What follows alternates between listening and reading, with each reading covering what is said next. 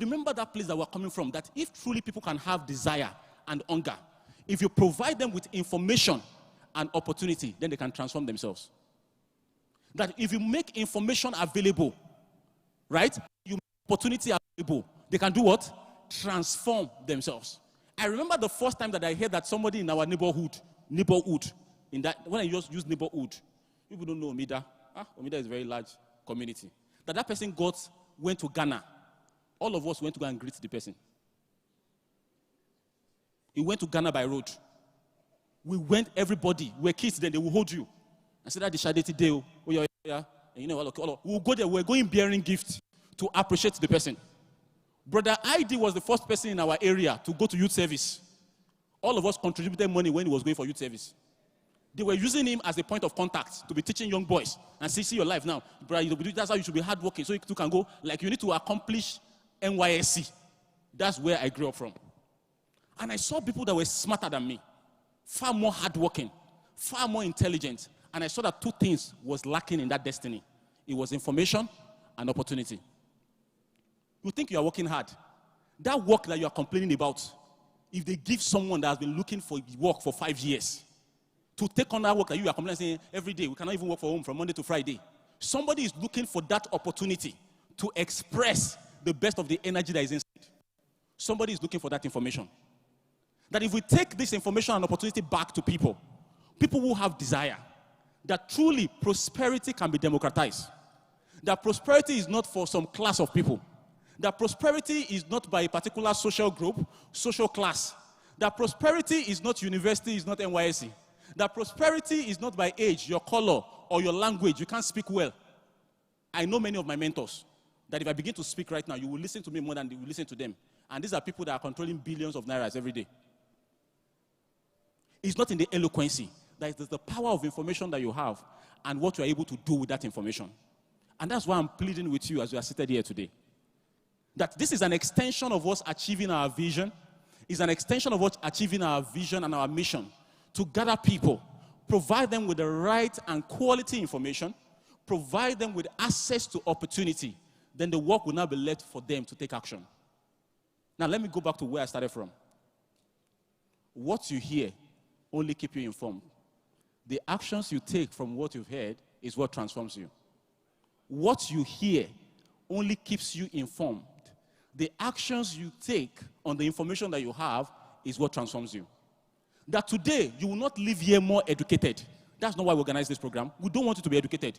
Even actually, many of us are too educated.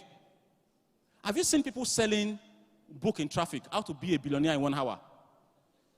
Have you seen that kind of, it might not be that title, but you've seen that, How to Be a Millionaire in 2 minutes. You've not seen those kind of, right? And you are wondering that, man of God, why?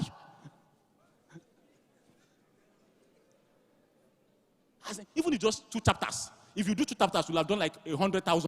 Do you get it? Like how to be a billionaire in 1 minute. It means that you don't even need a lot of time.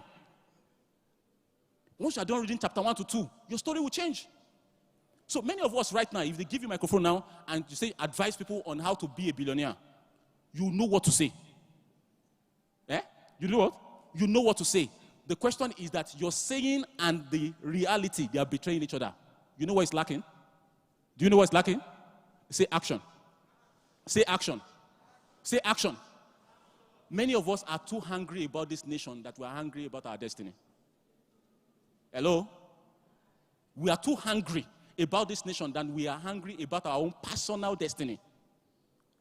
Have you not seen men again? I'm sorry, let me also use this example. Have you been privileged to see men, mostly they are men, able men, that will wake up very early in the morning and they will go to newspaper stands. And when you begin to see the eloquency of the intelligence of how they are organizing this nation, economy, marketing, the entire economy of Africa, you feel like this man should be in power. But this man cannot manage a family of 4. 3 kids, 1 wife. But he has a plan of how he can manage 280 million stubborn people. He can speak so eloquently. You know the amazing thing is that in most cases, sir, if you have seen those people, they don't even have the opportunity, the help to be able to even afford to buy the newspaper. Oh, you don't used to notice. That's why they will stand and finish reading it from beginning to the end. And they will come the next day. The people that used to buy it, they used to buy it and leave to go and read in their comfort. They will read the same newspaper and they'll be making decisions about there. It's called lack of action. That man can use that same energy and dispense that intelligence and dispense it into something else, and it will reap the ripple effect of it. So what am I saying, ladies and gentlemen, my friends, my amazing people, is what exactly will you be doing with today's information? Is it going to make you more smarter again? Is it going to make you more intelligent? Or we can see the fruit of today's conversation as you move on your journey to prosperity. We have taken up a challenge. And what is the challenge? Is to help Africans, is to help Nigerians on their journey to prosperity. We see ourselves as partners. That's why people in our community, our amazing people, we don't only celebrate them because they make money. When you come into their boat family, the least of what you can make is money. I hope you know, and you will hear from speakers today, that you can be making money and still be poor. I'm saying of good money. Have you not seen people who are seemingly earning times 3, times 4 of what you are doing, but they still call you to borrow money from you? Because poverty is not about making money. It's a mindset. Say mindset. I know you've heard it before, so I'm not going to be teaching about that. If you have not heard that one before, maybe when the speakers are talking, they will talk about it. That today, you want to make a decision. I plead with you, ma, don't be like most people, that what they are going to be doing is that they are going to be repeating what the speaker has said. They will be writing it down. For example, the speaker said, 5 ways to make money. Save. You can write down in your book. What we write there? Save. That is one of the mistakes that you're already making. You are meant to be telling yourself what to do by writing a decision down. And say, okay, based on what this man is saying, I'm going to start saving this amount. That is the action. We're not asking you to write what he's saying so that you will not go and be using it as slide. And in most cases, you will not read it. But the moment you are writing it down from a place of decision, something happens to you upstairs here. That I have made a decision on myself to do what? To start saving. So what I'm expecting you to pen down, because I'm excited to see that some people came with their books. It shows how serious and ready that we are. However, what I want you to document down in that book with you are the decisions that you are making today. How many of us will do that? You know, somebody just raised up their hand right now. The person was on Instagram before I finished talking. It just said that everybody was raising up his hand. Just raise up his hand again. I told you, I said I've been able to teach 2 people. I've been able to teach 5,000. Somebody will be here. Between the moment we'll get here and we will leave, he will use about 6 gig to be watching other people's life. And he will live his own life, not watching it. Because of the things that I've seen and where I'm coming from, that's why I'm talking like this. I'm not packaging it. That's the way if you work in our own environment, we don't package it. We are from the root. This morning, while all of us are gathered here, that place, in that morning, I sweep that place. So it's not, we don't package it like, there's a way that will make it. You know, there's a way that if I'm coming there now, 2 police officers, they're following me. Somebody carried my iPad. It does not matter whether it is 2.5 that is my account. You will conclude that, I don't know, Mr. David, has it changed now? Before it's 30,000 to get an officer for a DRB. So 2 officers, 60K. I get one guy, maybe he's doing NYC, I give him 5K, say, hold my iPad. Immediately I come in, they will give him a seat and say, he's the speaker. Your judgment, you are the one that concluded that way. He used his last money to rent all those people. He has not even finished paying them. So many of us will respect and honor the things that are flashy. Somebody will see the speakers and say like, wearing native, almost the same native I'm wearing. He doesn't have money, Jerry. And every of the grace that person is carrying, you will not hear anything. And somebody will be hearing the same thing and say, great meetings don't make great people. Say, there must be a heart that is ready to receive. Let me now bust it for you. I know you not like this one. I've not traveled to many nations like that. I've only done few. Nigeria is not your problem. Yes. You will not like it. It does not matter what your tribe is.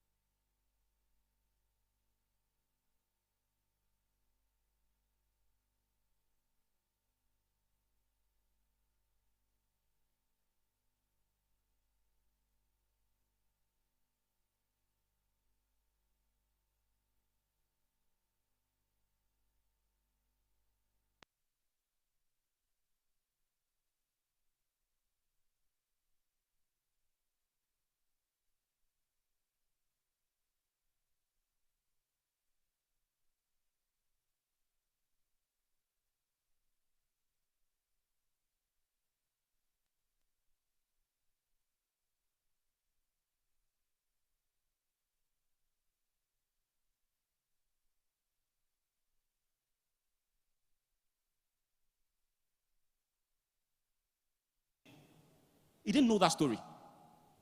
He didn't know it was a story that I was staying in a family house because we have been kicked out of the house that we're staying. He didn't know that, but it was my destiny. And I took it seriously. That is why we have put this program together.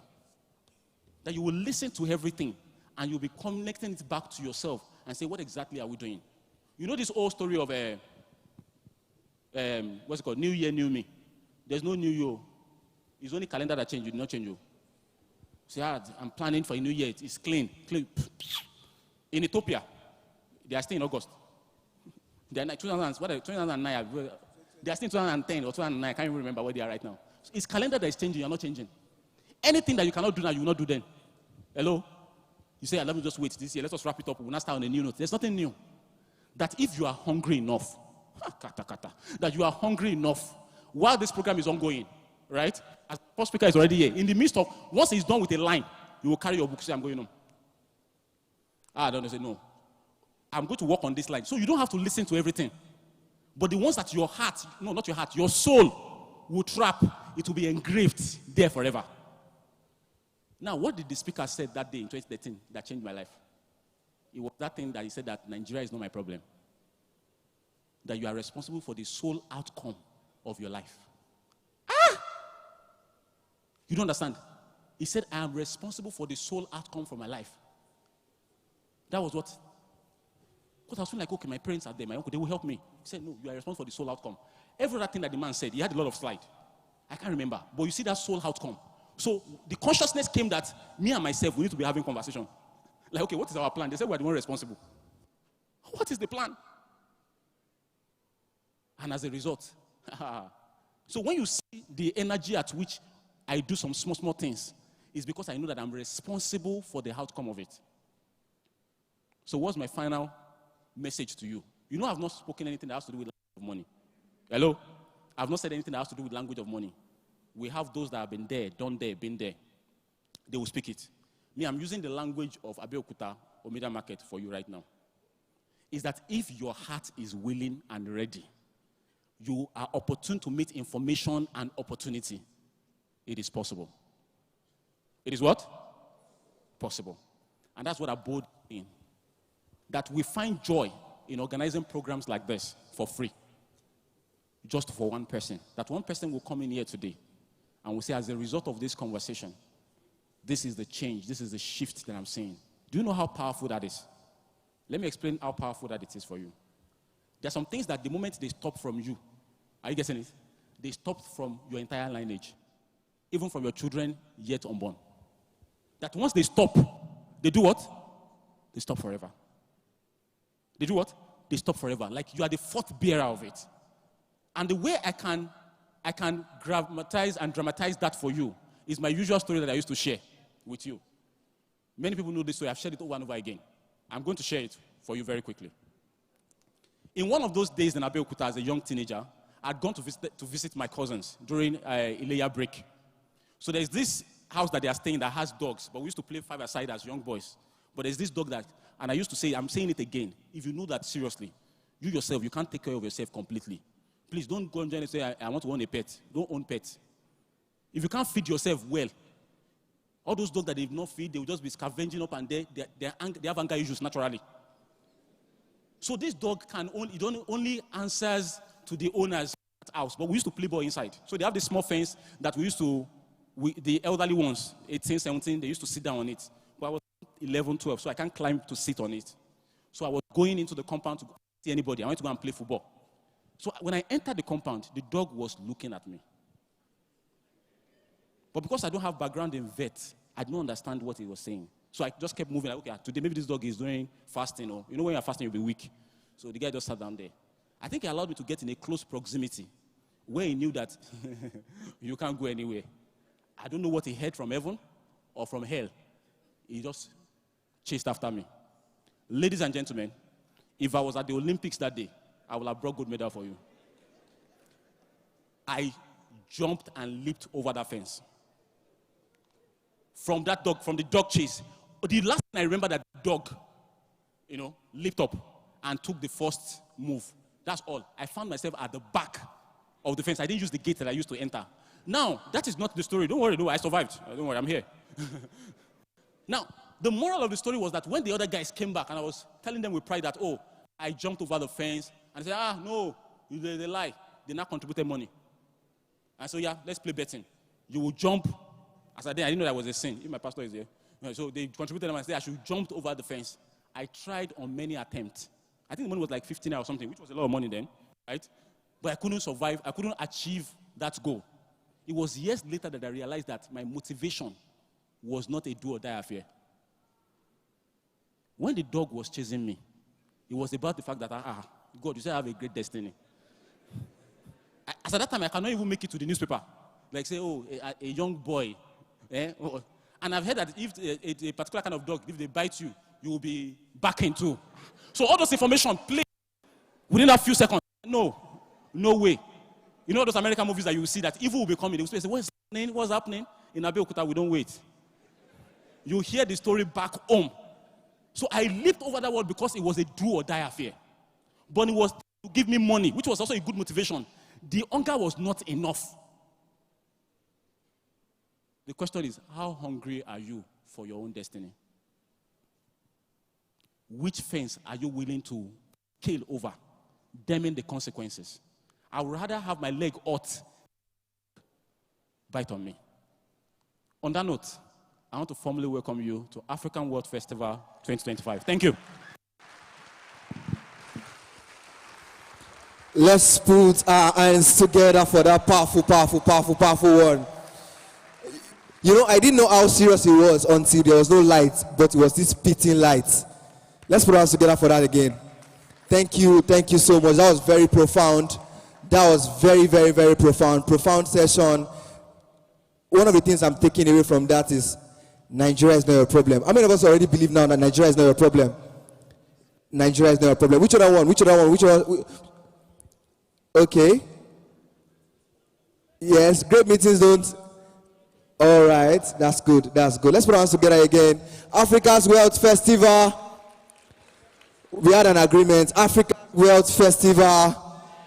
Shared prosperity. He said something earlier. He said he is very, very passionate about democratizing prosperity. I think that's very profound. Let's put our hands together again for him. Media, are you ready? We'll be going straight into the next thing, so I will not take much of our time. Media, are you ready? We'll be introducing our keynote speaker. He's seated already, but I think I have a little one or two somewhere.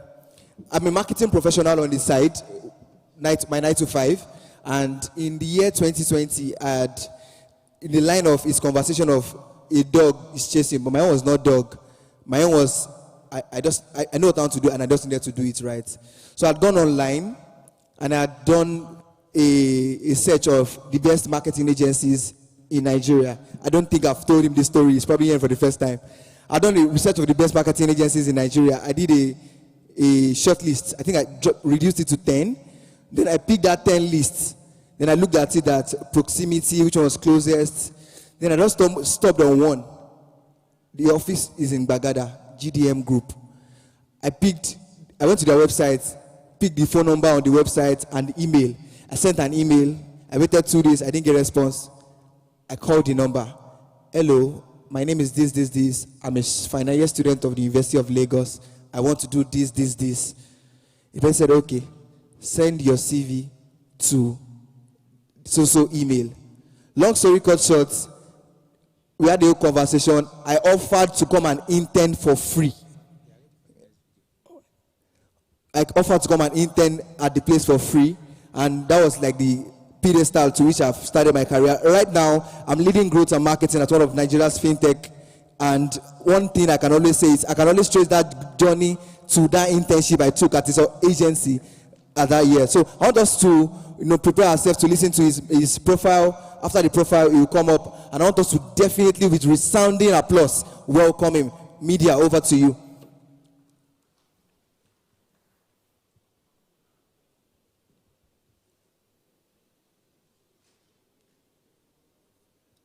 Dr. Victor Gbenga Afolabi is a dynamic leader with over 20 years of experience across healthcare, finance, technology, and marketing.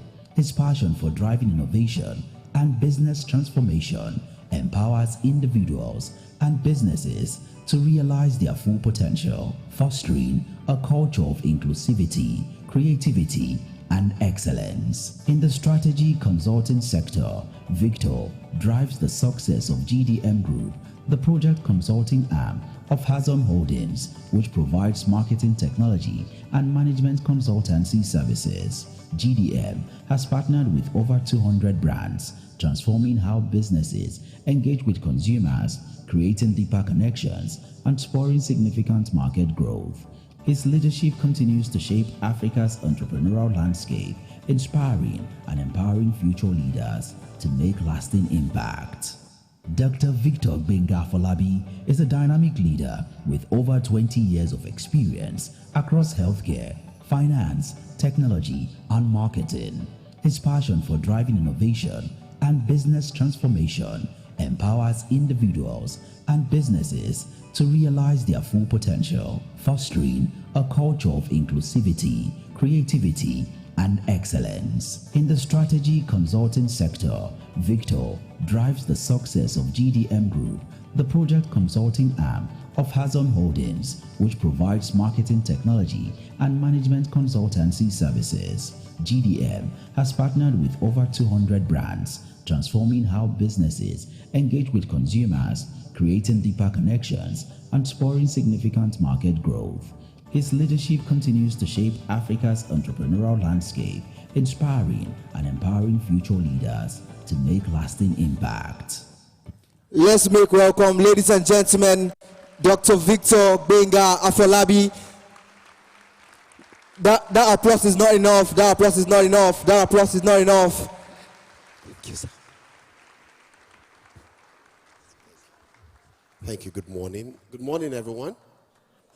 Well, and I think it's a great privilege to be with such amazing and dynamic audience, and to the organizers of Africa Wealth Festival. Great work, great work, great work in my opinion, great work. And I think they deserve a round of applause. Thanks for having me over. Great work. Nothing excites me more than seeing people who like to pour themselves into the next generation, into others. I picked a few words when they among 6 very poor people is the Olori Oloshi. You know what I'm trying to say? So there's in countries and cities and contexts that understand the importance of creating shared prosperity, they know that is the only way that there can be sanity and there can be peace and order in that society. And that's how the people that even have the wealth can be able to enjoy the world in any way. So thanks, a round of applause for them again. Thank you. For the next 30 minutes, I think. Okay, 35 minutes. I will be sharing with you a very interesting topic. Thank you for having that on. The real money of Lagos. You know, when I saw that topic, I was like, interesting.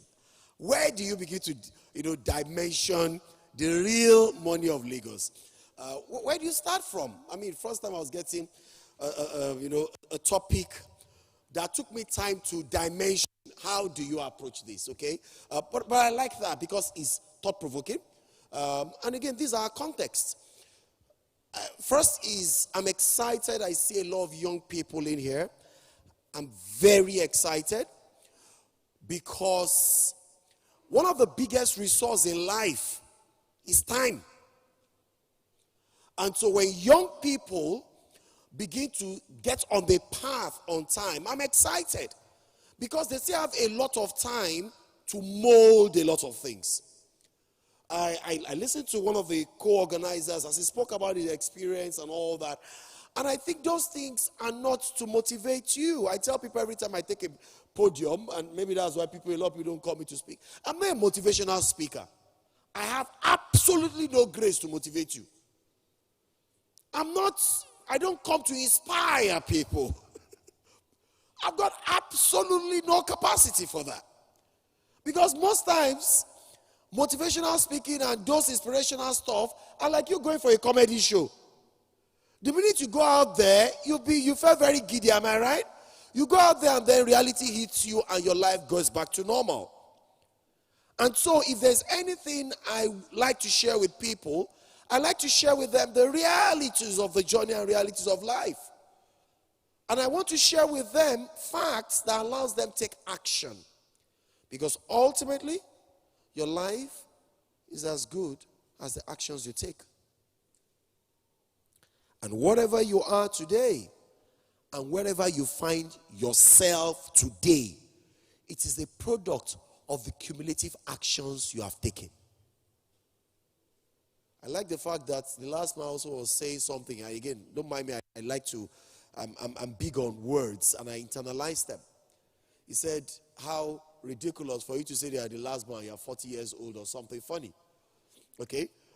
But to flip that is to say, for anybody that is above 18 and you are here, you have absolutely nobody to blame, no parents, nothing to blame, apart from yourself and the actions and decisions you are taking.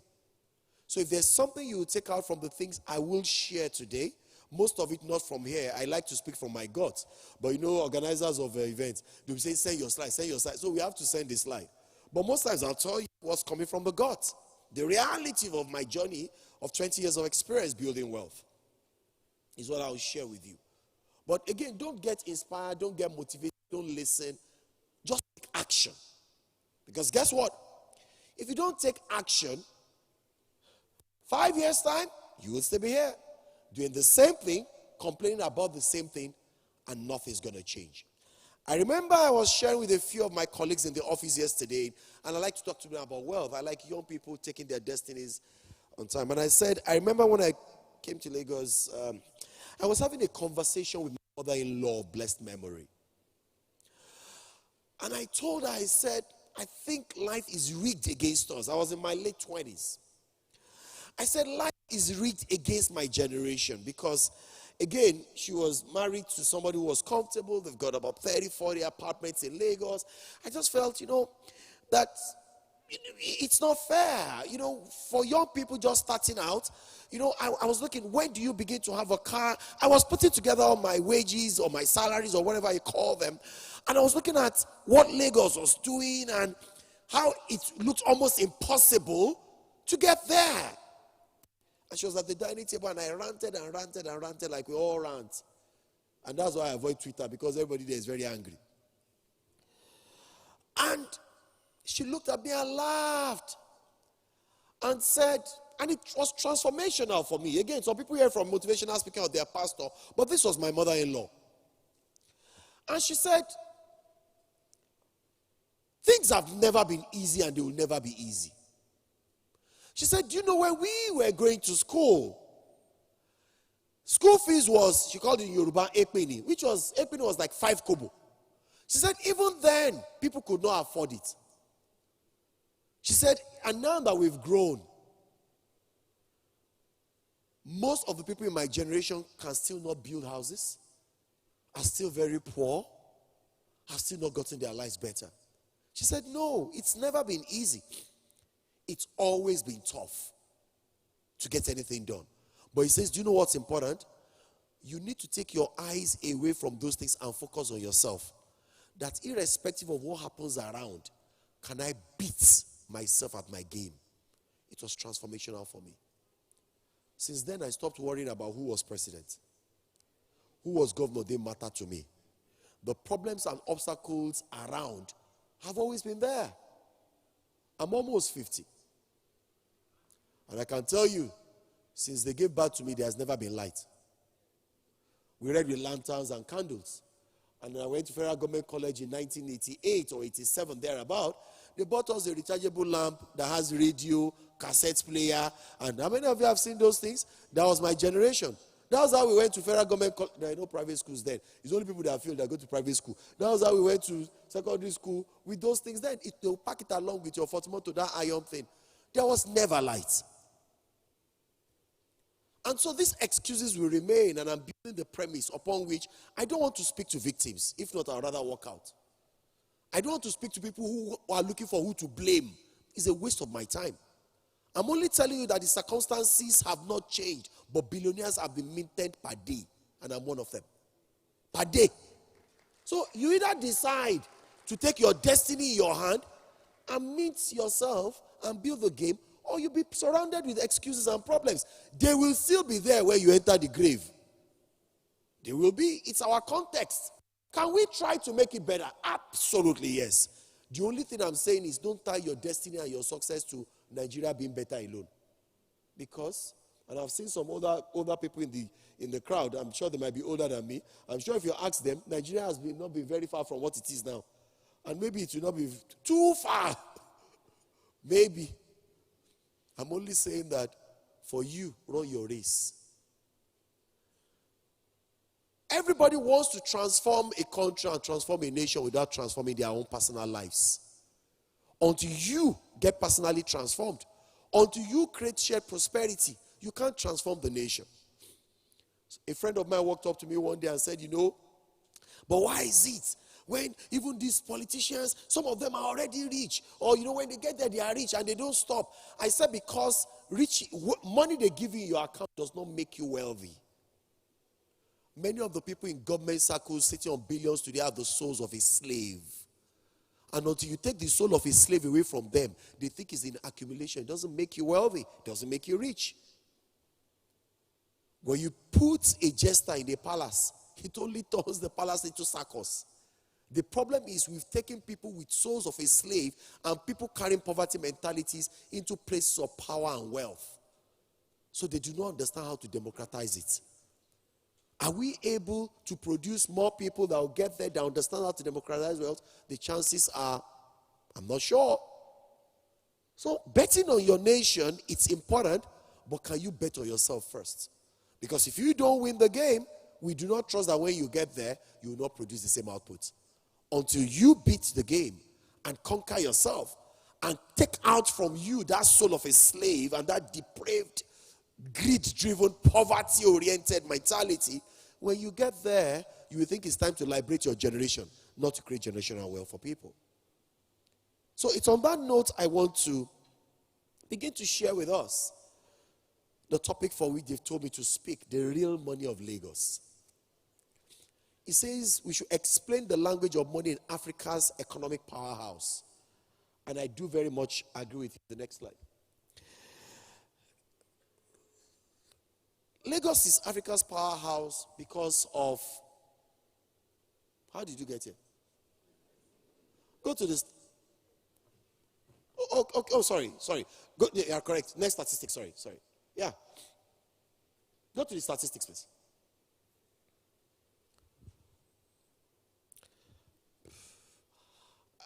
I've experienced 2 waves of Japa in my lifetime. Okay? 2 waves of Japa in my lifetime. The first one happened during the military era when IBB and Abacha came in. If I look at the average age here, many of you might not know what that time looked like, which is fine. You escaped from that mystery and that. But there was so much hardship in the land. Built up before then, when all the multinationals exited. We used to have Kingsway before ShopRite. They exited, and Leventis, they all exited. It was horrible. There was no milk on the shelves, nothing. I'd seen that wave. And of course, another wave started in 2015. And it takes 10 years, it's a decade. 2025, by 2026, they'll start Japa dying, which is normal, okay? They go, then they come back. But I have seen that at times, location, while important, most times is not a determinant of the capability of a man to create wealth. Location, it can be one of the variables, but it's not usually the major determinant of ability of a man to create wealth. And therefore, if you're a lizard in Lagos, when we drop you in the cities of London, you don't suddenly become an alligator. When we take you and export you to New York, you don't become a tiger suddenly or become a crocodile. A lizard is a lizard by the virtue of his DNA. by the virtue of how you see wealth and how you see opportunities determines who you become or what you become by the virtue of that. And so when you look at the statistics of what I see in Lagos, and I'll tell you from experience, Lagos in itself is a nation. Because 1/4 of everything that happens and the wealth made in this country by all of us happens in Lagos. 1/4. 10% of our population. Lagos is growing faster than the country in itself. I remember at a time, in 2017, I was trying to feel international, and I opened a branch of my business in Ghana, in Accra, Ghana. Spintex Road. When I saw the size of the business, nobody advised me to close it. Because the energy I was using to generate 1 PO that I get in a month in Lagos, I was spending ×5 of that energy to get 1/10 of the same thing, and everybody think it was a big deal. So I told myself that I was in a place of honor and I knew it not. Trust me, many of us run around, run to places because our eyes, the inner eyes of recognizing opportunity has not been opened. You are in one of the fastest growing communities and environments in the world, and dynamic. I do not say it because, funnily enough, I'm not from Lagos. I didn't grow up here. Like the man that came from Abeokuta, I came from the north, where we never saw toy car. We used to use tire to race and all those things. Very humble background. I came out from the north to do Wada and Kaduna, not even the beautiful places. I came to look for work in Lagos. We have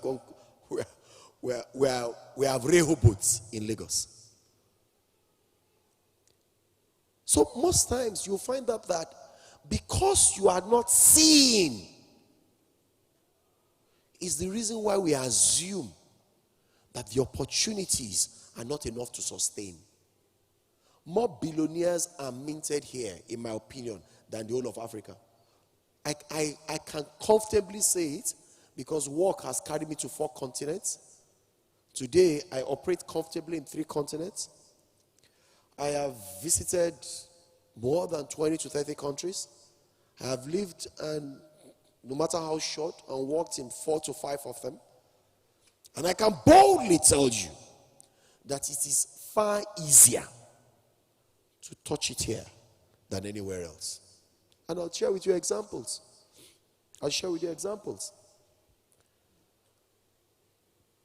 So when you look at the trade volume of Lagos, and you see that we're doing over $1 trillion in trade volume, this is bigger than almost 90% of the countries in Africa. So when I hear that people run to Mali, run to Cote d'Ivoire, run to all those countries and places where we do not even understand their map, I am only saying it reminds me of the story of the prodigal son. I boldly say that. I had my master's from UK, Manchester. So I'm not saying, it's not because I'm not schooled out there. I've done several courses. I've worked for a multinational. I've lived and worked in Ghana, running a project that spanned a project for a multinational for about 3 to 1 year, affecting 23 countries in Africa. Okay? I've seen it. Every time people make so much noise and grumble and take flight, it reminds me only of the prodigal son, who will rather leave his father's house to go and eat the food of pigs and tend to swine than stay back in the house, despite the fact that he had that ability to create more wealth. And his father saw it. He had the ability to create more wealth. But he had just this uncanny feeling that it could be more glorious out there. And that's what people miss. So when you look at it in Lagos, the money of Lagos, and let me give you an interesting example. And when you look at the sector, in 2018, 2020, I'm coming, I think 2021, 19 or 21 after the COVID. Of course, there was a fever, so everybody wanted to go abroad. And my wife was thinking about going outside the country, which I personally don't understand why people do those things. And then we had a chain of pharmacy in here. We have a health insurance company in our portfolio. She was doing quite great. And she said she wanted to go to the UK. And I said, what did you want to go and do in the UK? And she said, so we went there, spent some time. And she said she wanted to explore. She was 15, 17 years outside, graduating in pharmacy school. So they said, oh, this UK you've come to. You go and start from scratch, or you go and go and do the exams. She's left school for about 15 to 17 years. No, go and start. It's okay. So when I start, based on my years of experience, I say, no, you start at the very ladder of it. When she saw the amount they were even going to pay us, it was not enough to rent the house, to stay in the place. She said, no, I can't work for anybody, blah, blah, blah. And said, okay, so what do you want to do? She said she wants to own a pharmacy. I said, no problem. How much does it cost? Funnily enough, I could afford it.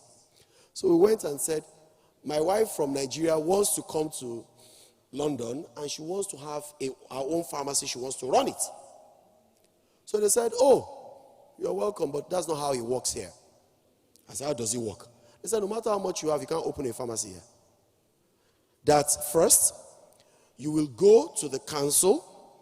The council will check how many prescriptions are coming in that environment. Based on the number of prescriptions coming in that environment, they will now decide if they need an extra pharmacy outlet. Once they decide, they will now decide where you should set the pharmacy outlet. They will now tell you how many prescriptions you must get on a monthly basis, so that from day one, you know how much you will make till you die. As I was entering the plane, she followed me. And we've been living in Lagos happily ever after. Guys, it is 100 times easier to start it here, to make it here. It's just that you have chosen to see more obstacles than the opportunities. Every penny that has moved me from Tudunwada in Kaduna State to Banana Island in Lagos has been made in Lagos. Every penny. No, every penny. To employ all the people I've employed, to run entrepreneurship for close to 2 decades here. And it has, I'm not from a political family. My parents are not known. If you call their name, nobody can find it. It's not on Google. It's not on anywhere. Nothing. So when people come fixated with what's not working, I tell them absolutely not. It's a matter of choice and what you see. Let's look at the key sectors in Lagos. Because I want you also to see where do the opportunities lie and what am I doing about them.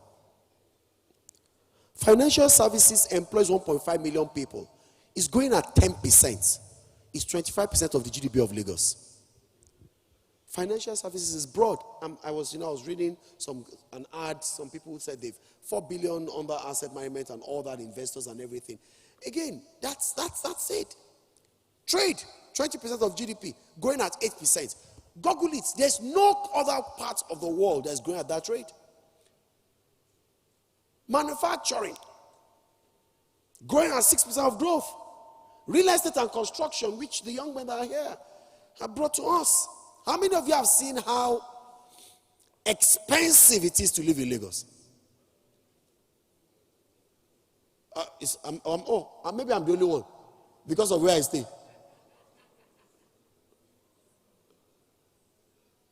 Do you think it's going to get better?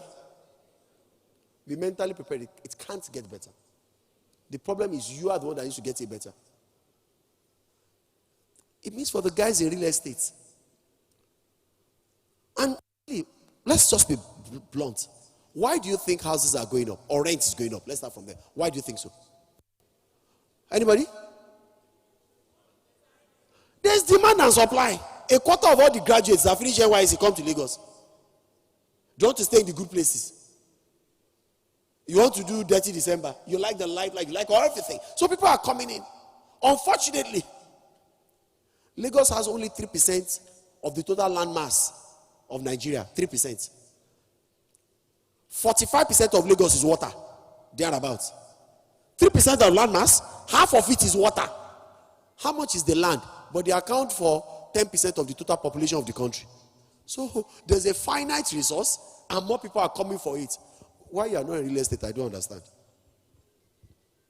There's no other way to do something that is insurance proof, inflation proof than that. And nobody's asking you to start in Ikoyi. I'm only saying that the opportunities are there compared to even the UK and the US, where their housing market is crashing. Somebody is talking about affordability. You know, we can't afford it. Every time they talk about a problem, what I expect people to see is the opportunity in the problem. Because opportunity is a bad problem. There are a lot of people today in Lagos, a lot of people, who can afford their rent but cannot pay their rent at once. Am I right? Let me say it again. There are a lot of people in Lagos, they can afford their rent but they cannot pay it in bulk. Because Lagos is one of the few cities where you pay 1 year in advance. Am I right? Question. Why are you not the one helping them pay their rent every month with interest? Why? At 33% or 32% that we are borrowing money. Can I say that again? Question is, if there's a man, you run a fintech, housing is exploding, people can't afford it, he wants to live in K2.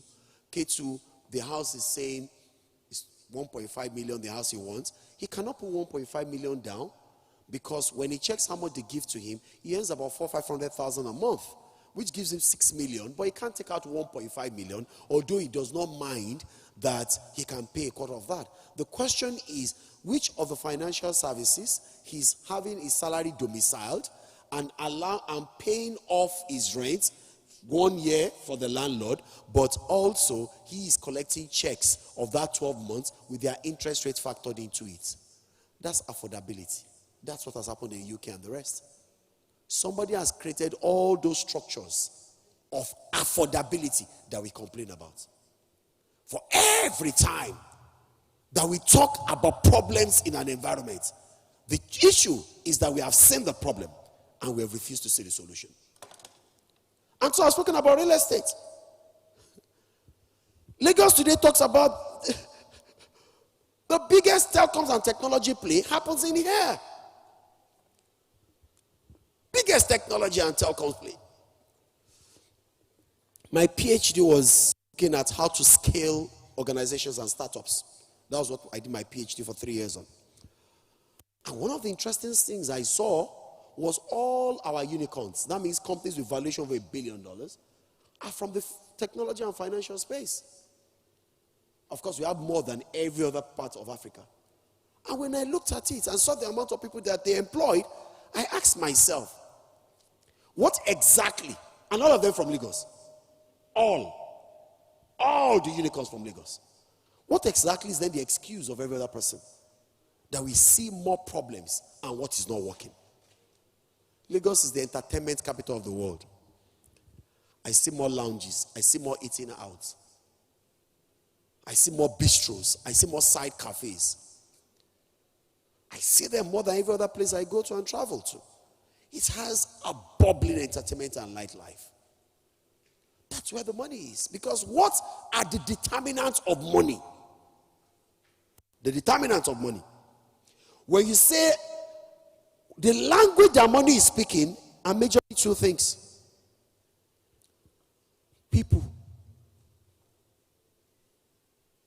And I'll say the other one. Challenges. Let me come back.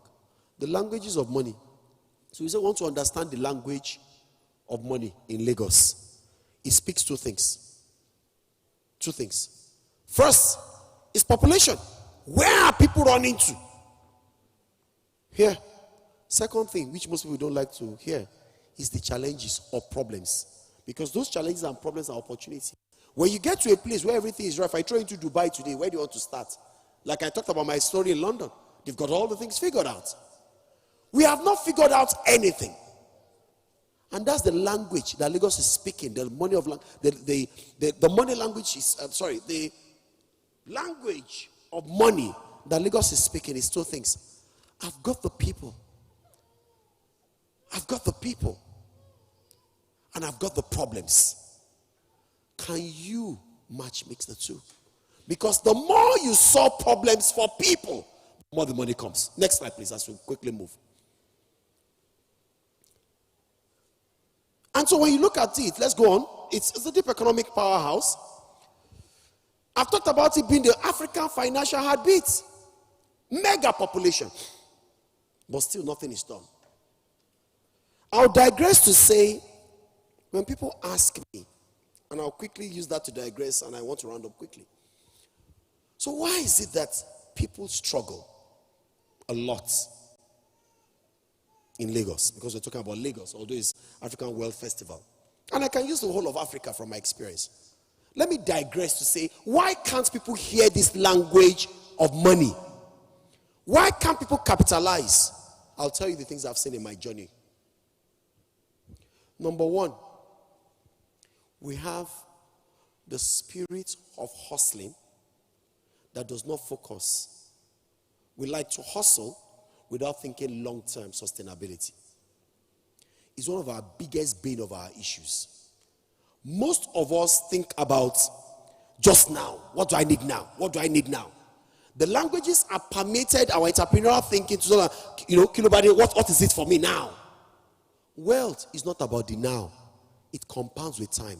One of the biggest things I've seen with most young people, and why many people that we started the race together fell apart, was that their short-term thinking, which is born out of that hustling mentality, did not allow them to understand that wealth creation is a long-term game. Stop the short-term thinking.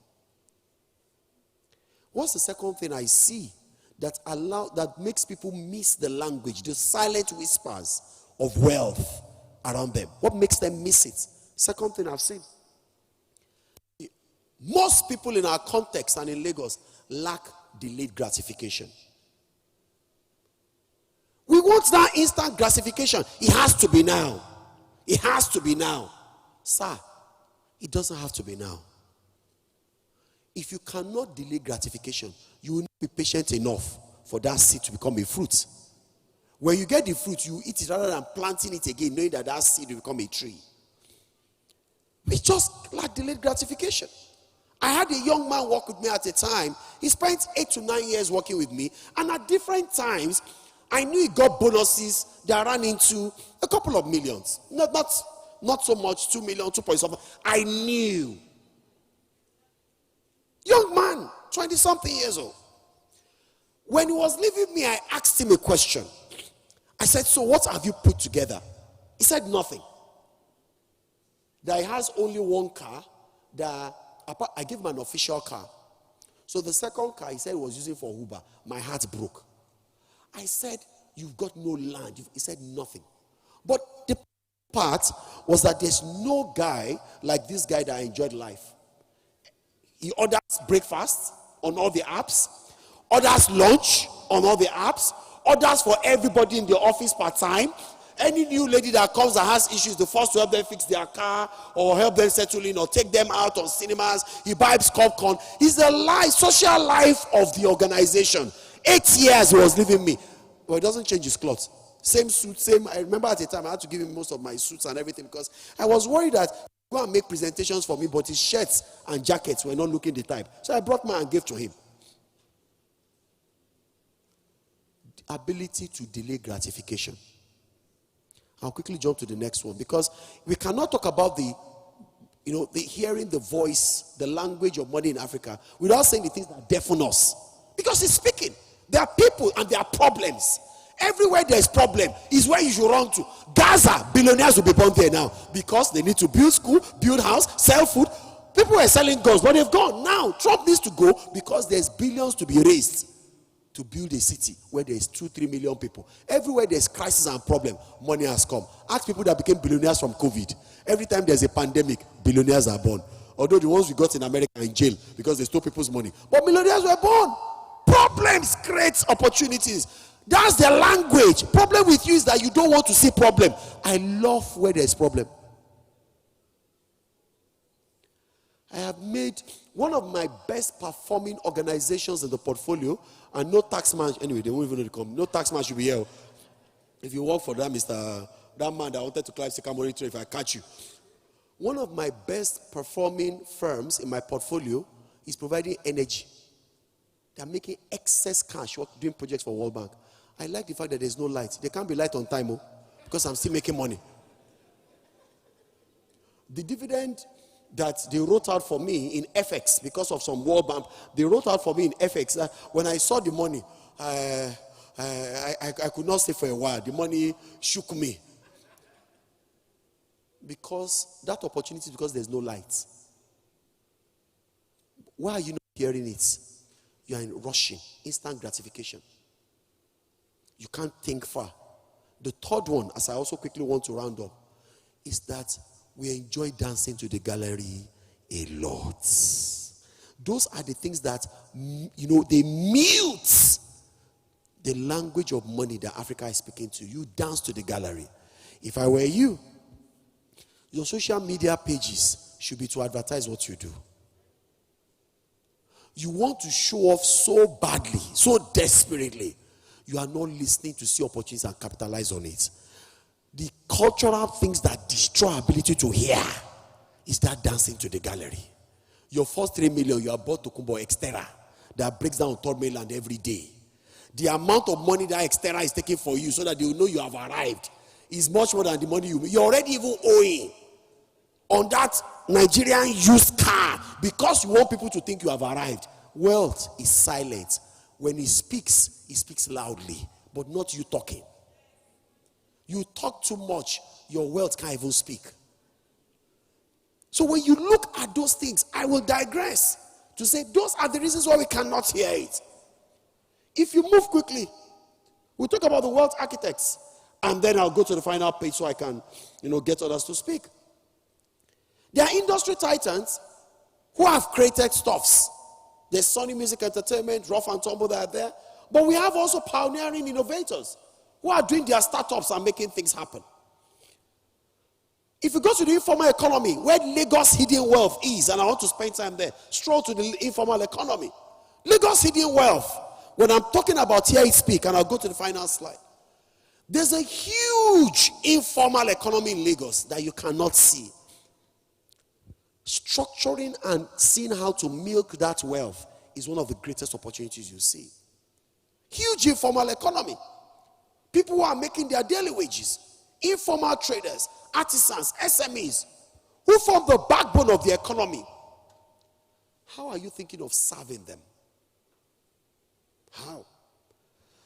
I do a bit of global investment, and I've been looking, we're talking about BlackRock.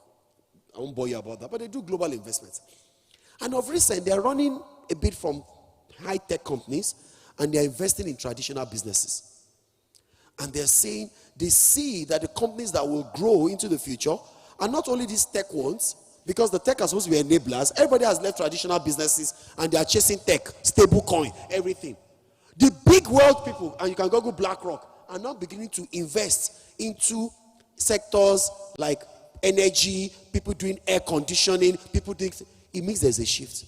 That informal sector, huge. More than 65% of the Lagos economy is that. Are you seeing it? Are you looking at how to tap in there? Or how to utilize them to create wealth? It's tough, yes. But why do you think making money should be easy? If it's easy, everybody will have it. It's also your ability to delay gratification. Think long term and don't to the gallery. You will hear it. 65% of economic activity comes from informal sector. 65%. That's where the $1 trillion account comes from. So forget the banks and everything you see. The real unspoken wealth of Lagos is that 65% informal sector. How do you plan to tap into it? And I just shared an example with you. Many of them don't collect big salaries for big rents. I don't play in real estate in Nigeria anymore. I just think I'm not making enough money. And I think the money is not mad, especially when you devalue. But that's my opinion. I might be wrong. But if I played in that value chain, where I will play is the financialization of real estate. Making people afford it more. You will make a lot more money than owning that estate. Personal opinion. But that's my opinion. There are people riding bikes and artisans that the amount of money that passes through their hand today is much more than some bank managers. But they are staying in the height, in Agbara, because they are not able to aggregate the money together. That's not what you find in UK and other economies, where people pay monthly or pay weekly wages. What they've done is that they know this guy repairing or this mechanic, he cannot pay for that thing at once. So what have they done? They've created a sector to make him afford. By making him afford, pay weekly or pay monthly, he can live in a place that, yes, based on my cash flow, I can. But in Nigeria, based on accumulation, I can't. Even if government build estate today, they say bring 100 million. How many people can put 100 million together? What is their percentage?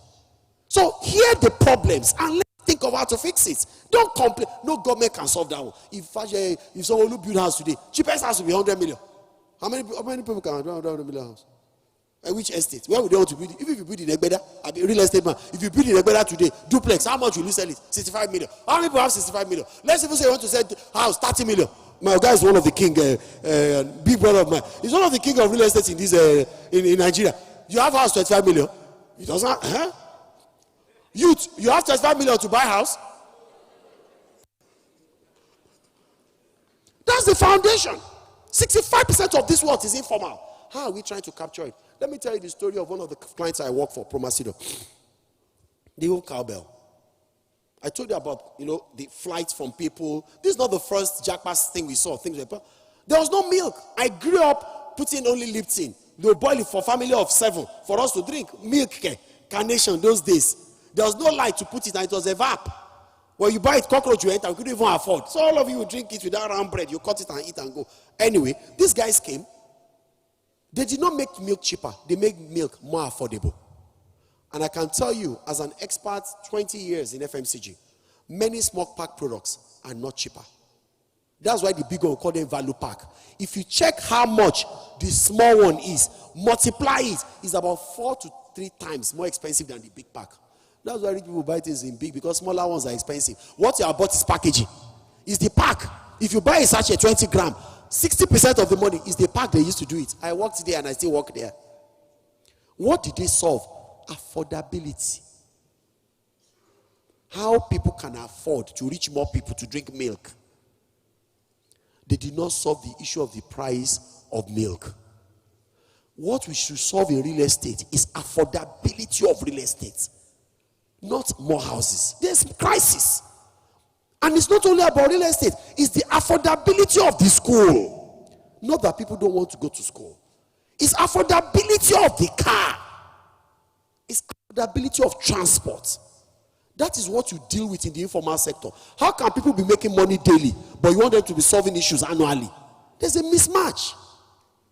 And 65% of the people who generate the $1 trillion wealth turnover are making their money informally.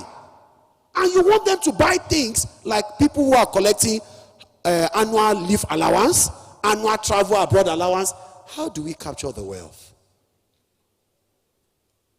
And so, many of our businesses, let's rethink the business model. Please go to my final slide, and then I can round up. Let's rethink our strategy. Let's rethink how we do it. The final slide. Final slide. Last slide. You see a picture at the back, which is my conclusion. Final slide, Baba. You pursue me. Again, from conclusion, Lagos speaks money. Lagos speaks money. On the street is money. Problem, are you listening? Are you listening by having the attitude? The last slide. Last slide. You see a chart from grassroots to global. Yeah. Are you listening to see the problems, the challenges, and are you framed properly to recognize that? Are you getting fresh ideas that allows you tap into that money that Lagos is calling and speaking about? There's a language which I hope you have heard. And that language is, there's people and there's problem. Once you pick together that mix, there's an explosion. That explosion creates wealth. The product of people, population, plus problem is wealth creation. There's financial ecosystem. How do we improve affordability? There are wealth strategies where you put in those things of long-term thinking, delayed gratification, stop dancing to the gallery. We create wealth strategies. And it's a growing economy where everything grows at about average of 10%. Then there's an economic future. And from grassroots to global, I am a testimony of that. I can boldly tell you that this race is about you deafening your ears to the cries, the woes, and the complaints. It's about you taking your gaze away from the problems and what's not working and being fixated on what can work. I attended seminars like this, Matthew Ashimolo those days, in stadium, 10 M's of money. This is the product of the 10 M's of money they were teaching. I can tell you everything they told us. We are the product of it. We'll buy the books. We'll read it. We're 20-something-year-old. When Kiyosaki started writing the books, we were the ones that were reading. We're 24-year-old. We practice everything. Today, we can boldly tell you that those strategies work. They worked, and we are a product of it. So the things we tell you today also, if you follow in that direction, you can also move from grassroots to global. So I conclude by saying, embrace the language. Understanding Lagos' unique money language means recognizing that wealth here isn't just about individual accumulation. It's about community building, creating affordability for people, solving problems, and not grumbling. Once this government goes, whether now or in the future, the next person that will come also cannot solve all the problem one day. Government don't solve problems. They create the environment for us to solve problems. Okay? It's about community building, systems creation, and opportunity multiplication that benefits entire networks of people. Above all else, unlock opportunity. The city's opportunity spans every sector and skill set. From tech innovation to traditional trading, real estate guys doing amazing stuff, to cultural production. Creative economy is bigger now than you can imagine. Success requires understanding which opportunities align with your skill, your capital, and your risk tolerance. But you can join the story. Being part of Lagos Wealth Story means contributing to a narrative that extends far beyond personal success to include the community you are building, like the African World Festival we see, creating economic innovation, and the creation of lasting value for future generations. The question isn't whether Lagos speaks money. I hope I've used this time to tell you that it's speaking loudly. The question isn't about whether Lagos speaks money. It's whether you are ready to learn its language, contribute to its story, and build wealth that matters not just for yourself, but the continent's economic future. And on that note, I would like to say a big thank you to the organizers and tell us that wealth awaits you, because being located in Lagos and the opportunities that is available here, you have no excuse whatsoever not to be part of the people creating the sustainable wealth in Lagos. Thank you very much. Awesome.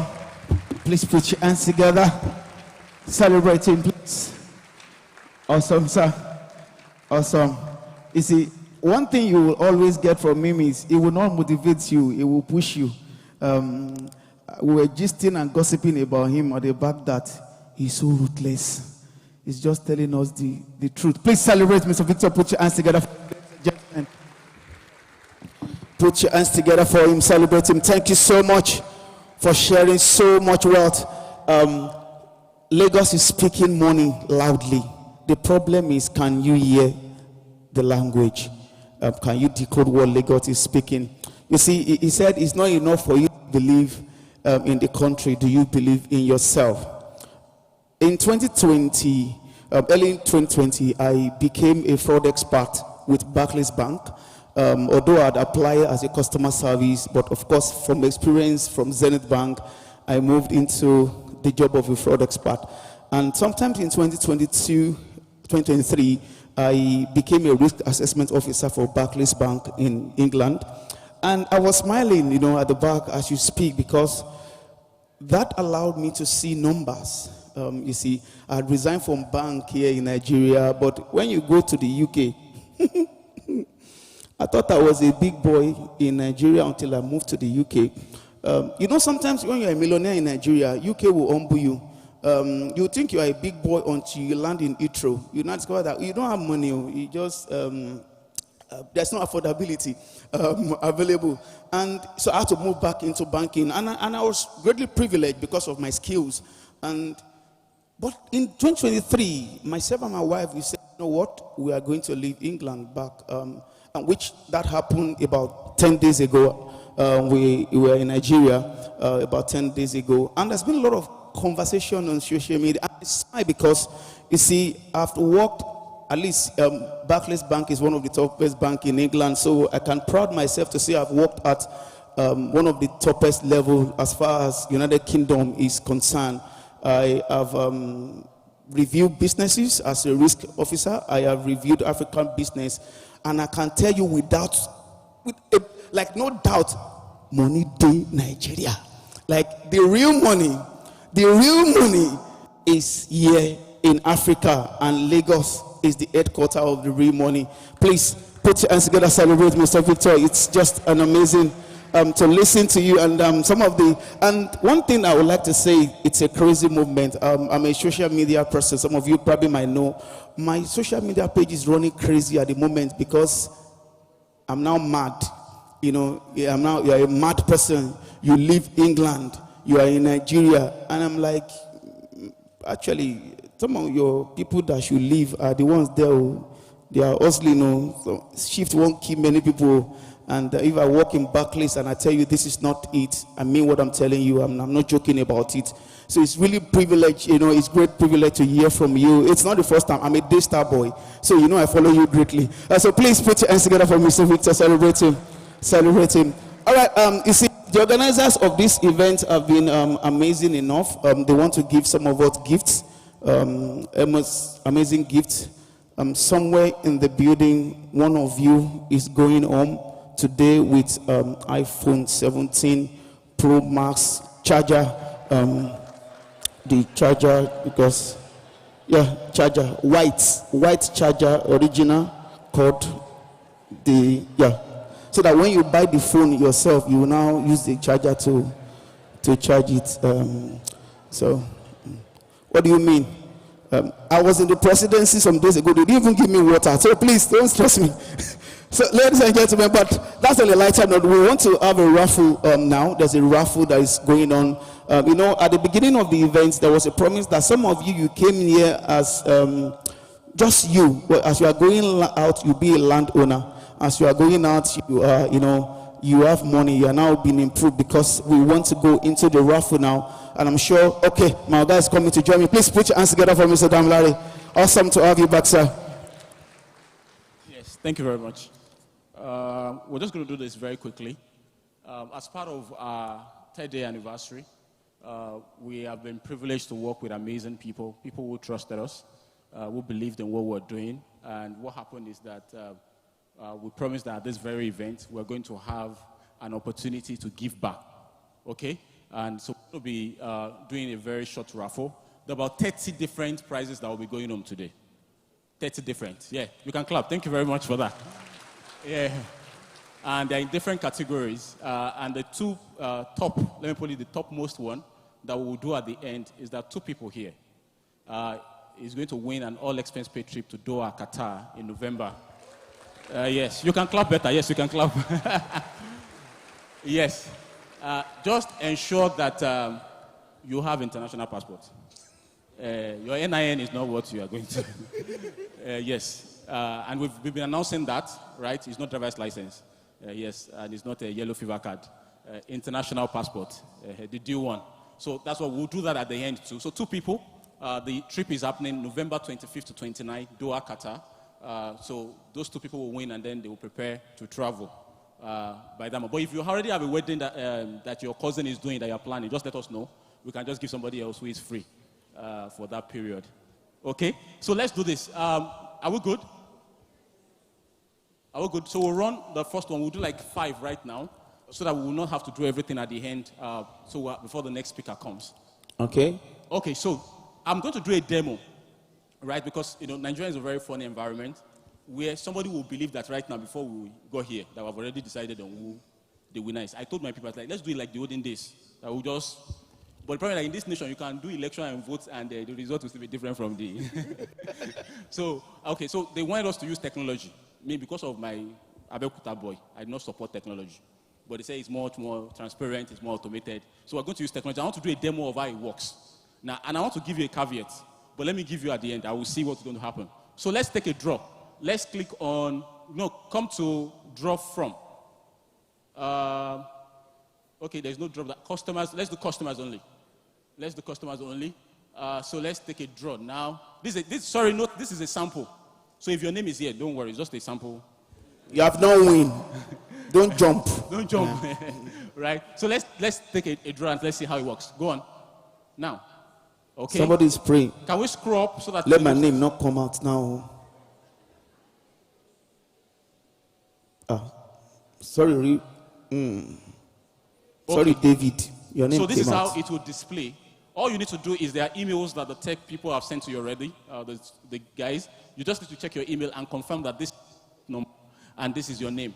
That's what will come out. Because it's possible that many people will have these names. Do you understand?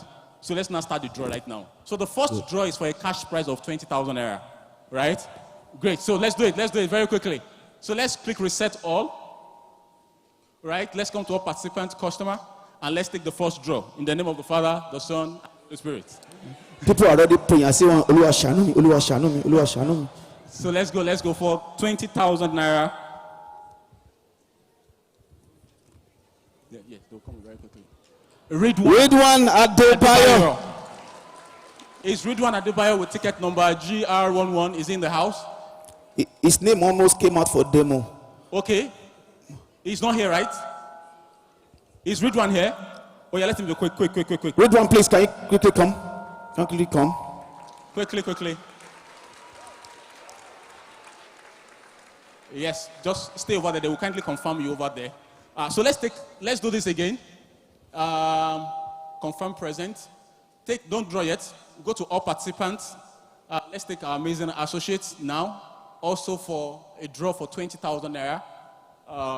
Let's take the draw now. Start draw for 20,000.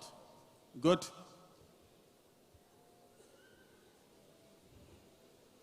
That's my name too somewhere. Even my name came now.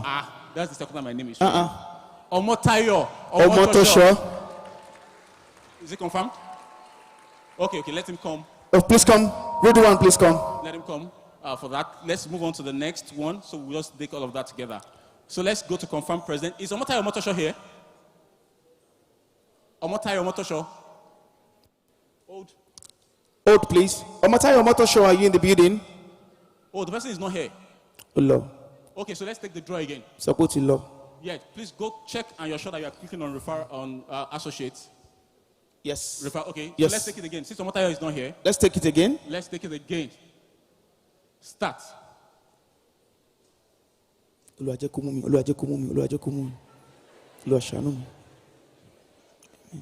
Don't pray your own. Be focusing on me. 20K. Nana Ebua. That's Barrister Nana. Oh, she's here. Let's put our hands together for her. But you can sit down now when it's time. Nana. Just go ahead. That's Barrister Nana. Okay. Let's take the next one. Now, customers only. You remember it's also customer service week, right? So these are a way of saying thank you. This is for an electric kettle. An electric kettle. All right. So let's take the draw for the electric kettle. Start. Is it customers only? Yes. Okay, great. Let's see. Who is there very quickly? Okay. Samuel Allen. Is Samuel in the house? Only yes. Samuel I'm here. Is Samuel Allen or the representative here right now? Okay, you're upstairs at the gallery. Oh yeah, come. I'm coming. Please come. Come. Let's clap for her. Please put your hands together for Samuel Allen. Okay, so let's do electric the same kettle. thing. Also an electric kettle for our associates. So confirm. Right, so let's go to associates only. Very quickly, guys. Referrals only. Yeah, great. Wonderful. So let's do it now for electric kettle for associates. Start draw.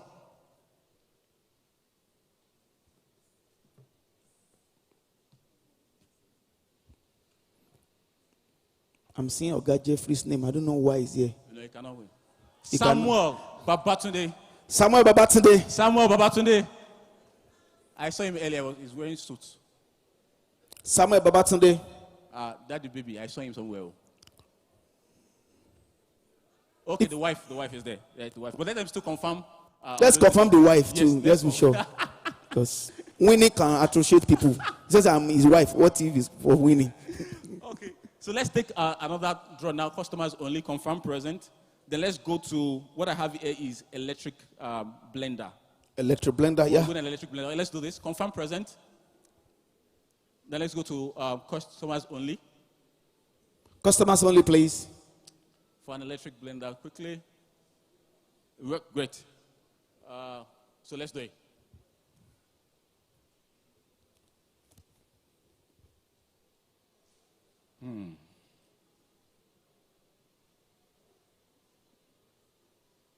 Ayomide Olorunshola. Olorunshola. And indeed, Olorunshola blender just come up. Just Ayomide Olorunshola is it in the house or representative? Okay. So if it's not present, just click on not present and not withdraw. present. And withdraw. We need to do this very quickly. Olorunshe, but she's not here. Yeah. Let's do another one.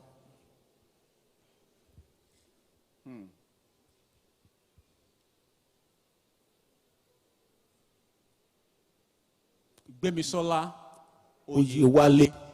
Gbemisola Oyewale. You are the one. Any learning? I don't want to. Don't run. Don't run. We see you now. Okay, so confirm present. Please see them over there. They will confirm See you're together. them. Let's put our hands Put your hands together. together for her, please. Yes. So still on the electric blender. Now let's do referrals only. Quickly. Now Let's do that. let's draw.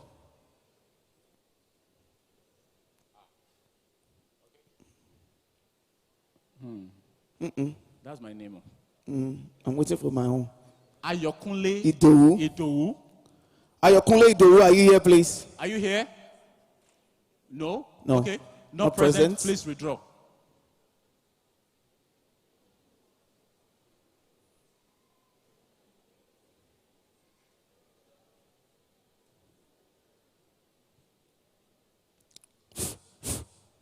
Oh.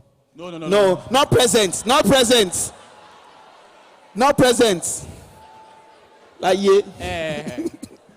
This is what I'm saying my name here. It cannot happen. So I'm not qualified to win. Let me donate it to another person. So not present, please withdraw. But I need to have conversation with my wife when I go back. That we want a electric kettle. I didn't know. Don't bring it home. I don't bring it up. So let's do that. Victoria Inokobemi. No comment. Our friends are already celebrating. I'm a lot. I'll say. Yes, sir. We're going to blend Okay. things. Please, can you come up? Is she around? Yeah, she's coming. Let's put our hands together for her. Please For her come. very quickly. The next award category is for tabletop gas. Yes. What's The very large. Okay, This one. okay. This one. Okay, wonderful. So let's go to customers only, very quickly. Start draw. This for those that during Christmas you want to fry extra stuff. And it's even double. Yes, it should be a woman or a lady. Oreluwa Idowu. Idowu. Another Idowu. Oreluwa Idowu. Idowu. Okay. She's around. Yes. Where is the she? Is she around physically or also in the spirit? Okay. This is not time to go to restroom. Oreluwa Idowu going because of our time.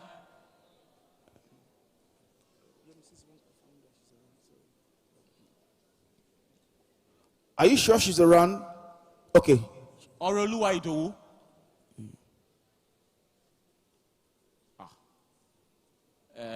Should we withdraw another person? Or we confirm.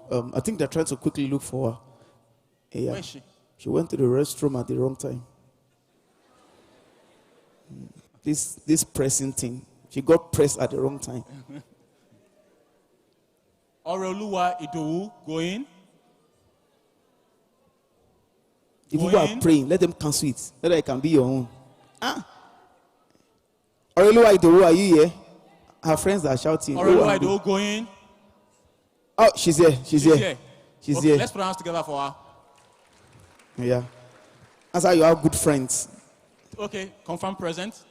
Let's take the this next one before we take the final category. Referrals only. No, I know you are just stay here. Start. You need to confirm you are Aurelio Idowu. Start draw.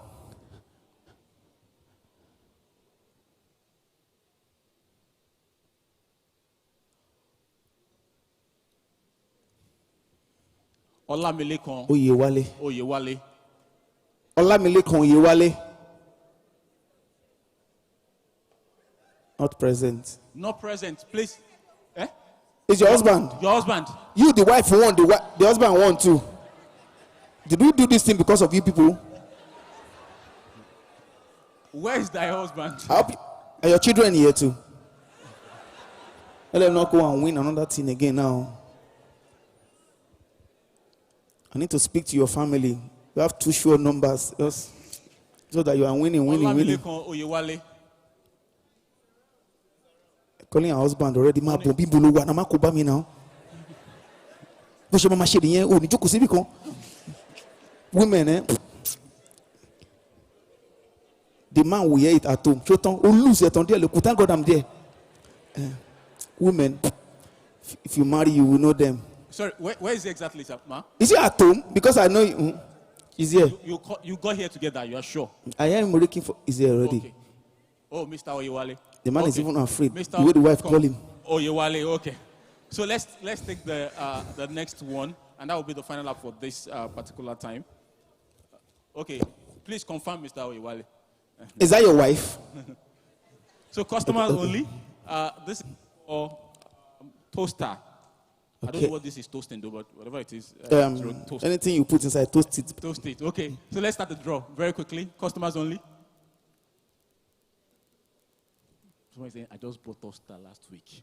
And honestly, Yeah, they should have informed me. you can do toaster, do waffle, bread, and all of that. Yeah. Mike. Oga. Oga, you don't win, no. Mike. Are you sure? His name looks like Eli. Mike. Is that? Are they? They are calling me. They are just calling me. That's my name. Okay. Is Mr. Mike in the house? Oga, you don't win. Is he in the house? Okay. Not present. Please withdraw. Oga. The Oga don't turn to Oga. Oh. Sinle. Let's move.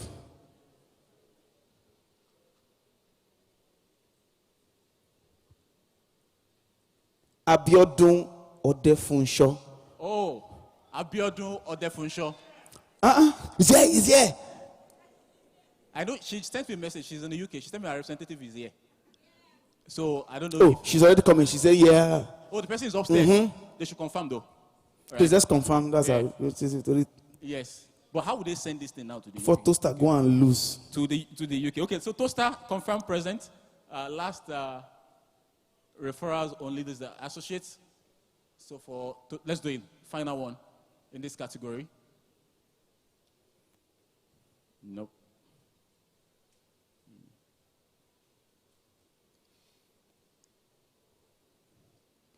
Upway Global Investment. Or did the complaint don't win? Where are the staffs? How are they going to share it? That toaster will hear it in Let's that put that office. together for them now.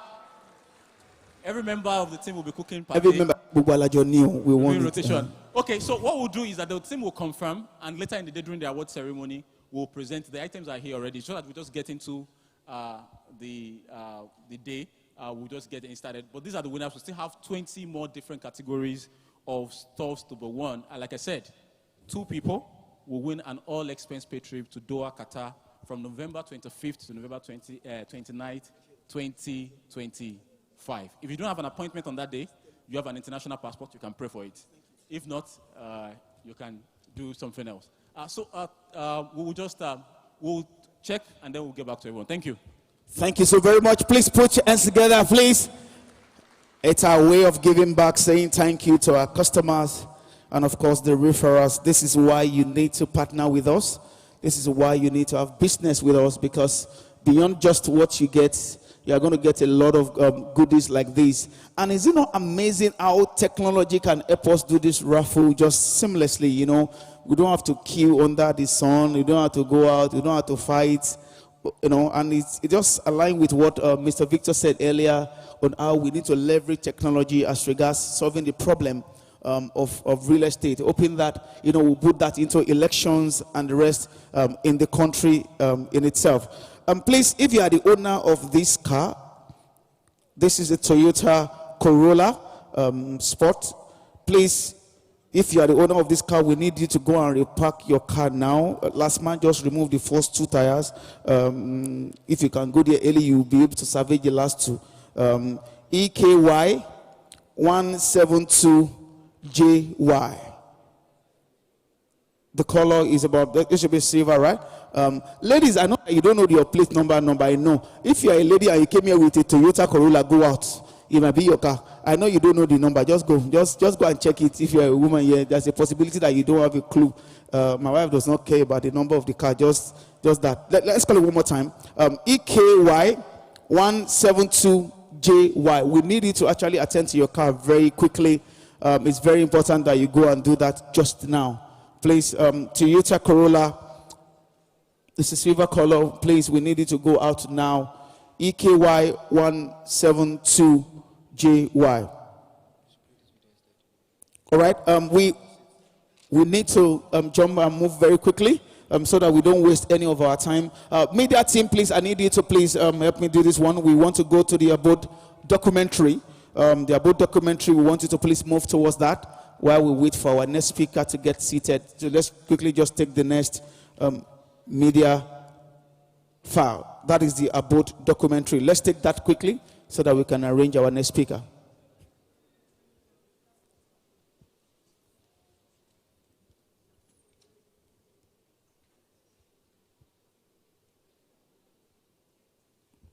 Not ready?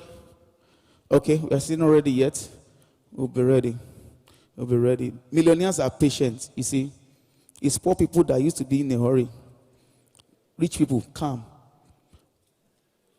Anywhere you see people just getting angry for no reason, you know that poverty is very close now. Have you noticed anybody that says, poor people can get angry for no reason. I will destroy everything. That's poor man speaking. Rich man, how do we solve this thing? How much is it? Can we buy another one? And they move on. That's why you don't find rich men fight on the road. Have you ever seen like a 2025 Range Rover fighting like a G-Wagon 2025? No. They just park and negotiate and move. Forget Bobrisky, normal people, let's focus now. They just park. But if you see those Toyota Uber that Jav Gum 2, they will just block the just come down now. As poverty speaking. All right, I believe there's no point setting up the Abode documentary if you cannot find it now. Just have it on cue because our speaker is ready now. Our next speaker is ready. Please, our next speaker is ready. Let's get that one queued. Let's just push the Abode to where it is. Our next speaker is around. I'm particularly excited about this one because it's one of our co-founders. Please, can we queue in for the next speaker so that we get to know who he is and we can welcome him. The next speaker, please.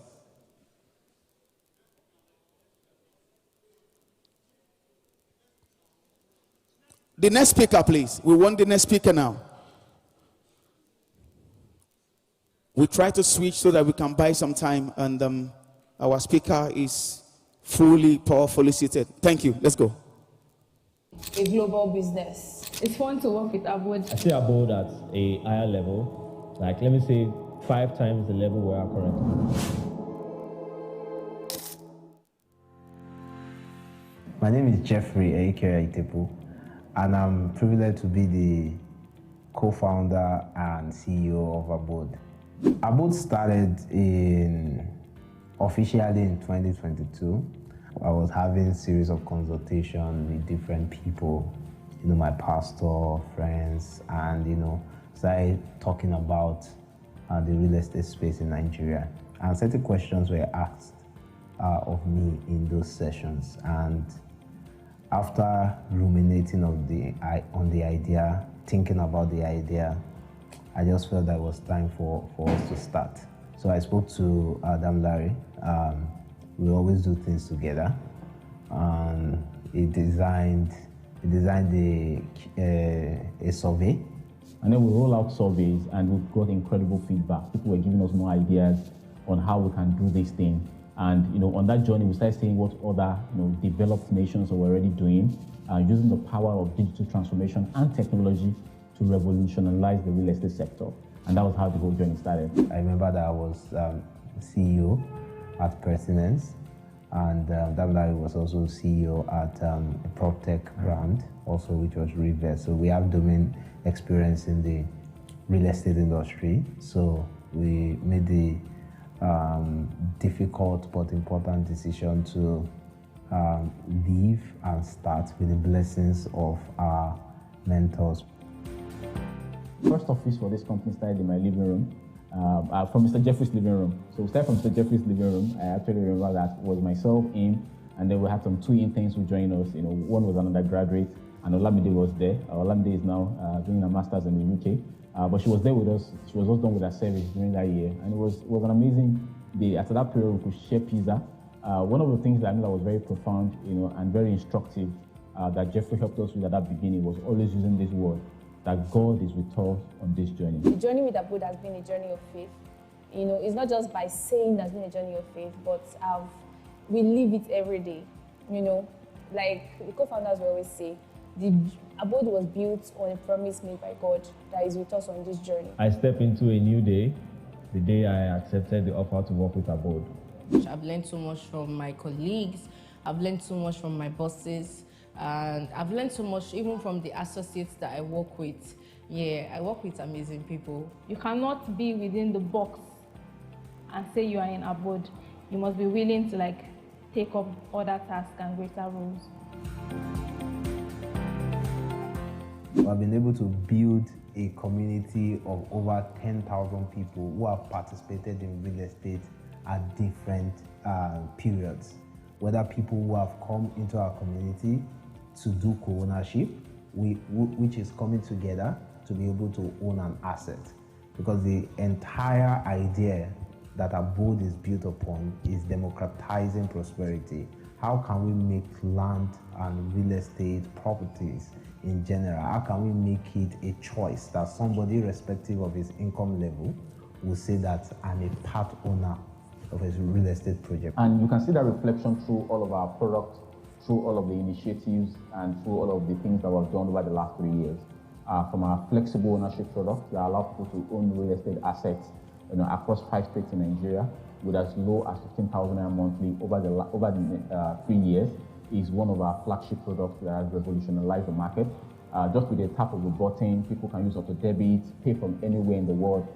Is one of the things that gives us the joy when we hear the story of a young core member who is serving the country, and today through the Flex ownership system is now a proud owner of a landed property, whether in Lagos, in Ogun, in Ibadan, or in Abuja, and we're excited about that. We've also achieved licensing in this industry. We have a Redan license, that's Real Estate Development Association. We have the LASERA by Lagos State Government. We have the SCUMU by EFCC.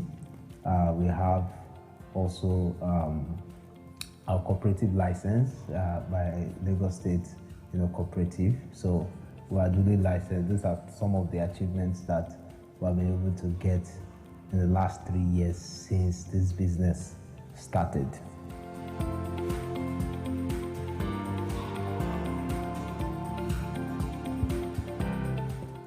One of the things I also love about this movement and this journey is the people that we work with. We call them associates.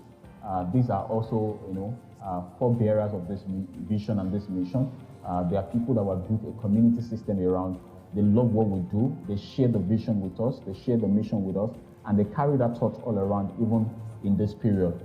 Humorously, we say that when you come into the Abode community, not only do you get transformed financially, you also get transformed in all areas of your life. These associates have been with us through the thick and the thin, whether with ownership products, flexible ownership, all those kind of products. They've been together with us, and it's not easy to find people, because without people, the vision will perish. So I want to say thank you so much, our dearly beloved associate. One of our core values here in Abode is that we live as family. I'm the most funny one by you, so they must be so happy to have me in this team. Working with Abode has been taking challenges and getting through them, because that's the way I've improved over time. Working with people who are led by God. I mean, this business space, you don't see it everywhere. Above all, we have been able to achieve the first phase of our vision as an organization, which is to create prosperity for Africans. Because looking at people who typically would have been excluded from the opportunities and the wealth in the real estate market, we have been able to use our platform, using our technology, to be able to simplify this access. So somebody with just 10,000 naira, somebody with 100,000 naira, somebody with $1 million naira can now participate in real estate like a big person. So you could see buildings in Ikoyi, buildings in South Africa, buildings in the US, and they are just going to become wishes. But what Abode has done is to convert that wish to become a reality, because you don't need to have all the money because together everyone achieves more. So Abode runs on that principle of community, that principle of teamwork, where what one person is unable to do alone, a lot of people can come together to do it. And that's, I think, one of the biggest achievements of all, helping people to fulfill their dreams. I see Abode as, like I said, a global business, supporting people, not just creating real estate opportunities for people, but also helping people to create wealth. I know we are definitely taking our marks in different parts of the world, in different countries. In summary, is that we're going to be seeing more advancement in our technology. We're going to make it more intuitive. It's going to reach more people. We're going to introduce artificial intelligence into what we're doing. We're going to have bigger marketplace where people can buy assets and they can sell assets in ease in less than 24 hours.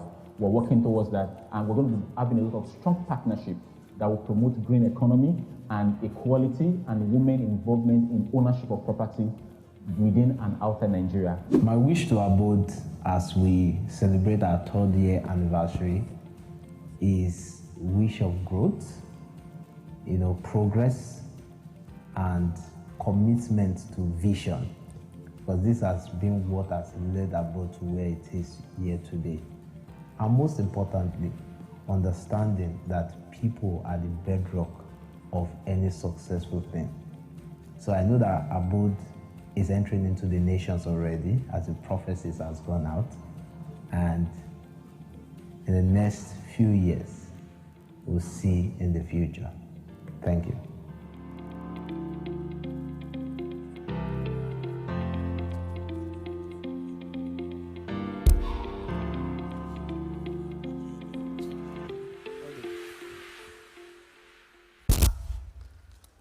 Awesome, awesome. All right, it's time to take our next speaker, please. Can we have that on cue now, please?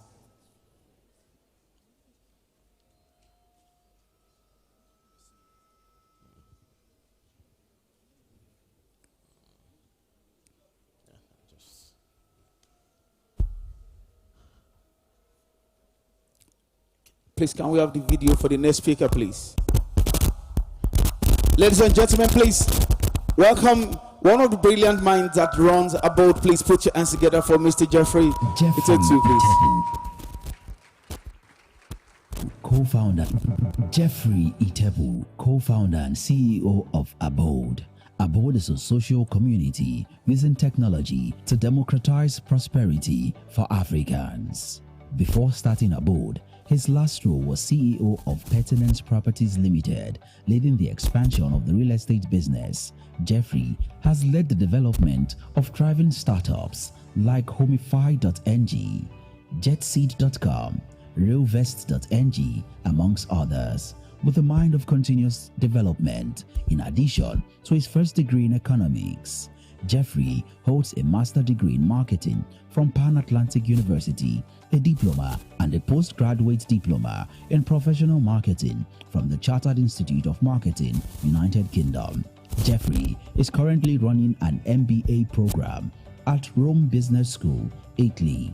Jeffrey is a devout Christian with integrity, humility, excellence, loyalty, and partnership as his core values. Jeffrey Itebu. Thank you, thank you, thank you, thank you, thank you. Good afternoon, everyone. It's great to be with us all today. I'm excited that we made a call for this event and all of us are here. I want to say a very big thank you to everyone. I want everybody to give yourself a round of applause, please. Thank you so much.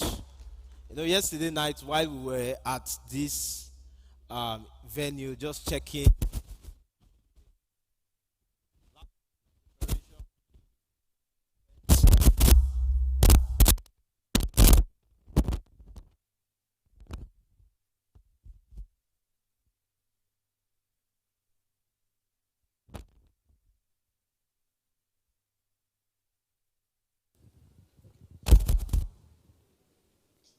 All right. Okay.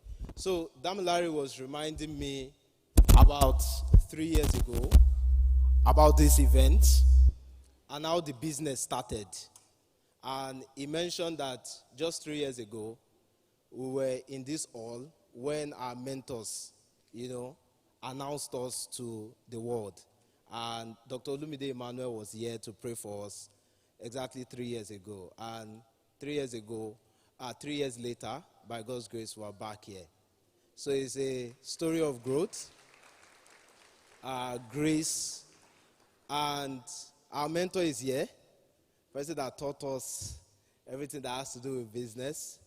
That's Mr. Wisdom Ezekiel, the co-founder and executive director of Pertinence Group. You did not greet my mentor very well. Please, thank you so much, sir. Thank you for the mentorship. Thank you for the help. Thank you for the training and the blessings that you give to us to be able to start this business. Only a few individuals in Nigeria will allow people under them to start the same business they are into, and not just allow, support them to thrive. And that's where Mr. Wisdom Ezekiel and Dr. Sunday Olonsheyi are. Thank you so much, sir. We really appreciate you. God bless you. Also, I want to appreciate my mom is in the room. Thank you so much, mommy. Thank you so much, ma. Support, prayer. That's what I used to say. Anybody that wants to try me, when you arrive in the spirit realm, she will be there waiting for you. Thank you so much for the love, support, and everything. Thank you so much, ma. And also, we have Damilare's mom also with us. Mrs. Oshokoya. Thank you so much, mommy. So all those stories of Abeokuta that Damilare was giving to us, his mom was involved. I'm sure they will have given him some at the back, but we thank God for his life. Mommy Eshio, thank you so much for raising him for us. And we thank God also we have one of our spiritual covering at our board, which is the pastor and mommy of Courage Tribe Global, Pastor Mrs. Adewale. They are here with us. Thank you so much, Pastor. Always attending all of our events. And our special guests, I cannot go through the room. We have amazing people that have known us for very, very long time.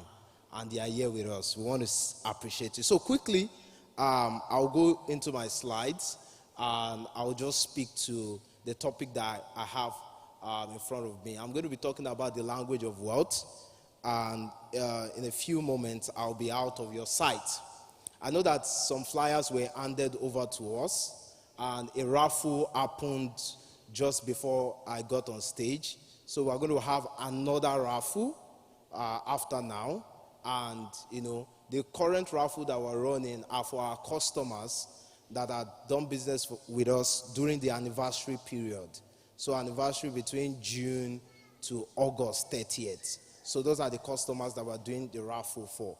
But also, we also have a commitment to every single person that is here. For attending, you also stand a chance to be a part of, the raffle by taking advantage of any of the products right here with you.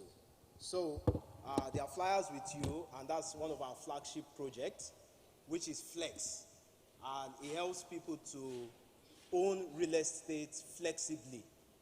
So we have been able to democratize real estate as a brand, which Dan Larry mentioned at the beginning, that irrespective of your income level, you can become a landowner in Nigeria.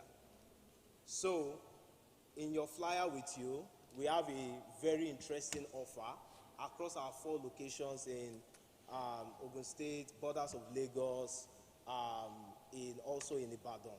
That with as low as 17,500 naira on a monthly basis, you can become a landowner.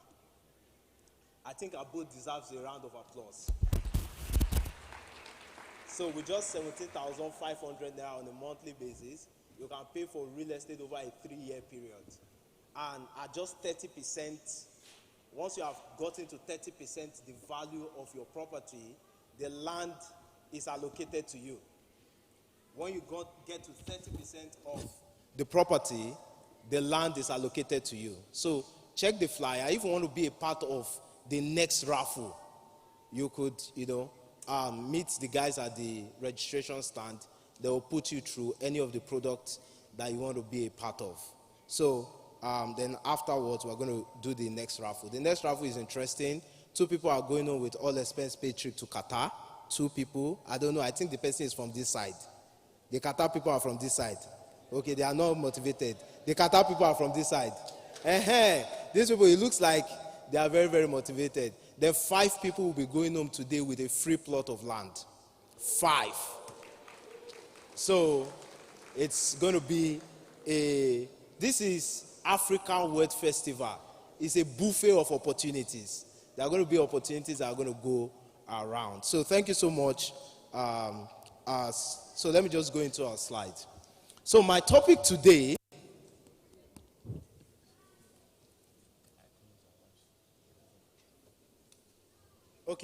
Damilare also just reminded me, because I wanted to, what's the name? I wanted to commit the sin of familiarity. Our wives are also here. I know that they are working in different places. Please let me celebrate my wife, Yemisi Tepo, and also Damilare's wife, Oyinkosola Oshokoya. I know that they are working. They are walking around. That's why they are not seated in their high and exalted chairs. So I know that we'll go and do our meeting when we get home. So if we let me celebrate them, so they will not deal with us when we get home. Thank you so much. So quickly, my topic is the language of wealth. And 2 weeks ago, we were in France for the Abode Europe Roadshow. So we begin to go into countries, meet with our customers across different countries. So 2 weeks ago, we were in France. And as a normal Niger boy, you don't like to ask for help. When you get to a foreign country, you want to, be moving. We almost suffered. Because everybody that was talking to Leprata, and even the people that understand English, they choose not to want to speak English. So Leprata. That was the day I remember that there's something called Google Translate. I didn't know that Google, when we use some apps, they are not very valuable to us. So I had to bring out Google Translate. And I'll press what I want to ask the guy. I'll show him. He will say, okay. He will press his own. The translate will change. So it was a difficult experience because we could not communicate. Imagine you want to tell somebody that you want to go to Parc des Princes. United States, you want to go to Parc des Gris. And Parc des Gris is like 2 hours away from Parc des Princes. You see that you're going to suffer. So it means that because I do not understand his language, it was difficult for us to communicate. So I couldn't get ease because I couldn't understand his language. And that's the same thing about wealth. Many of us go around without understanding the language that wealth speaks, the language that money speaks. And when you speak the language, it will respond to you. So there's a very interesting question I usually ask. And I usually ask, what does financial freedom truly means? What does financial freedom truly means? While growing up, one of my greatest ambitions, because I grew up in Agege, and my friend's father was working in CBN. And in their house, they are one of the richest people on our street. And when you enter their house, there's a lot of souvenirs, fun, different things. And the man, many years ago, almost 15, 20 years ago, I can't remember, right? From his room upstairs, he will press a button and his car will start. From his room, he will press a button, his car will start. Then he will dress up, then now come down, enter the car and drive off. So I had an ambition that I wanted to work in CBN. It's like it's a CBN that people are sharing money. So by the time I got to secondary school, my ambition increased from just working in CBN to becoming the CBN governor, because I wanted to make a lot of money. Because I was asking myself that I need plenty money in this life. Oh, just imagine a very young boy. I need plenty money in this life. And I said, the best thing for me to become a CBN governor, I'll just be printing the money that I need. That was my plan, because I believe that financial freedom means having a large amount of money. That if I just need money, I'll just say, printer, give me 12 million there. And they will give me a packet to go home and spend. That was my ambition until I realized. And because of that, I went to school and I studied the governors of CBN from end till when I was. And I noticed that all of them studied economics. And I'd already written JAMB. Because I wanted to become CBN governor, I chose banking and finance as my course that I want to study in university. So some guys were just talking and they told me that all the CBN governors study economics. I knew I failed JAMB. I just knew. Then the next year, I went to write JAMB again. And I chose economics first choice, economics second choice. I must become CBN governor. But by the time I got to school, I realized that they don't used to print the money in CBN. There is another sector, another company that handles those mints. That's why I forgot my dream of becoming CBN governor. But now, through real estate, we are printing money small. So, but the concept is that I used to think that financial freedom means having a lot of money. And that's why every single person here, if you ask somebody, why are you not doing something? The person will always respond, because I don't have enough money. But I saw the definition of financial freedom, which is to have enough, passive income that cover for your living expenses. You don't need to have $10 million. You don't need to have 20 million naira for you to be financially free. All you need to have is to have passive income that covers for your daily expenses. How many of us have spent money today? If you have spent money today, raise up your hand. Almost all of us. Because immediately you wake up and you touch your phone. And many of us, we have more debit alerts than credit alerts. It's a reality. So, what financial freedom means, and many of us, when you receive, how many of you used to be angry when you see debit alert?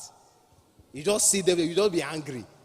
The reason why you are angry is because you don't have enough resources to cover for that debit alert.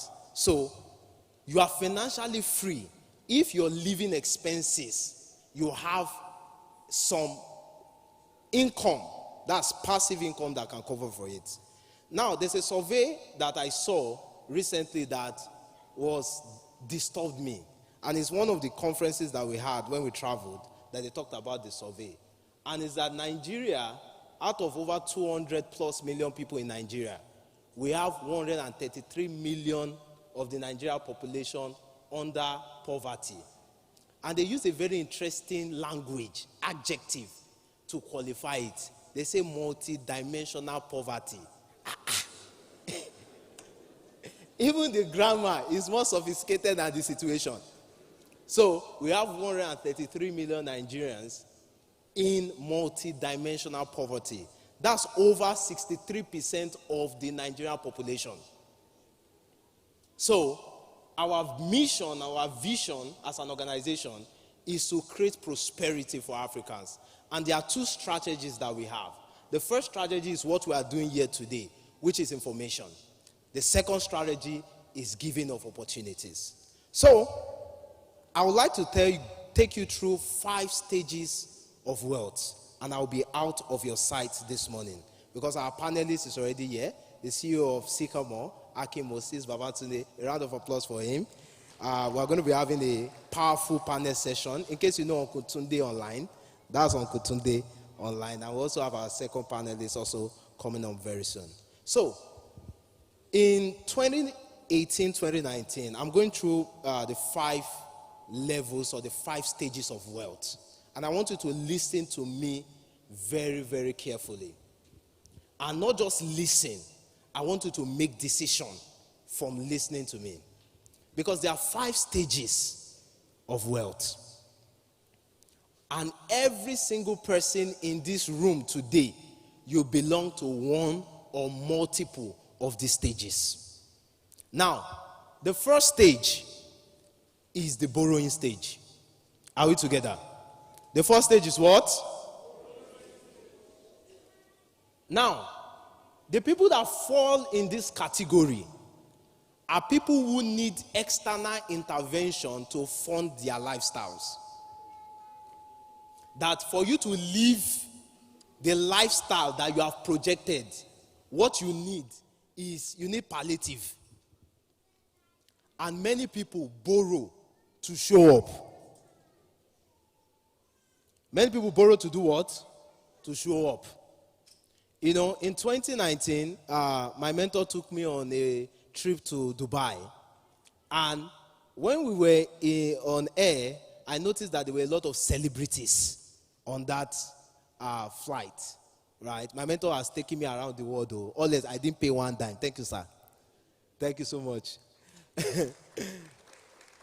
So, we were on that flight, and I noticed a lot of celebrities, like the guys on Instagram that you guys all love. And, you know, I noticed that there was no COVID then. We're talking about 2019, November. I noticed that many of them were using nose masks. I was confused. I was seeing nose masks. I saw the guys, I can't mention their names, right? You know. Then when we landed in the DXB airport in Dubai, I noticed that some of these guys were moving from where we sat, because we sat in economy, right? Where we sat, and they were moving to the business class seat and sitting down and taking pictures. And those are the pictures that they posted on Instagram.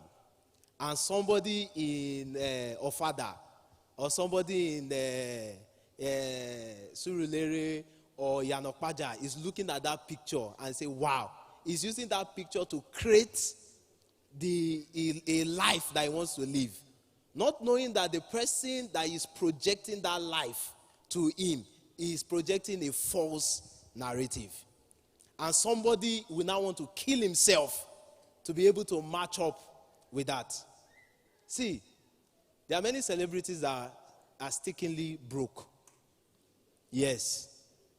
There are celebrities. I know some celebrities many years ago that they even come and borrow clothes to go for events. Yes. So, but because of the age that we are in a visual age.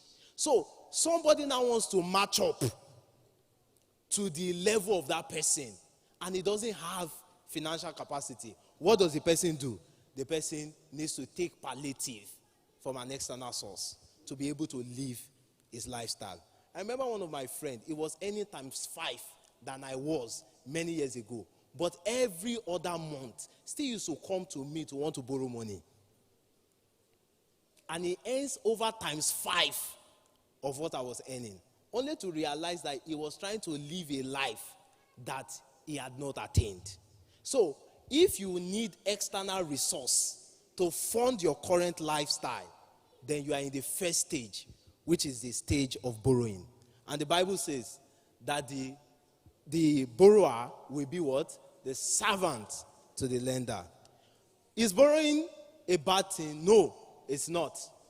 But borrowing for leisure, for pleasure, is bad. And you'll still be in front of EFCC. But if you borrow for growth, you borrow for business, then that is great. So that's the first stage. And many of us fall in that stage. My recommendation to you is leave trying to impress people. Some people, they can afford a 2-bedroom apartment in Yanokpaja, but because it's that Lekisha that they want to go to, they will go and borrow money, they will soil relationship, they will go and stay in a security house and stay there because their address must carry number 11 Kinikon Ayo, Kinikon Close, Lekki Phase 1. So, my recommendation to you if you are in this stage is to do what? Come back to reality. Tell your neighbor, come back to reality. Stage 2, I have 5 stages, so this is the second one. Stage 2 is the spending stage. Now, in the spending stage, obviously, you are better than the borrower because this person is a very righteous guy. He's saying that I don't borrow, but all you earn is all you spend. You know, that's why if you want to go to banks or some organization and you have customer care problem, please go between 30th to like 15th. They will attend to you well. You know why? Because the salary is still intact. But by the time you begin to go from 17 downwards, they will frustrate you. Because what? Bank account has gone. You know, bank account and people's life these days is like BP machine. Once your account is going low, your BP rises. And once your account is high, you know, first week, first, second, third, people are always ordering food from Chow Deck. Let's go to a restaurant. Let's go. But by the time you get to 15, don't say, my pastor is, we're on 15 days fasting and prayer right now. Why? Account is low. So, in the spending stage, you spend all you earn. And I heard clearly in 2020, you know, the Lord was talking to me, and He was telling me that if you spend all you earn, you'll be poor forever. If you do what? Spend all you earn, you'll be poor forever. People, and almost 80% of Nigerians are in the spending stage. We are mostly in the spending stage. But the spending stage is a survivor stage. Is a what? A survivor stage. You cannot think creatively. You cannot project into the future. You are not even concerned about macroeconomic realities. All you just need is collect money and expend. And these people in this stage, they mostly compromise. So, you must move out of the spending stage.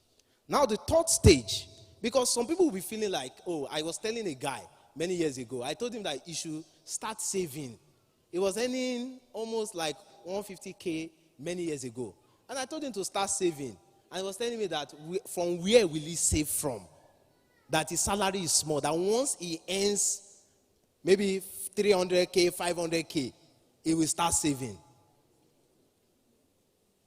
Ladies and gentlemen, till today, I know the guy is my friend. It still does not have savings, and his income has increased.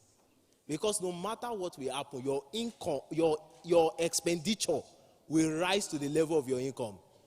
You know, before, there's one place I used to buy food on Oyinlola Street. I cannot eat more than 150 naira in a day. Beans 50, bread 100, and dispenser water. Yemi, you know that woman shop. Beans 50, bread 100. I love that woman as her food was very nice. But small money touched me. And I passed the woman. I look at the woman and say that, now here they chop. The taste of the beans, it looks like the taste change. But it's my money. My income has risen a little bit. That I can quickly go to Yalamala, quickly buy 2 wraps. You know, just take one pomo. Pomo is 100 now, 50 now. Then they'll say, do you want meat? That's why I don't like going to all those, the place and all those. They'll say, which protein, sir? Protein core.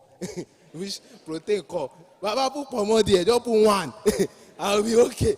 You know, so the higher your income, something will come to collect that money. So if you are not saving at 100K, you cannot save at 1 million. You can't. Some people say, I will pay my tithes. I'm owing God. I'll be keeping God money.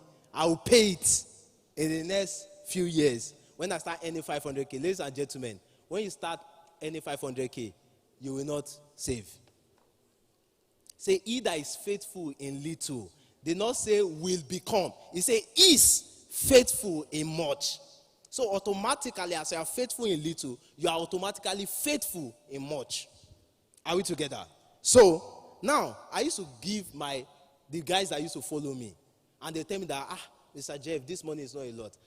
I'll tell them that, ladies and gentlemen, if you begin today in your office, they tell you that you are earning 500K.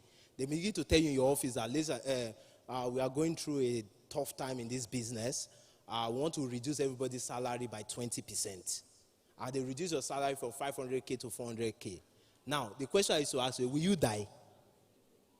Automatically, your lifestyle will drop.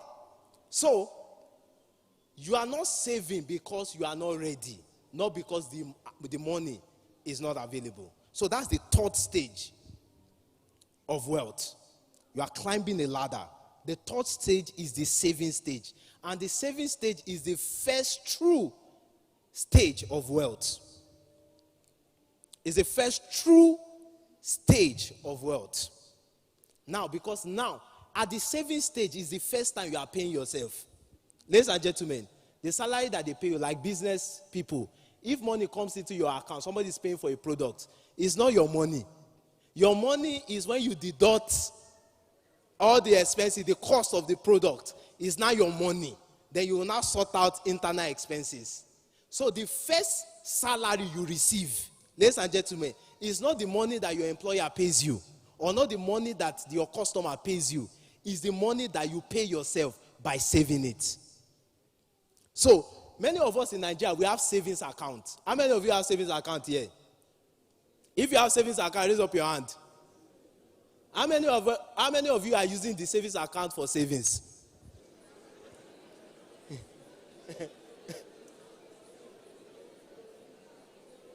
Our savings account are transaction accounts.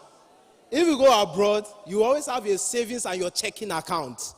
You don't touch your savings account. You transfer from your checking account. Right? But in Nigeria, all of us have savings account. Even all of us, the way some of you here, you have like five banks with 15 ATM cards. So, and in Nigerian banks, although their interest rate is low, but they pay interest. I used to receive interest in Nigerian bank, but many of us don't know interest, because by the time you withdraw more than once or twice in a month, you will not collect any interest on the money in that account. So many of us use our savings account for transaction. So the first real income you have is the money you put aside. So your salary is not 500K. If the month of 500K, you saved 50,000 naira, the reality is that your salary is 50K. Because the remaining 450K will disappear. The way money used to fly. How many of you have noticed that today you just see 200K in your account? The next day is 2,000. It's like the money just have wings. Because there are some people, it's like Holy Spirit used to inform them when your account has. That's the time they will say, they'll start sending you a message. They'll start calling you, they'll be hailing you. You have sibling, my brother. You know that something's about to happen. So the money you keep aside is your first income. So wealth is not about the amount of your income, but it's the amount of your income that you can retain. Ladies and gentlemen, if you earn 20% lesser today, you will not die. Tell your neighbor, I will not die. So keep it aside. And my recommendation is that have a savings account that is separate from the one that you are using to spend. So you know that the money in that place is not for you. And don't have ATM card. And don't download app. Don't download app. Don't have ATM card. Just have it. That this is my account. Don't touch it. Because in most cases, in economics, I studied economics first degree, they say money is held for 3 reasons. Transactional motive, speculative motive, and what? If you have forgotten, it's POS, money point, that you mean now. Transactionary, speculative, and precautionary. So transaction, we are all masters of the first motive of money. Speculative, you are investing, you are saving, you are doing things. Precautionary is for emergencies, right? Now, they say that we should have emergency fund. How many of us have emergency fund? Yeah, raise up your hand. You have 6 months of your living expenses. You have it kept somewhere. Raise up your hand. So, you are all emergency. We should go and buy ambulance. All of you should have ambulance. Because the moment one thing shake, and that's why you see some people with capacity, you tell them to go and start a business, they cannot go. Why?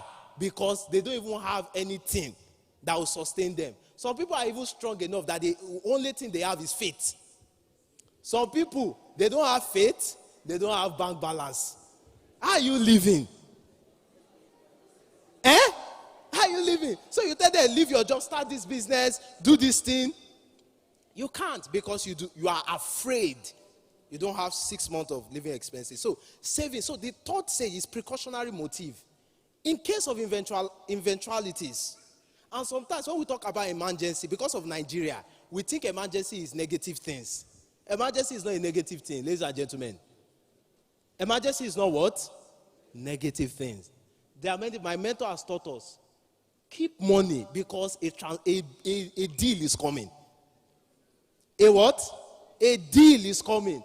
See, people are doing jackpot. You should be ready. Buy things.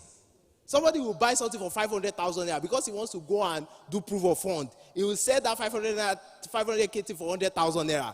But you do not have anything saved aside that you can use to take advantage of that emergency. We have seen situations that somebody needs money and he has maybe like 20 acres of land. And the total value of 20 acres of land is 20 million. He's willing to give that 20 acres of land for 20 million, for 5 million naira, so that he can use it to quickly sort out something. And we take advantage of such opportunities. You give them the 5 million naira, you collect the asset. Somebody will sell his car. It's 15 million naira. Some of my guys bought cars this week. And cars that are ranging for 5 million naira, they're giving them 13 million to buy the car because those people are in the state of emergency. But it is you that have something kept aside that can take advantage of it. So when you hear emergency, it's not a bad thing. It's not what? Many of us, if we get opportunity today, they say, okay, you have gained admission to go and do masters abroad. The truth of the matter is that you become Bambiala. You don't even have anything to start. So savings is important. I went to one of the banks recently, and I told them one of my accounts that is not active. And I told them to download my bank statement for the last 2 years. I was shocked. I was what? I was shocked. And the amount that I have spent from an account that is not active. Many of you think you don't have money. I dare you, go and download your bank statement. You will be surprised that you have money. You don't just know. The reason why you don't know is because it's coming 5,000 today, 10,000 tomorrow. By the time they download your bank statement, you will be surprised that you have spent 10 million. You'll be surprised. So I now gave myself sense. I'm a very meticulous guy. I like to save. But I now increase my saving responsibility. If I can spend that much on an account that is not active, then I'm eating my future small. Many of us, we have eaten our future. And the Bible says that we give seed to the sower and bread to the eater.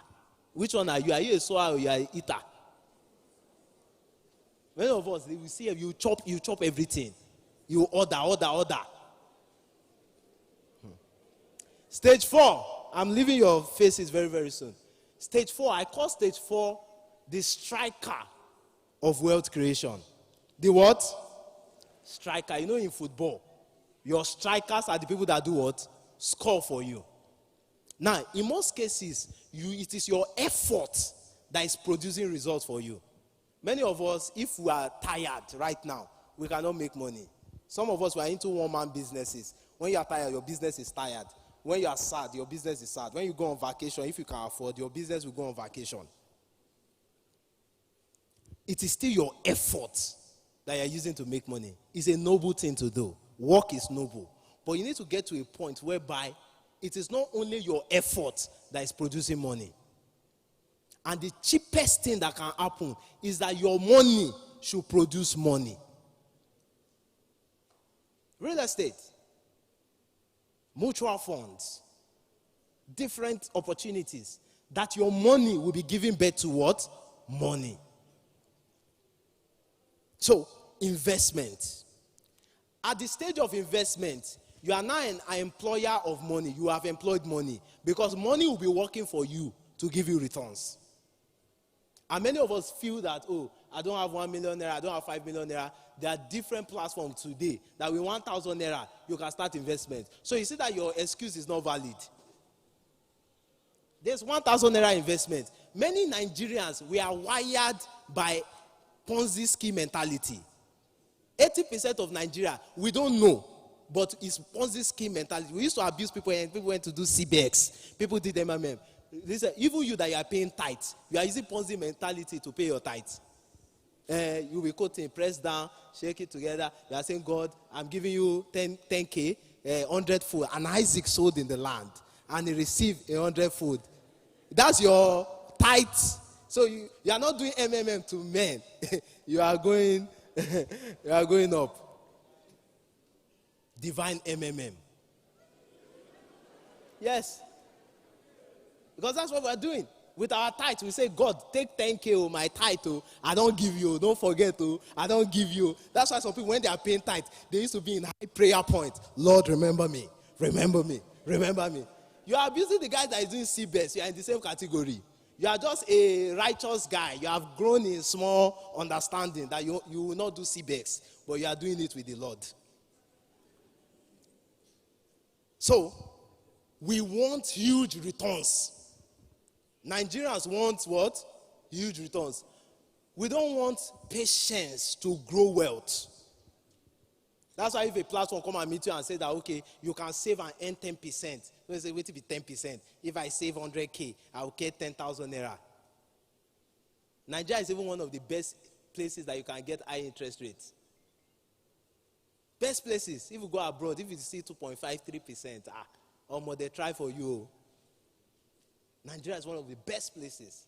But because we want the huge return, but if you grow little by little. So investment is not about, the large funds. It's an habit that can be built. Our mentors introduced us to a project that we were doing many years ago, and doing savings for 5 years. Little drops. 10K today, 10K today, 5K, 10K, 10K, 5K, small like that. And you'll be surprised after 2 years with the power of compound interest. There's a project I'm doing right now, and I'm surprised that many Nigerians don't know. That if you are below 30, you are even much more advantageous. That there's a platform or there's a company, SEC-regulated company today, that you can be putting less than 10,000 naira on a monthly basis for the next 30 years. And you'll have contributed, say, about 15 million or 20 million in that period. And they are going to give you over 200 million. Many of us don't know that you can be doing, it's very low, as 20, maybe like 15,000. There are platforms in Nigeria. But when you think about it, you say 30 years. But will 30 years come? Were you not one 29 years ago? Are you not 30 plus right now? Before they start quoting that when you are 40, this thing for somebody. Ladies and gentlemen, you can invest gradually. You can invest gradually. Now, investment is not just in real estate, because at Abode we have different kind of investment. Abode is giving you power to choose wealth. That's why there can be a shortlet in a GRA, and with your 100,000 naira, you can be part of the owner of the shortlet and be receiving returns. Abode provides that platform. You can, with 10,000 naira, own land. You can be paying on a monthly basis. So, with Abode, you have no excuse. So, there are different opportunities that you can explore with Abode. But it's not just about investing in tangible assets. The greatest investment that you can do is in yourself. Ladies and gentlemen, the greatest investment you can do is where? You have to invest in your capacity to make more money. If you are making 500K monthly today, that's your level. You need to do something to your level of 500K to be able to do what? To be able to increase your earning capacity. And that's why Brian Tracy will always recommend, invest 3% of your income in your development. That way, you will do what? You will increase your wealth. You are earning 500K, 3% is 15,000 naira. If it's book, you should buy. If it's training, you should go. Some people, you invite them for Africa World Festival. They will say, are they sharing food there? But that same 15K, you will use it on child deck, 1 meal. Invest in your growth. Then the last stage of wealth is the giving stage. And this one has the code under this one. It passes economic principles. The giving stage. Because a giver is somebody that is in abundance. And abundance is not the size of your bank account. Abundance is in the size of your heart. That's why Jesus was giving the parable, and he was saying that this woman that gave just one, gave our own offering is more acceptable than the guy that was, because she gave all that she had. So it's in the size of the heart, not in the size of the bank account. So you say that when I will start giving to my parents is when I start earning 1 million naira. Ladies and gentlemen, forget about it. You don't have the heart to give. You see, giving is the orgak pata of wealth creation. What did I say? Orgak pata of wealth creation. See, if you want to make money today, think of how you can make other people money. Automatically, you will make money. Think about others. Automatically, you do what? You will make money. Because a wealthy man should be a tank for distribution. Now, there are different people you can give to. If you believe, give to God, give to your pastors, your spiritual leader, give to your parents, give to the poor. Many of us will feel that, they can't give. The first money I gave to my mother and my father was 1,000 naira. My income in it was not income, it was my transport fare. In 2015, 2016, was 5,000 naira monthly. I was volunteering at Pertinence. That's the company that was working with Pertinence. So the guy took me, we were consulting for Pertinence. And he said he cannot give me salary. The business was just starting. He will be giving me 5,000 naira transport fare. And I was living in Matogun, Okearo, and the office was in Akonjo, Egbeda. I know Lagos, so I did trek. Forget. I know Lagos. If you ask me any area in Lagos, I can tell you how to go. Why? Because my leg has walked that path. I received 5,000 naira as my monthly income. Transport fare, sorry, it's not income. Transport fare. I took the 5K because he used to give me inside envelope. I like that, my white envelope. I took the 5K, I went home. I gave my father 1,000 naira. I gave my mother 1,000 naira. I went to my church. I gave my pastor 1,000 naira. There's one rubbish guy in my street that I not used to like. I look at him. That guy used to trouble my life. I say, bros, how far? He say, can you share? That's when you want to give. I say, come, I want to see you. The guy, they give me voice. I squeeze the 1K. I put it in his hand. The guy threw him. I say, I cannot share, but boy. I say, no verse. 1K I give you. I gave the guy 1,000. I kept 1,000 naira for myself. So, your excuse for not giving, not saving, not doing certain things is not because you don't have. It's because you have not built the habit. No amount is too small to save. No amount is too small to invest. No amount is too small to give. Now, in conclusion, ladies and gentlemen, you don't need to earn big to do any of all these things I've said. All you need to do is to increase your heart. And you can make it an habit. Because he that is faithful in little is and not will be faithful in much. Thank you so much. Ladies and gentlemen, let's put our hands together for that very, very profound session That is too profound. That is too profound. Let's put our hands together. That's so profound. Thank you so much. I think I learned a lot about money in the past 10, 15 minutes than I have in my 4 years in University of Lagos. Sorry, University of Lagos. All right. He said something I think is very profound, right? He said, and I think also a very wise man I heard recently said, he said, giving is not the way to spend money. Giving is the way to use money. And that's so profound. He has given us more in-depth breakdown on how to actually give. Give to God, give to people, give to spiritual leaders, but much more. Give. I think it's even biblical somewhere. It said, for God so loved the world that he what? Even God gave, guys. So I think that's something for us to take home. Let's put our hands together for him again.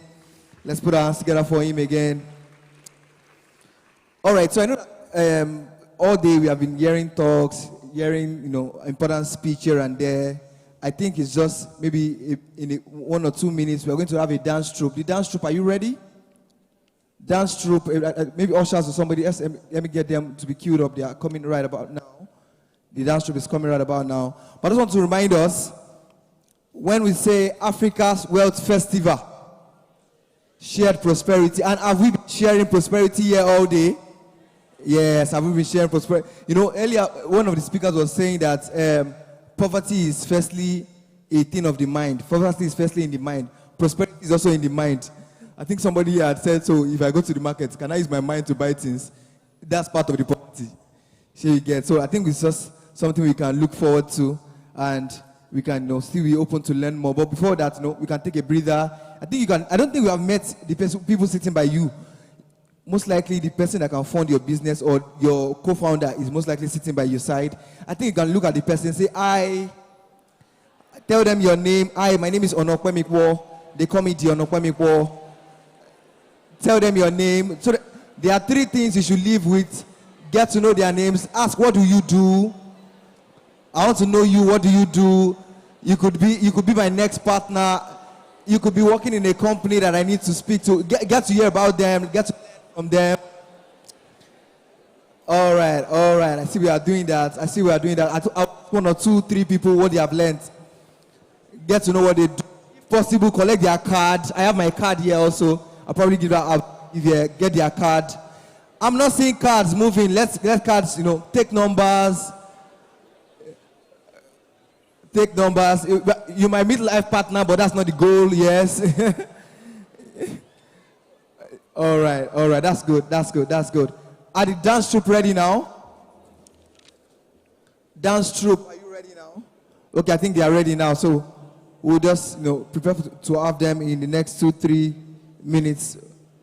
They are coming up now. Okay, now let's put our hands together as we invite the dance troupe. The dance troupe. You can begin to see African dance troupe. It's Africa's Wealth Festival. So how else to do it than to have an African dance troupe? A special guest of honor, a special recognition to CEO of Sycamore. I greet you, sir.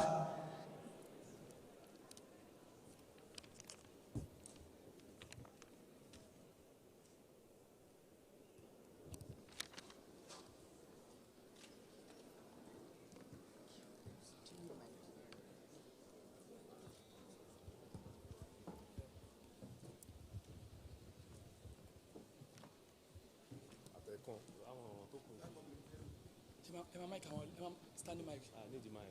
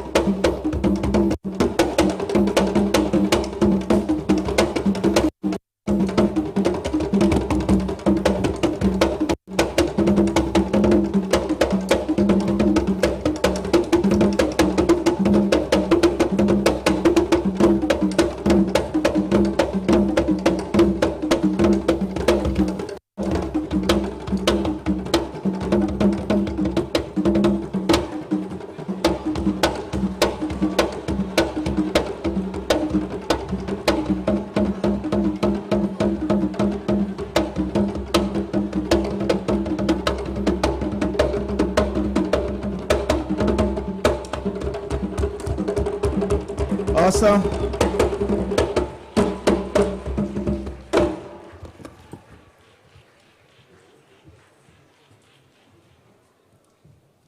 Please put your hands together for them, ladies and gentlemen. Please celebrate them.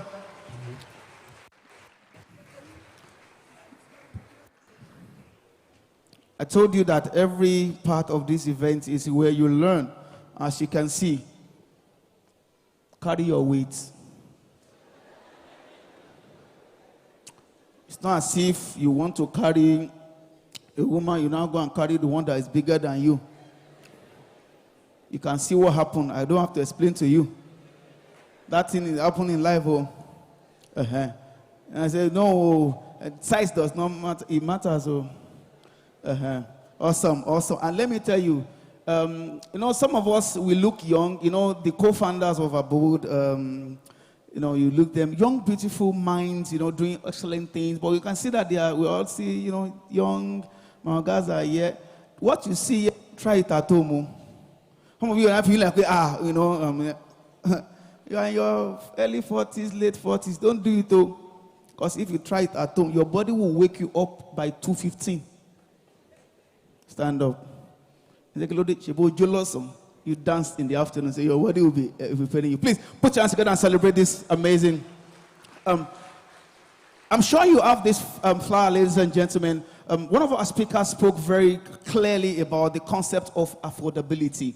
That it's not because you don't have we don't want to buy these things. We do want to buy it. Just sometimes we don't have the money in bulk, which is what this flex is about. It's for you to be able to have a 3-year payment plan, for you to become landlord yourself, something that you can spread for, it's becoming as low as 20,000 deposit and get your instant allocation. Trust me, this is affordability. Affordability, something that you can plan into your own salary and be sure that, as a landlord that I am now. So that when you walk in your area, I say, sorry, you might see me here as a tenant now, but trust me, you are looking at a landlord though, because you are paying to your own house. So in case, please do purchase this one. But I want to tell you that once you purchase it now, you need to go outside and complete your registration, because I don't want you to miss out on a raffle that is going to happen, at the end, which is the most important thing for you. You are buying it, yes, of course, you are going to become a landlord. But please remember, once you register with this, just go outside and complete your registration. It's just your 20,000 naira. Complete your registration so that by the time we do the raffle, you are able to participate. If you don't have this one, hold the ushers. Just hold them with so that you can get the flex by yourself. It's really flex, the flexible one yourself. Please remember to do that. Also, I need to announce that the raffle that we announced earlier, the winners of the raffle that we conducted earlier, we want you to please go out by the stand. We want to have all of you together. So please, everyone that won, we want you to please go outside very quickly. We are not going to waste your time. It's just so that we can quickly get things done. Just get to the picture area. Every of our winners at the area conducted raffle, please go outside very quickly. All right, ladies and gentlemen, without further ado, I'm excited about this one. You hear our amazing, brilliant co-founder say our guy is in the building. Some of us might not particularly have worked with Pertinence, but trust me, the quality of our life, our story would not be the same if we don't talk about this particular man. I'm sure that there is a media to welcome him, but of course, the one we call the wise man is in the building, ladies and gentlemen. And our stories, if you look at some of us and you see that things they work, there's a place where we are stealing the past questions and we are stealing information. So this amazing mind is in the building. Please, can we have its media role, please, so that we can welcome this great mind to the podium. Wisdom Ahame Fula Ezekiel is one of Africa's leading investors, serial entrepreneur, pastor, and philanthropist. He is the co-founder of Pertinence Group, a fast-growing conglomerate with major interest in real estate, financial services, technology, and more, with operational presence in the UK, US, Canada, UAE, and Nigeria. Among the many thriving companies under his leadership is PettySave MFB, a digital-first microfinance bank providing inclusive financial services to individuals and businesses across Africa. He also serves as the chairman and CEO of Rush Towers Limited, as the founder of the 10X Africa. He leads a transformative platform designed to empower individuals and organizations to 10 times their growth. Wisdom Ezekiel continues to raise and inspire a generation of changemaker, entrepreneurs, and leaders across Africa. Ladies and gentlemen, we have leaders, but we have leaders of leaders. Please put your hands together for the wise man. Please, a standing ovation for this amazing individual. Please, we welcome you, sir.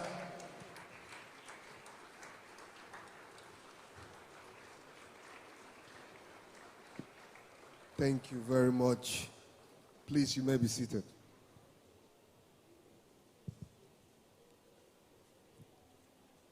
This is Wealth Festival, and we're here today to have a good time. I'd like to start by appreciating the organizers of this event, our board, just like yesterday. Can I have a little volume on this mic, please? Just like yesterday, Abode is becoming a senior brother. It used to be our baby, but it's no longer a baby. This baby is now walking. This baby is no longer walking, he's now running, and is even flying. Please put your hands together and celebrate Abode. The way you are clapping, I don't like it.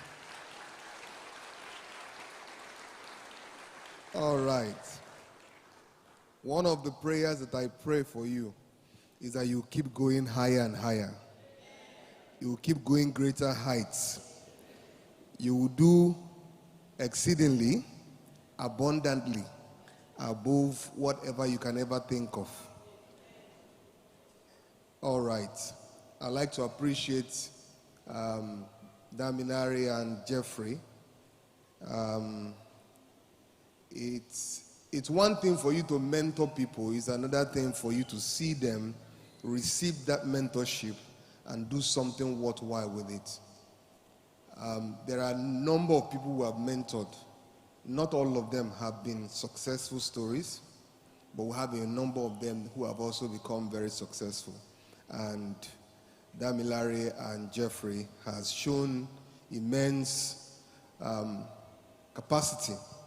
And we are very grateful to God to have them as mentees, and they are growing.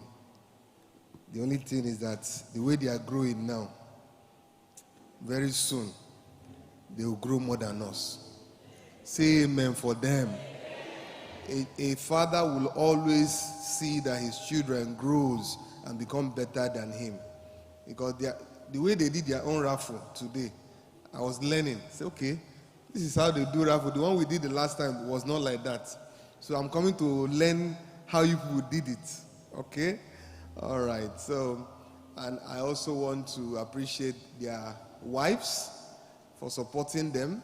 Please put your hands together. And very importantly, their moms. Their dads are not here, but their moms are here. Please put your hands together and celebrate our moms. God bless you. And I'd like to also appreciate all other speakers. TMO to the nations. You're welcome. Then our CEO, Sikamo. I'm meeting you for the first time. It's nice to know you. We'll get to do some other things as we proceed. While those guys were dancing, I felt like moving. But after listening to the preacher advised that we should not move if you are over 40, I decided to take that advice. If not for his advice, the first thing I wanted to do was to do a little move. But let me see whether the audience will have the same advice for me. Do you think I should move? Those in favor say aye.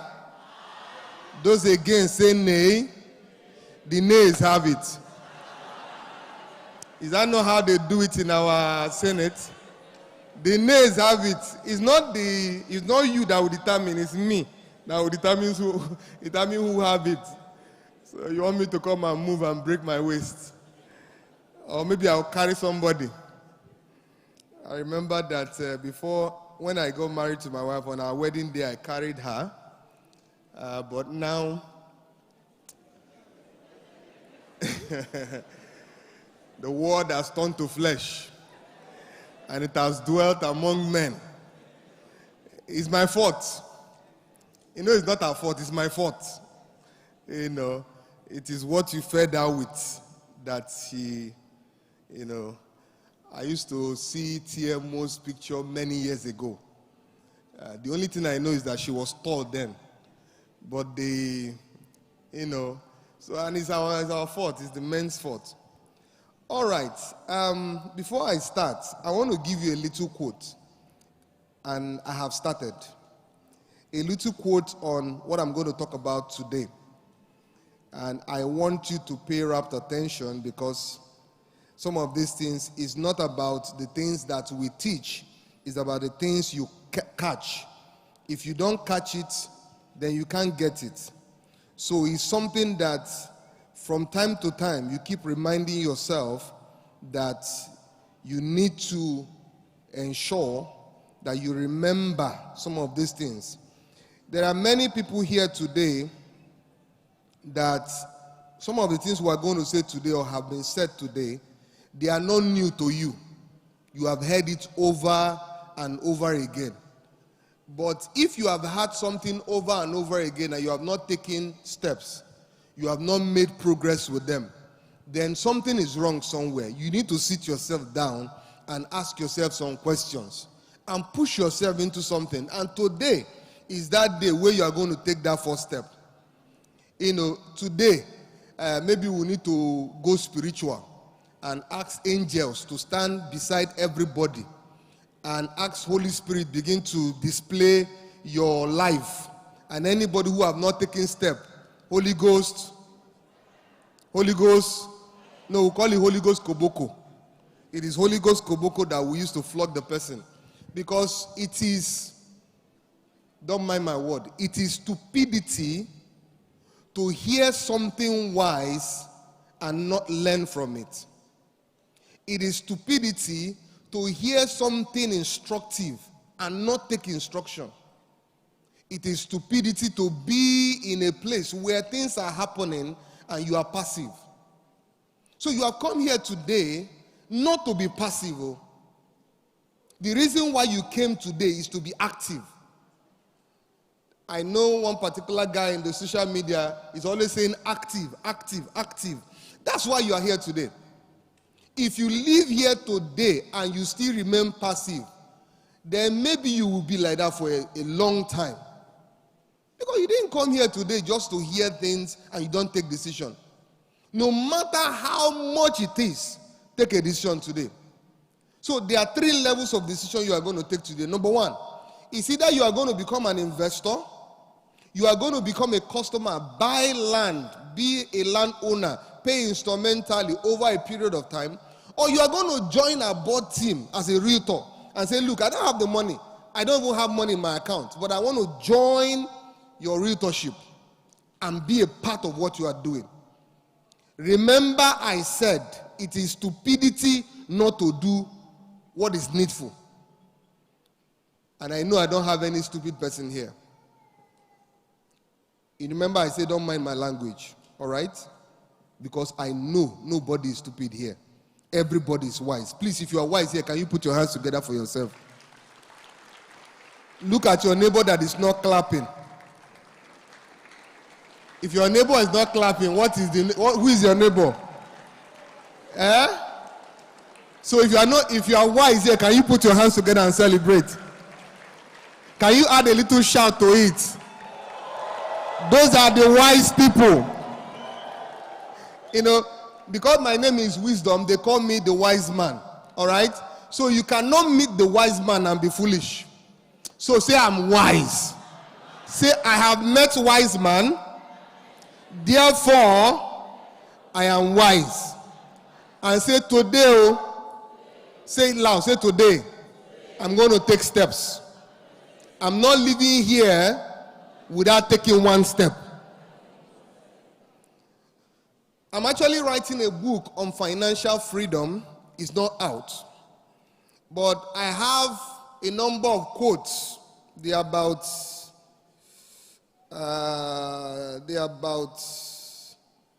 more than 20 of them.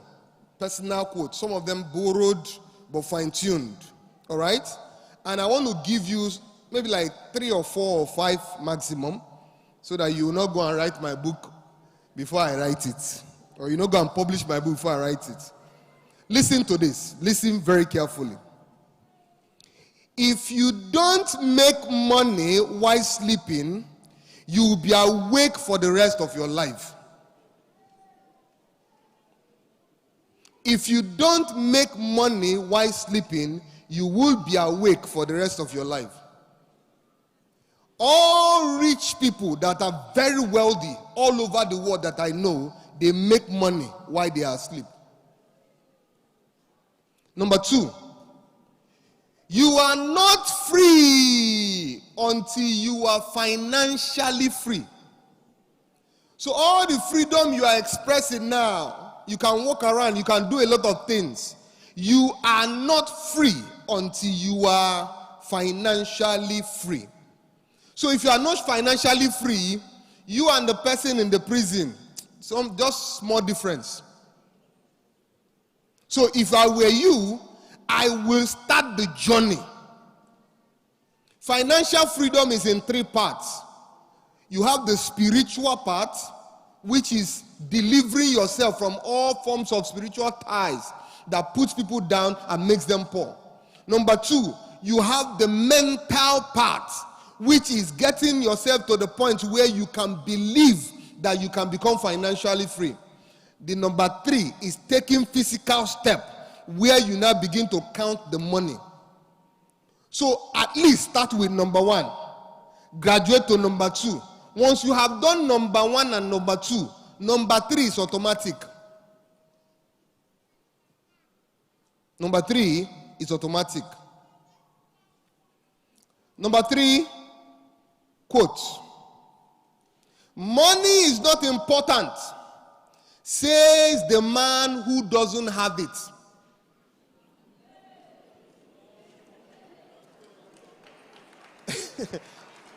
It's the man who doesn't have it that says money is not important. Money does not grow on trees. You don't have palm tree. You don't have cashew tree. You don't have cocoa tree. That's money. It grows on trees. When you don't have money, that's when you say money does not matter. It's not about getting rich. What is it about? Is it about getting poor? Jeffrey was saying that he had a particular statistics and he was like, I know by that time you'll be feeling like, am I a Nigerian like this? Am I sure I'm proud to be a Nigerian? And you come here and tell me money it doesn't really matter. My brother, it matters. And Yoruba people will say, Omuata, Omuyo, Adufi Magisi. Money matters. Number 4. This one will make you frown. Money don't bring happiness, but everyone wants to find out by themselves. Yeah, money does not bring happiness. Money does not bring happiness. Okay, let me find out by myself. Let me have the money and know whether I'll be happy or not. Don't advise me. Don't be like preacher that is advising us not to dance. Let me dance and see whether my waist will break. Money does not bring happiness. Try it first. You don't have money, you say money does not bring happiness. My brother, I have tested not having money and I have tested having money. I think money brings happiness. Money brings joy. Money brings comfort. Money brings better life. Some people that did not have money, they are ugly now. Wait until they have money. You will see how beautiful and how handsome they can be. Look at Jeffrey now.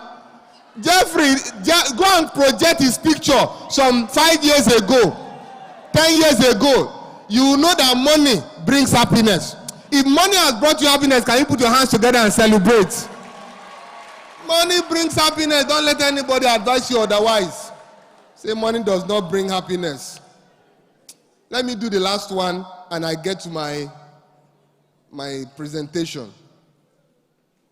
This one is very important. A foolish man once said, rich people are very lucky. You know when Peter Obi said that I had this from a madman? Rich people are very lucky. Lucky? Lucky. Maybe that's somebody's name.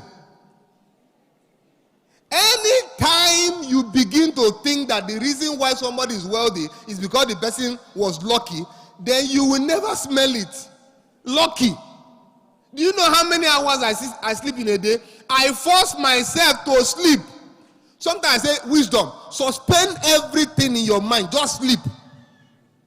Sometimes I wake up in the middle of the night.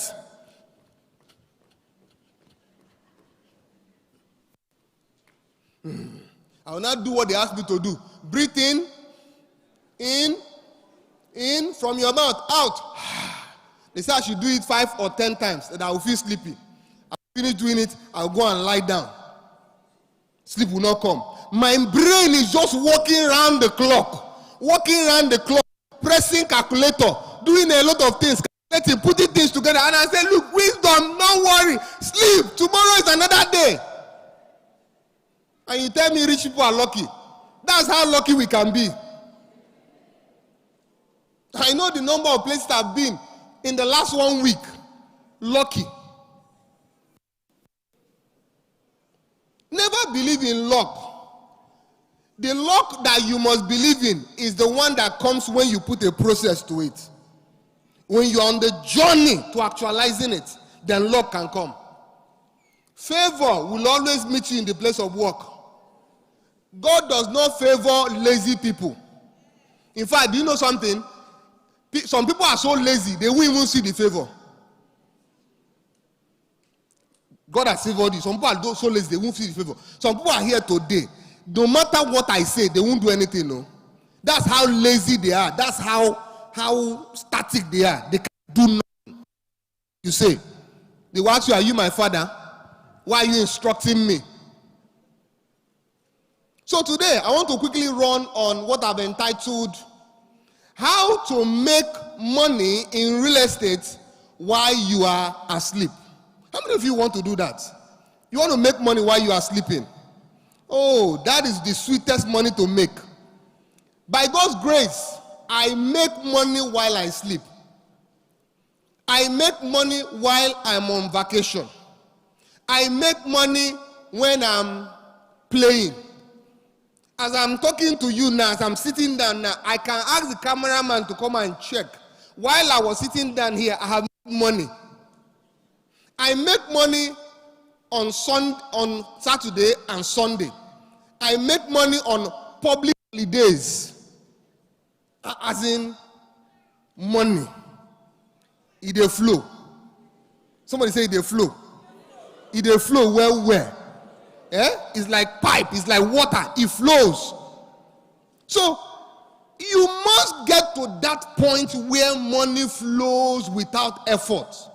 If you have to work for all the money that you ever need in life, you will never be wealthy. There's something called other people's money, other people's time, other people's idea. Other people must work for you. And money itself is also something that can work for you as an instrument.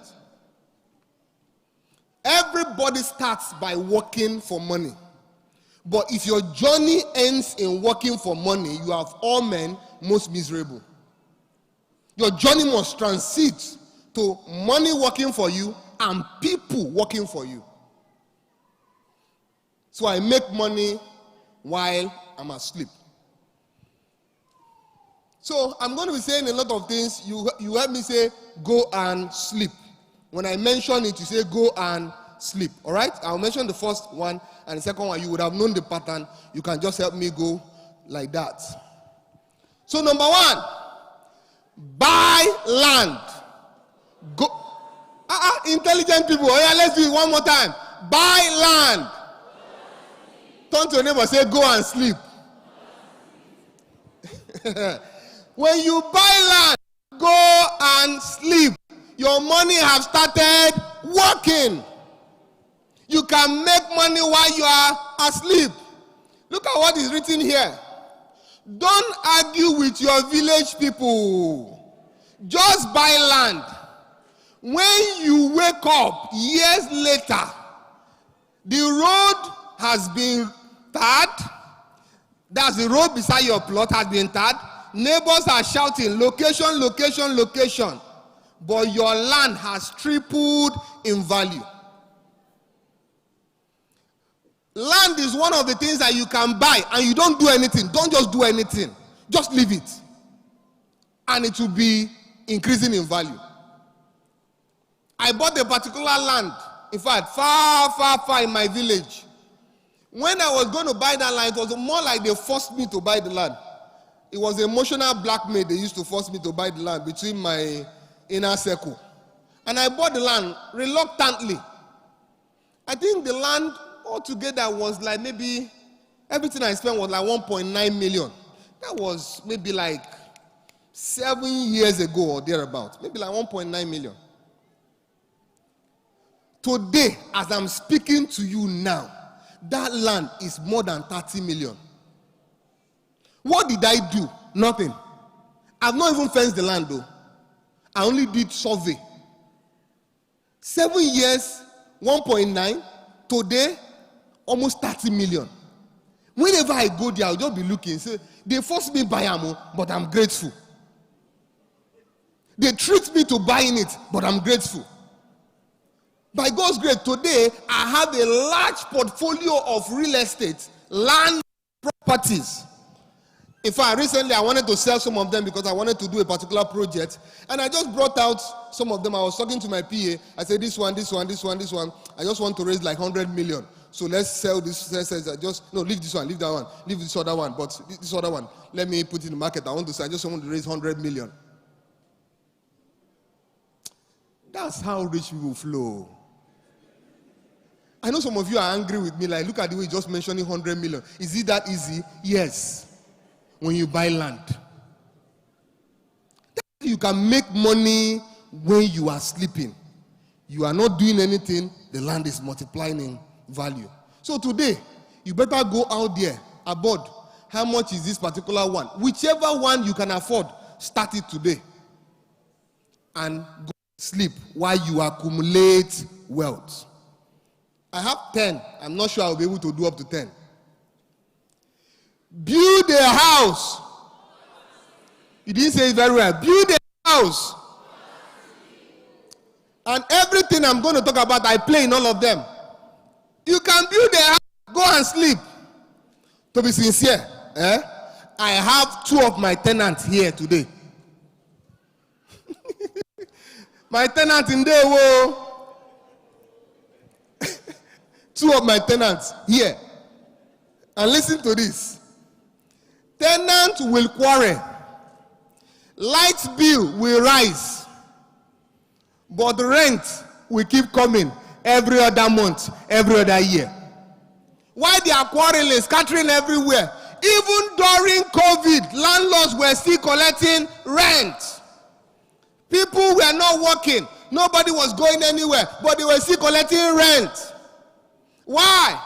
Real estate, when you build a house, you go and sleep. The house generates money. And they can come at any time and tell you they have increased the rent. They can come at any time and give you quick notice. I was talking to one of my staff, and he said they gave them quick notice. I said, what people would do? He said, we will not do anything. I said, are you people owing rent? He said, no, even when they gave them the quick notice, their rent was still counting. I said, what did the man say? He said they wanted to do renovation. I said, it's a lie, I want to increase rent. The kind of increase you want to do, you people cannot pay. Because that's when you start going to court. You cannot do that, you cannot do it. It's okay, pack out. Some of you are busy planting flower in somebody else's house. The flower has now become very fine. You are putting flower pots, putting flower, doing gardening. All of a sudden, they now bring quick notice. It's not the quick notice that's your problem, it's the flower you have planted. The improvement you have done on the landlord's property is not your problem. I did that too. I was living in a particular house. When I started making small money, I turned the house to paradise. But they didn't give me quick notice. I packed out by myself because I packed to my house. Somebody here is going to his own house. Try, do everything possible to build your own house. Grow up, and I always used to say this everywhere. My mom used to tell me that that's my grandfather said to her that if you don't have a house, you don't have a name. If you don't have a land, you don't have a name. He said, why? Because when they want to describe places those days, there are no streets. So the way they describe places is to describe it using compound. Go to Sycamore compound. Go to TMO's compound. But if you are a tenant in that compound, they will be using another person's name to describe where you are living. That will be your portion. Somebody say, I build my own house.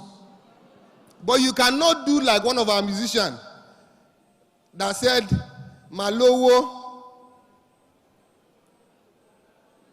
How did you sing that song? The one that said that he will build house and buy land. I don't understand. You buy land first before you build house. All right? So it starts by buying land. So today, make sure that you buy land. Number three, invest in real estate co-ownership and go and invest in real estate co-ownership. You don't have the money. Can you look for 2, 3, 4, 5 people that you can come together and buy it? There's nothing difficult, and our board has some things that they do that you can also buy co-ownership. There are shortlets, you can come, co-ownership, and you'll be earning money. Passive income is the best income. The one you didn't work for is the sweetest. Number 4, own a shortlet apartment. My student has gone to sleep. Own a shortlet apartment. Somebody say, go and sleep. That shortlet was sweet. And our season is here. It's Christmas season. From October, November, December, January, we are cashing out. I'm chopping money. Shortlet they produce like mad. We have not entered Christmas. People are already booking Christmas. We're almost booked out for Christmas. We have to increase the price for Christmas. By God's grace, can't even count the number of those shortlists now that we have. Many of them, and they give us passive income. When they give you an opportunity today, say, come and invest in our shortlet, whatever. You say, no. When I have money to build my own. When I have money to build my own. That's what I've been saying for 20 years now.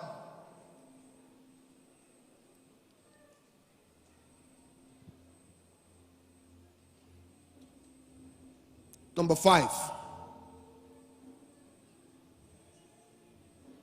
Build a shopping plaza.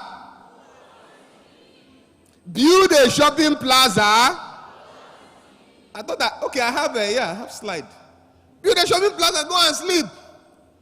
I go to a particular place in America, and the guy said, I own this shopping plaza here, I own that shopping plaza here, and I'm looking.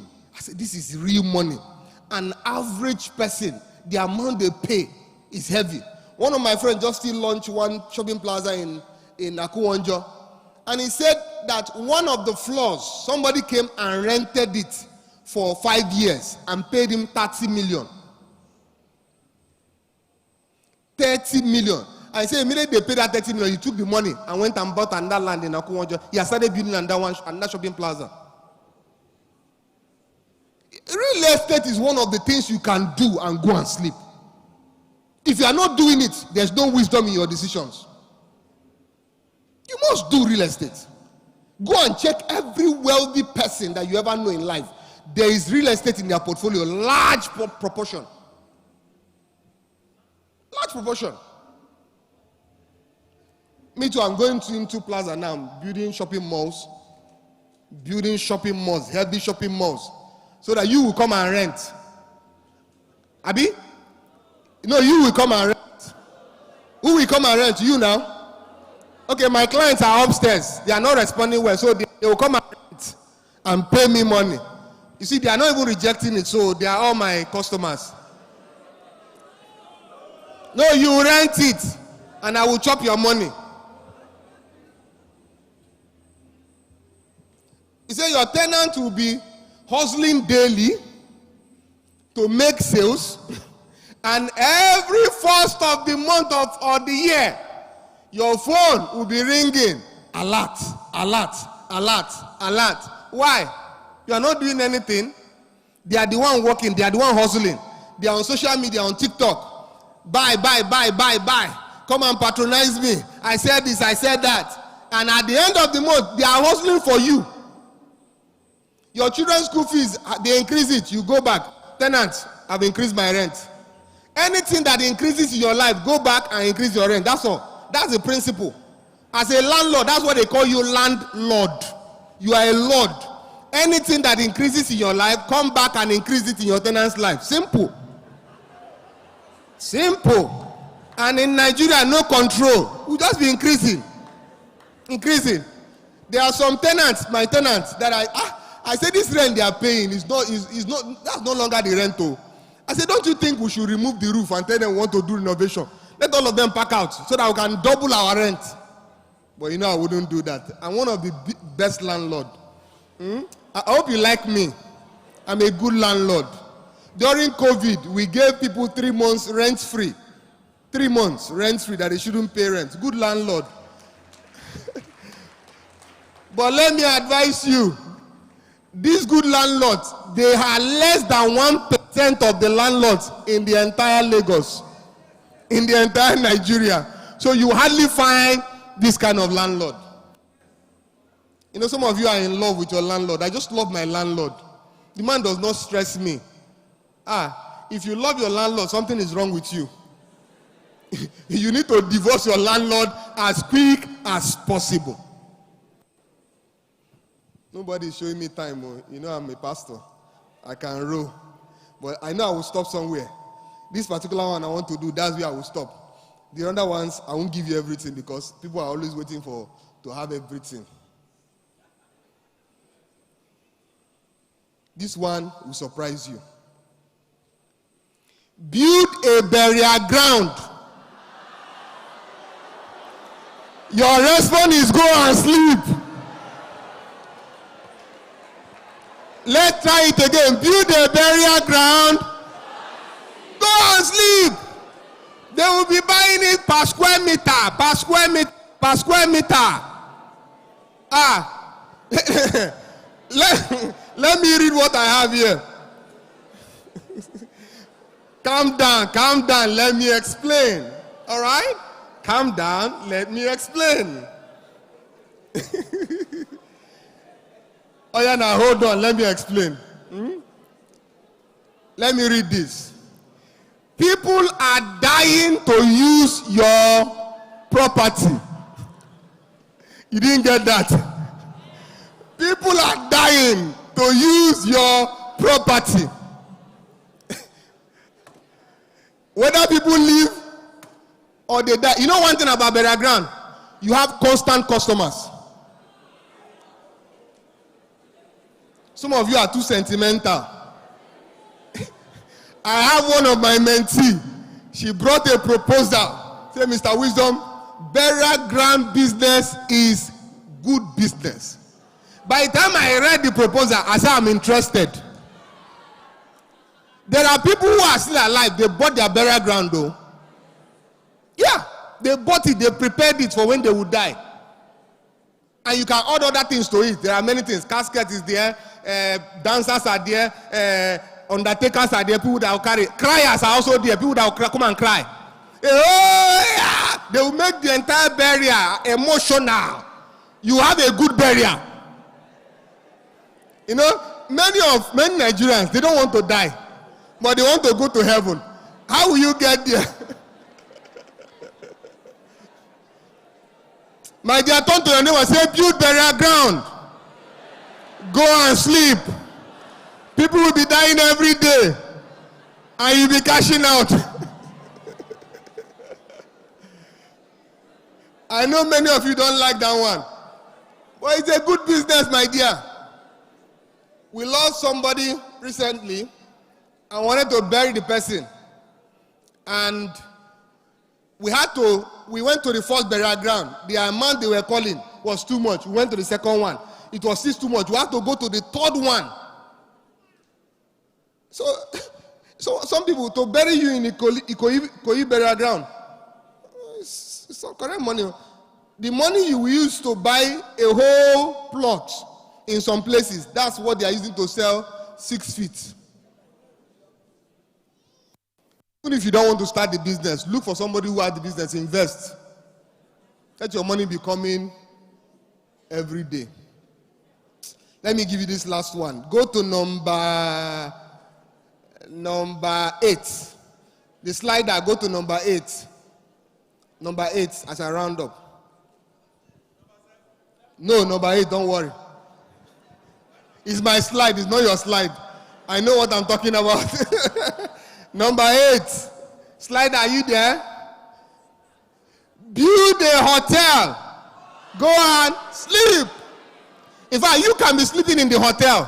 You are sleeping, other guests are sleeping. But the difference is that you are making money, they are sleeping. You are making, you are paying. Now then they pay, now you they collect. And by God's grace, this building is not just the building. This is one of our hotels. It's called Homeward Hotels. It's one of our hotels. You can see it, Homeward Hotels. You know, it's in Ayete, somewhere in Bejuleki. And talking to you now, people are sleeping in my hotel. And they are paying. They are buying food. They are buying drinks. They are using swimming pool. And I'm making money.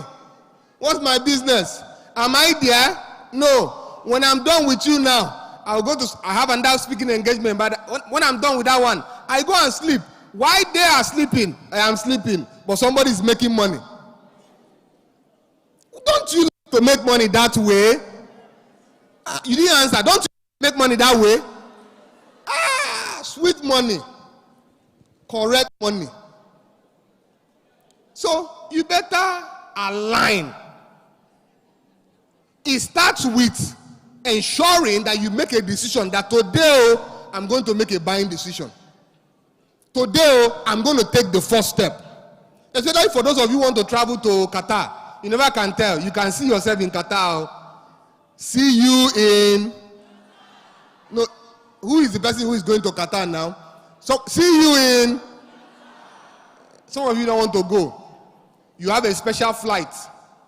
You know, you are from some places that I shall not mention. Those places, they don't need visa. They don't need aircraft. Because they have another craft. It's called, I wasn't the one that said it though. If they want to arrest anybody, evidence. Let me do number 10. Let me do number 10. Don't worry, it's my slide. I know what I'm talking about. Go to number 10. Number 10. Build a farm. Allah, you don't go and sleep, oh. Don't try it. You build a farm and go and sleep, you are in trouble. They will show you. Listen to this. Because goats will eat your profit. Chicken will plan prison break. And rain will test your faith. Stay awake when you have farm. One of my friends, he was in the US. And he sent money home that they should start a farm. That he loved farming. Farming for Africa. Africa to the world. And they bought all the chickens, all the chicks and everything. Started training them. The day he was to come back and come and inspect the thing. By the time he entered, normally if you are entering a poultry, you are supposed to start hearing sound of chicken. The first thing he noticed that he wasn't hearing any sound of chicken. Oga, where are the fowls? Day before yesterday, it rained so heavily And there was flood, and the flood took all of them away. It was one of the community people that told him the flood that took it away is the person telling you that's the flood that took it away. Because every day is clean chicken. People are coming here collecting chicken every day. He has sold all the chicken. So when you start farming, except you start it with an organized company, don't go and sleep. Oh. Carry your eyes, be looking. One of my friends owned a farm and went for a conference, and he met a particular man who is a farmer, and the man spoke a lot about farming, and he went to meet him and said, I'm a farmer. He said, you are a farmer. He looked at him from head to toe. He said, farmer on suit with tie. He said, where is your farm? He said, Ogun State. He said, where do you live? He said, Lagos. He said, go and close the farm. You don't have a farm. You are not a farmer. Because you cannot own a farm in Ogun State, wear tie, and you are in Lagos. You say you have farming. So what I've just exposed you to is the things you can do in real estate. Make money while you are asleep. Because if you don't make money while you are asleep, you will be awake for a very long time. That's when you start having sleepless nights. My dear, there is nothing wrong with your phone. It's just that it's not the kind of phone you should be using. That phone will give you sleepless nights. The witches you are experiencing, if you come to my house, you won't experience it. Oh. Those pressing, they are pressing you in the night. You know, that one that they will press you. I don't know that you have experienced it. Where you'll be in the bed and something will start pressing you. You know, say, Holy Ghost, Holy Ghost, Holy Ghost, Holy Ghost, fire! They will not leave you. You now wake up and say, blood of Jesus, blood of Jesus. My dear, it is the bed bug that is pressing you. It is the bed. The bed has gotten many patches. This kind of your children have we don't need many. Poverty can be frustrating. No, plan your life, especially you young people. Plan your life. Don't live life by chance. Don't live life to whatever will be, will be. Oh, Sarah, Sarah, whatever will be, will be. That is the song of failures. Whatever will be will not be, except you make it be. You are the architect of your own destiny. You have to sit down and plan your life. Take actions and do what is right. When you come to a place like this, it's an opportunity to look out for different things that they are offering and take advantage. Not that you just come on, your note is full, but your head is not full. Your bank account is not full.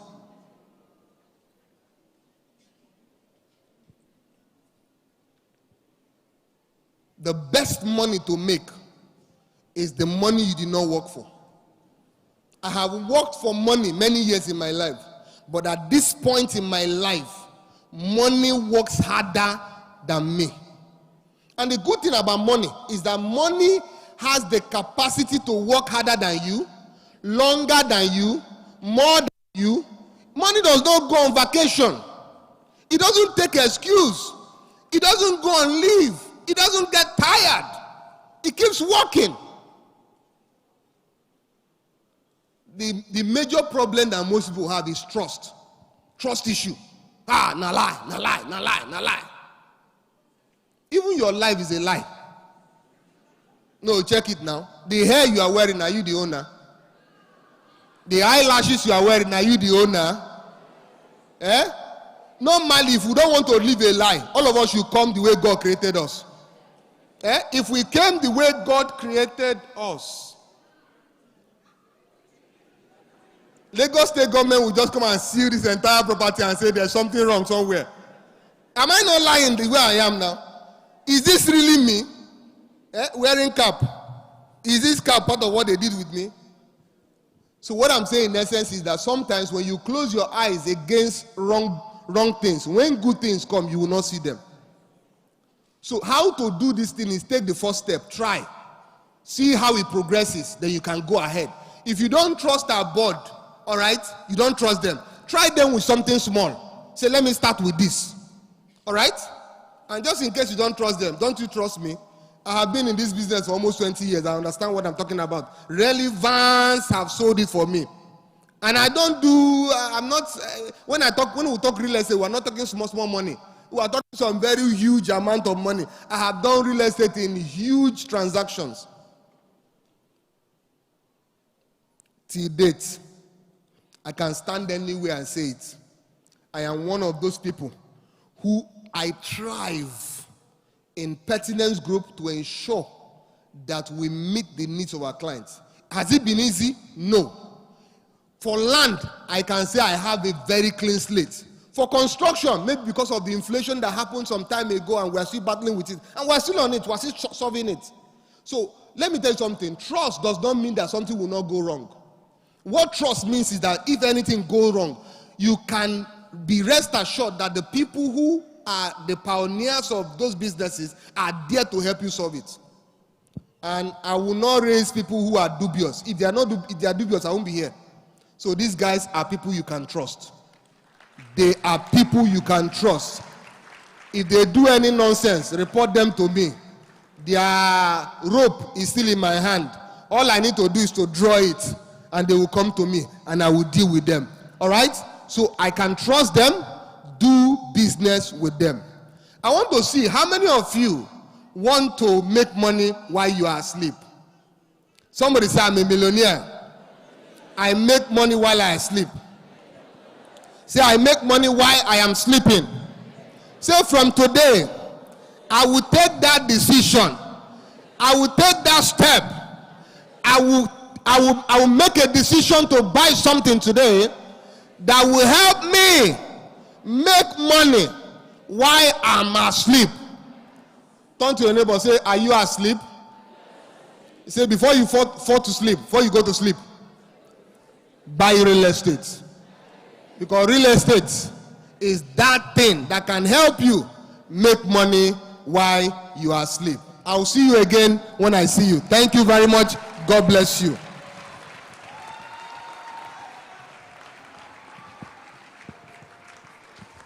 Thank you very much, everyone. Let's put our hands together again and again. Let's put our hands together. We can do better with that for the wise man.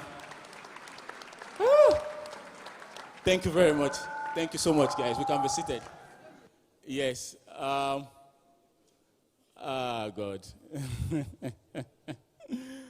He that walks with the wise is not permitted to be foolish.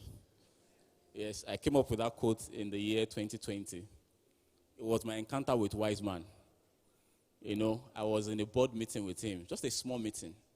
I left with migraine. It was the most frequent number of times I've heard billions in my life. And they said that this man is a man of God. This man is not spiritual. He was just calling billions. We're going to do billions. We're going to do billions. Okay, we did billions this. We did billions this. And me, the realm that I was coming from at that time, it was very far from that place. And I was in the meeting and said, damn it, if you do the 6 billion, we go to 8 billion. I'm like, okay.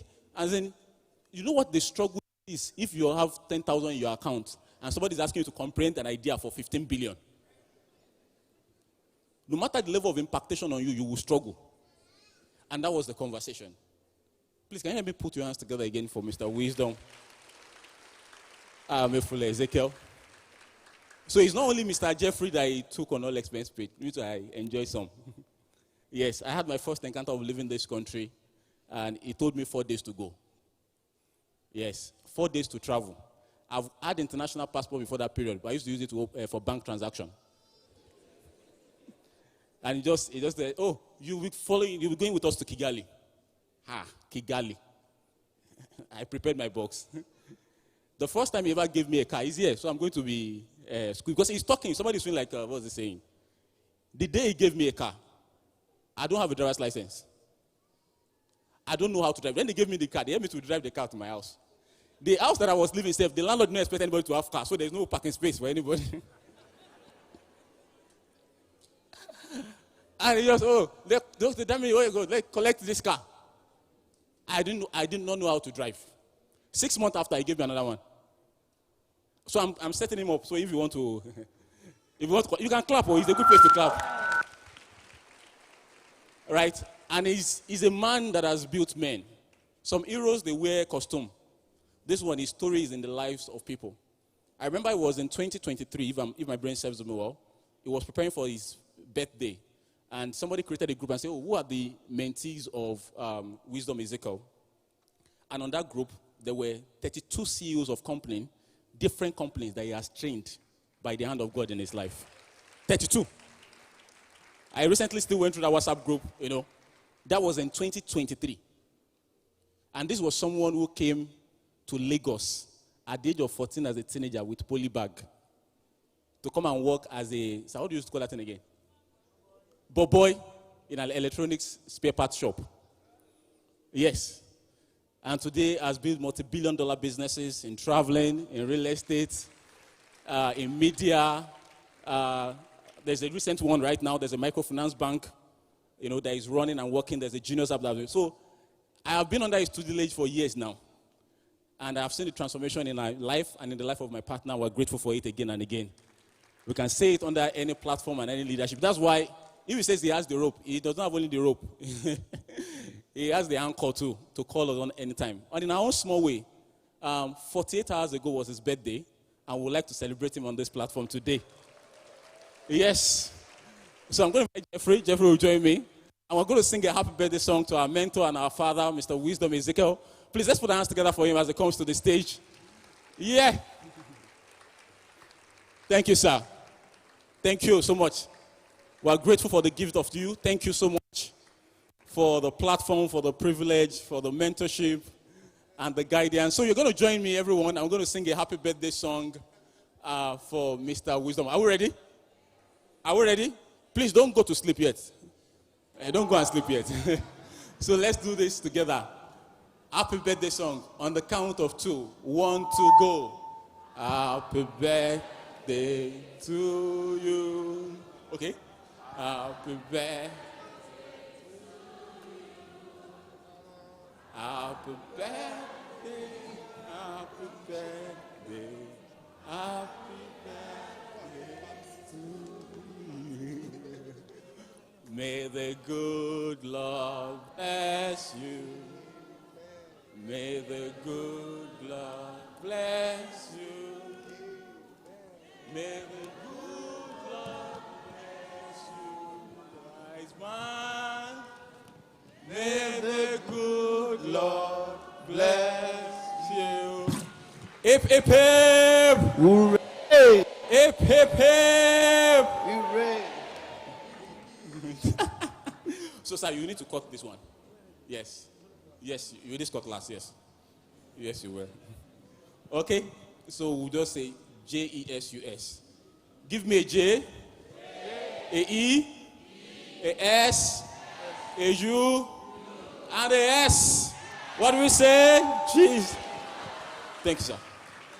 Thank you so much. Happy birthday, sir. Yeah. We celebrate you. Let's take the pictures.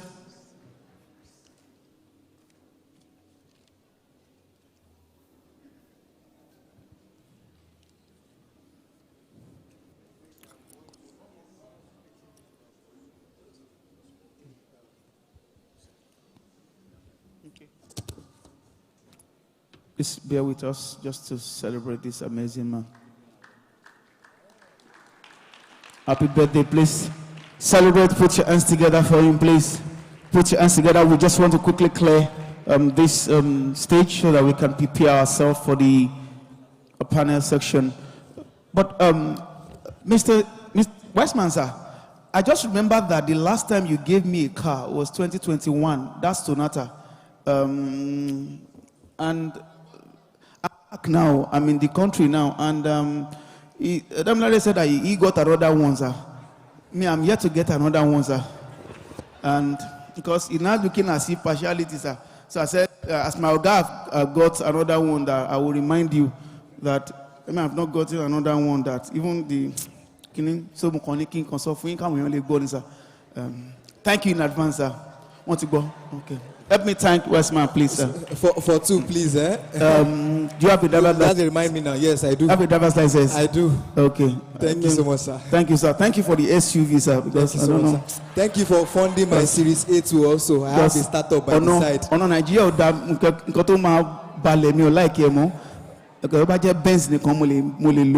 but I just thank you. All right. Please celebrate Wise Man. Trust me. I told you our story is not complete without this awesome man. Trust me.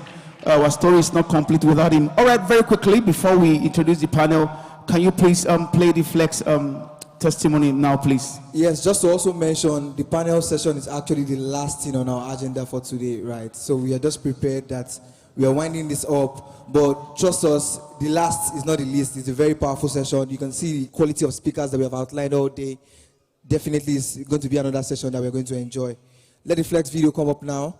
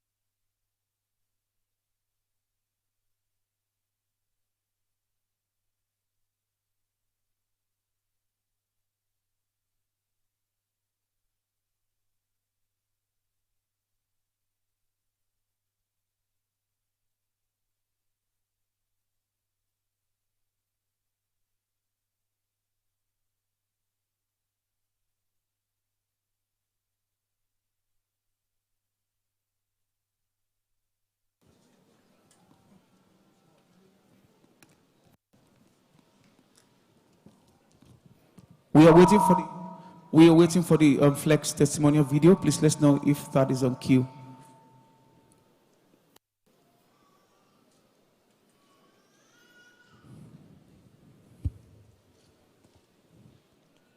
While we are waiting, of 2024, we embarked on an ambitious mission to democratize land ownership for Africans.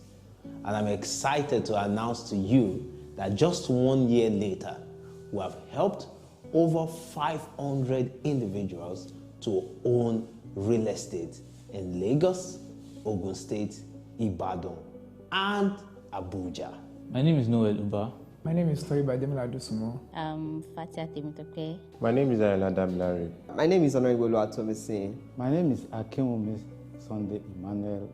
I'm a software engineer with over 6 years of experience. I'm a structural engineer. I work with an insurance company as a financial analyst. I am a teacher. I teach mathematics for a living. I'm a computer science graduate from Taisha University of Education. A Lagos State Revenue Service worker, and passionate about building wealth through land banking and multiplying wealth by land buying. I finished my higher institution around 2023. It was that late because of hustle. I remember growing up and we would say we'll finish school by this time and we'll get a job by this time, then we'll get married by this time. Security feels like something you want to live for a while and make more from it. Growing up, I never believed that I could even own a land. When you're growing up and your background is somehow, and you see people, building houses, buying land, and you be like, oh God, when will this be my turn? What day will I even come up to, buying a land, talking of building a house? It was from a friend of mine, Scott. So I think he posted it or something. Then I asked him about it. Then from there I made inquiry. So before then I was also interested in owning a land and looking for ways to own a land. And when I go online, I would see, I had lots of stories about different things people faced. And that was one of the fears I had. I feel excited. For me personally, I'm a kind of person that I try not to expect too much. So when I got it at first, I said, I was a bit happy, but I didn't want to expect too much. I done throughout the nights. I was very happy. When I told my brother it don't happen at first, because I did not fully trust the idea, because I was, like I said, it was too good to be true. I mean, how can you own a land with 15,000 naira? For me, it was like an icebreaker for me, when we used to hear about land, we're thinking about millions. How can we gather a lot of money? Sometimes location, and number two, the deal that comes with most of the land. It was always the finances, right?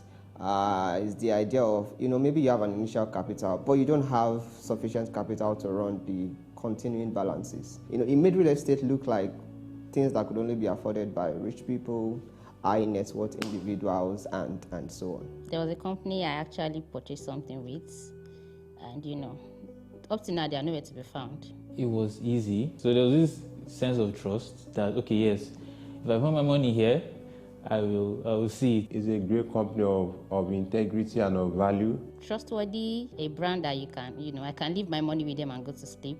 The vision that drives the company, which, basically is democratizing a way for ordinary Nigerians, people like you, me, to own real assets. Real estate is typically a product for the elite. We all know that it is lucrative, but people who have the intention to come into it, a young professional, a recent graduate, a core member, a full housewife, a young artisan, do not typically have this opportunity because of the cost to enter into the market.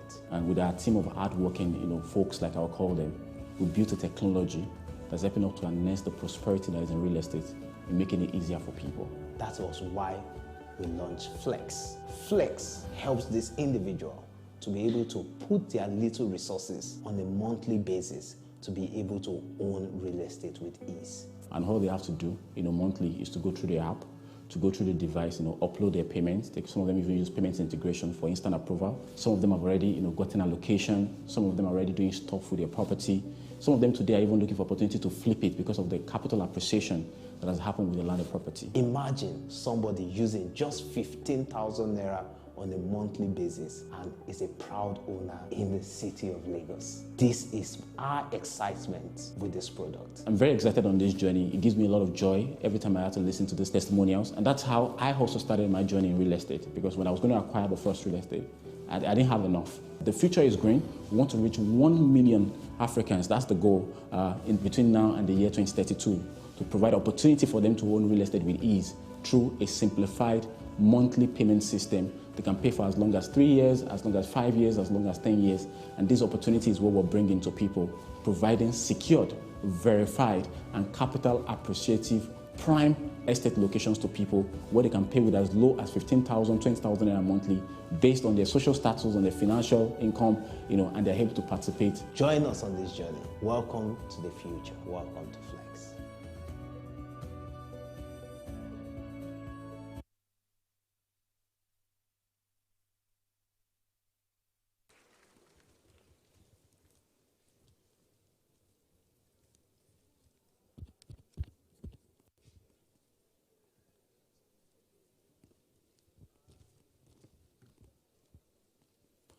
All right, media, can we have the video for the panel, please?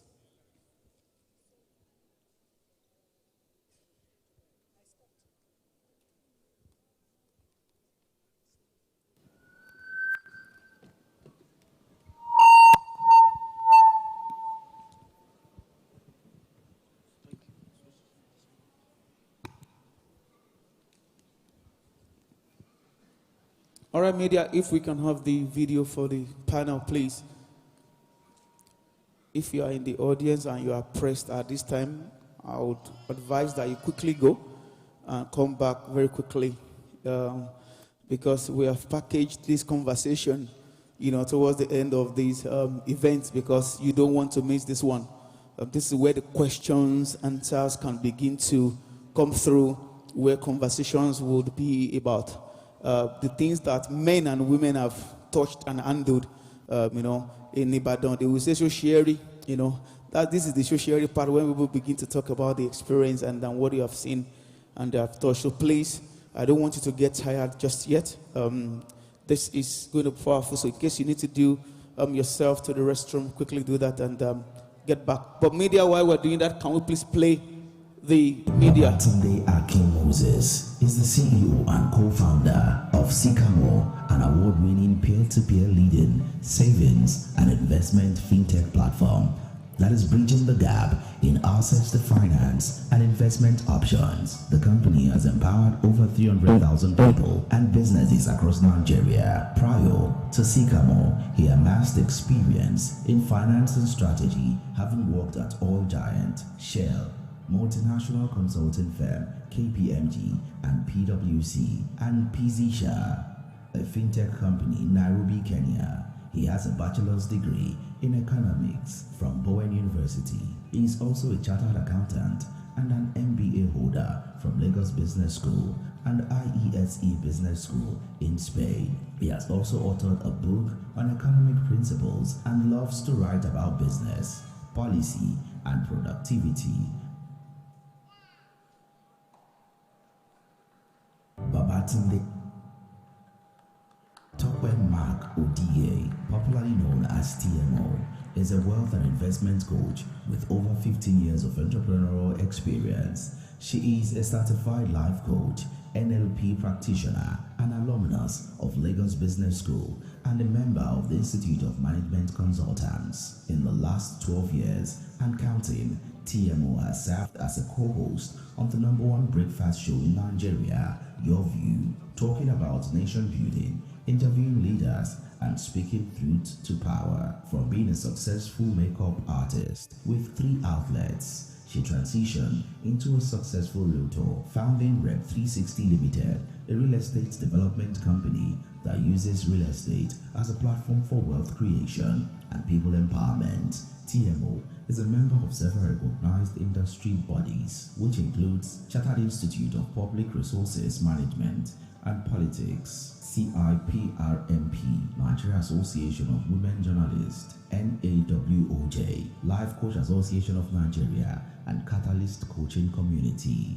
She is happily married to Mark Odige, and they are blessed with 3 lovely boys. Oshokoya Damian Let's welcome is a Mark faith-based Odige. entrepreneur, currently serving as the co-founder.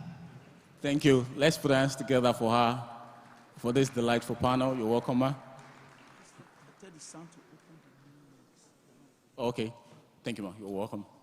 Yeah. I was told that we need to open the new mics, the mics that are here, so that our panelists can have a great time. Okay, they're good now. Thank you. Thank you so much for honoring this invitation. And personally, I've been looking forward to this panel. There are questions that I wanted to ask personally that I didn't have the opportunity. So when they told me I'm going to be anchoring, they said, yeah, that's the time to. However, before we get started, please, for those that are still in the audience, still here, active, you need to do this for me very quickly. Number 1, we would like you to tweet, to post, and then to share what is happening here, all right? And tag @officialabode or my abode on social media. The guys told me that they have something for people who, who put creative content out there, but they didn't tell me what it is, so I'm not going to be able to share that. Secondly, for those who want to participate in the Flex, immediately after this panel, we're going to be running the program that the raffle, that Mr. Jeffrey spoke about earlier, where we will reward, the lucky winners. I think there are 5 or 4 of them. For those who are taking action today, and people are already going outside, so you can go outside there at the desk to take action to that today on whatever you want to do. That's it. So let's get started into this panel. One of the beauties is that I've done my research and I've known you guys for a while. Maybe like this the one panel that you ever be. Like this month, TM has 500 speaking engagements. Yes, that's where she's sleeping. She's sleeping on the side of panel. Right. So we have a mixed audience today, and we will do the job that we're able to speak to the minds of different categories. We have people from Lagos State University. Are they still here? Okay, awesome. We also have people from the School of Nursing. I was told that they're also here. So we have to speak professionally to their own too. We also have those from the community of the physical challenge and deaf people. We've been seeing them do a lot. They're also here. Also, I know that also people from Ijebu, the Taishola University of Education, and the rest were also here. We just want to say thank you. Let this conversation be as diverse as possible so that we can do that. So I'm going to start with the lending man. Yes, the man. Let's put our hands together for my humble brother over there. That's what I used to call. Let's put our hands together for him. Yes, it was Jeffrey that told me yesterday that you guys have disbursed over 50 billion naira to Nigerian businesses. So when he said, I said, you can clap. It's a good place to clap. Yes, yes, yes. And in summary, and share how your own journey started from an undergraduate to starting a big days global amazing world. Let's start from there. All right. Thank you very much, Dam Larry. Thank you, everybody, for having me. That answer is very, very deep. And if I go into all details, we won't go out today. So I think a part in Jeffrey's presentation that sort of with my journey as well. So in 2004, there was this, his name was Charles Soludo. He was the CBN governor at the time. He was doing all these reforms. For those of us that are old enough, you know that he increased Nigeria's capital base. Yeah. And he had a first class in economics. Yeah. And there was this woman too making waves at the time. Her name was Ngozi Okonjo-Iweala. She was the Minister of Finance. My dad told me that she had a first class. Yeah. I was a science student in secondary school. I was supposed to go and do medicine, but he looked at these two people. He said, these look like economists that are making waves. Hey. He thinks they are the one, that's where the money is like Jeffrey. Those are what I studied Yoruba. I don't know. So his whole goal was, look, you know what? Study economics, graduate well, and go and be CBN governor or finance minister. So the way Jeffrey had that inspiration internally, mine was my dad, because I was supposed to go and be a doctor. I'm saying all this now because it also, sort of leads into the story. So long story short, I ended up going to study economics, graduated well, and during university, I was lucky enough to do an internship. And I still remember my own first salary as well. It was 25,000 naira, and we also split it in a very interesting way, so I don't want to go into that. But the whole thing I learned during that internship was I think I want to be an entrepreneur, right? The mentor I was working with at the time was, I really liked how everything was around his whole schedule. Yeah. He would come to work 9 a.m. sometimes, even though he said he has not slept the night before because he was working. So it's not every entrepreneur that can go to sleep, except you're a real estate investor like the wise man here. So I learned a lot from him, and the whole idea was be an entrepreneur too. But he had a different model. He had worked for like 15 years before he started business. So the whole inspiration for me then was, you know what? He and another mentor of mine, they've both worked for like 10, 15 years. So the advice to me was, if you want to do business, go and work. Go and do your own apprenticeship somewhere first, right? So go and work for somewhere for 5 to 15 years, then come and do business. Yeah. So that was exactly what eventually happened. Graduated. I did my youth service. Again, that's another long story. But eventually, I ended up working for about 7-8 years with different consulting firms. And throughout that whole period, interesting story, one of the reasons why I did my youth service in Shell was because I asked around at the time. They said Shell was paying the highest salary in Nigeria. That was a lie, but that's what they told me. I didn't know better. I was 16, 17. So they told me that the salary in Shell then was 200,000 naira. At the time, my monthly pocket money was 5,000 naira, so it looked like a lot of money. Yeah. So my own idea to start a business was to go and work in Shell, and I'll be earning 200,000 naira. Yeah. And I'll be saving 50 to 70,000 naira every month for 5 to 10 years. And that's the money I'll use to start my business. That was my plan. I had this plan when I was 17. I wrote it down. I still have the piece of paper. And for context, this is over 15, 17 years ago. So I still have that plan. As God will have it, Shell didn't retain me. In fact, they were not retaining commercial people. So I had to leave before the end of my youth service. But I still had that whole mindset of go and work a bit, save, and then start a business. And I ended up working for like 2-3 different places. And when I got to a mid-level manager, I resigned. I went to Lagos Business School. And it was part of that savings too. That was part of the seed fund that contributed to it. At the time I was going to Lagos Business School, I didn't even know what business I wanted to start. All I knew is that I'm going to business school, and by the time I'm coming out, I'm going to be an entrepreneur. So my whole goal was go and turn from an employee to an entrepreneur. Yeah. That was my objective for going to business school. And in business school, I met my co-founders, Onye and Maiwa. Then fintech was just starting to be on the rise. Wasn't the way it is now. This was 2017.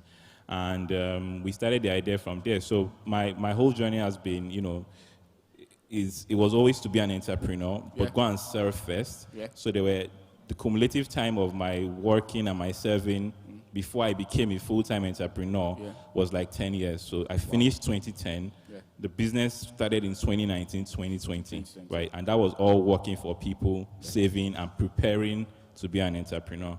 So that is a very high-level summary of my journey. Thank you. Let's put our hands together for taking us on that journey calmly. Ah, God. Okay, I'm going to ask you, Tuma. I know that you've been everywhere.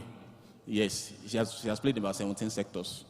Yes, pharmaceutical, beauty, journalism. I just wanted to take us on your story. I love people sharing their story because I feel like there's a lot of wisdom. As we were speaking, 4 things, just dropped in my mind, but we'll talk about that much later. All right. Thank you very much, ma'am. Mm-hmm.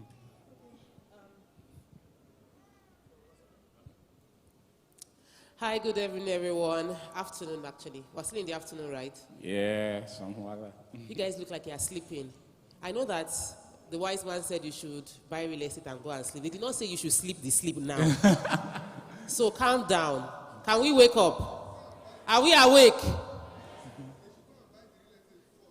Before, yeah, so you have not bought it yet now. The ones you have bought, don't sleep yet.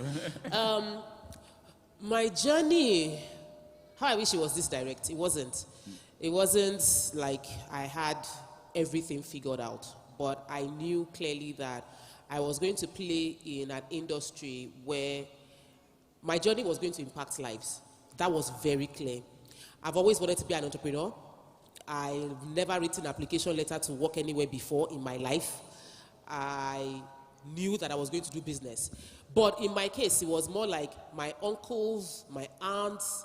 I come from a very, very thriving entrepreneurial family. So everybody I knew growing up worked for themselves, had staff working for them. So it just never occurred to me that I was going to work for anybody. I was going to own my company and I'll have people working with me. That was very clear. Okay. And it was the reason why at a point in school I was doing internship. I went to do science. I studied science laboratory technology. Science at what? Science lab tech. Oh, yeah, it's the kind of course you study when JAM has jammed you. Okay. Yeah. So, and you cannot get the course you want. How many people did jam? Don't so just clap for yourself. Because everything works together for our good. It doesn't matter what we study, we end up where we are meant to be. Thank you very much. So, because sometimes you need to miss your way. And then I went into NAFDAC. Because for me, science lab tech, let's try NAFDAC. I did my CWES in NAFDAC. By the time I got 2 months in NAFDAC, I knew that I'm not wired for this kind of job, While I was in NAFDAC, it was a 3-month period. Within that 3-month period, somebody had an explosion within the lab. It was in, they had the Oshodi lab. I did 1 month there, but the explosion took place in the Yaba lab. And the lady had like a burn on her face. And nobody's going to know. Because it's a kind of work that is a thankless job. Nobody will thank you. Nobody knows what they're doing. Do you know how your drugs were certified? No. Do you know that some people are mixing chemicals together every day to ensure that the drugs you are going to use or the soap you use to take your bath is certified good enough for you? Nobody knows. And you're all inside the lab. Morning to night. It was very boring. I knew this was not my job. So the next internship was a 1-year internship. I tried, let me try medical lab. So I went to medical lab. As you have seen me, so I can draw blood, I can do Widal, I can do malaria, I can do genotype test. I could do it. After being there for a while, if you know me, and the way I like talking, the way I like engaging with people, any job that would not let me engage people would not work. I knew that was not going to be it either. So it was now a case of what else can we do? Went back to school and I was doing eyebrows. I was doing my own eyebrow, yes. Because my eyebrow is, everything I said works out for good. My eyebrows were permanently half. Like, it feels like God was going to complete it, but it just did like this, pew, and it did not bring it down. So I grew up seeing my face, and every other person had like complete eyebrow. Don't worry, this is permanent eyebrow. The real one that God created is not like, this is not my eyebrow. So I was now helping God to complete the eye pencil with eye pencil. So the eyebrow stopped like this. I put pencil to complete it. And people started liking the completed work that God allowed me to do. And they would say, I want my eye to look like your own. I said, no, this my own. Is that God forgot to finish it. I now helped him. And that was how my makeup career started. It was helping people achieve my shape of eyebrow. And I made money from it. And then I saw Tara, and Tara was all over social media talking about how she's building a career in makeup. And I was making little money as a student from makeup. I felt, okay, I don't need to do science lab tech. Let me just start my makeup studio.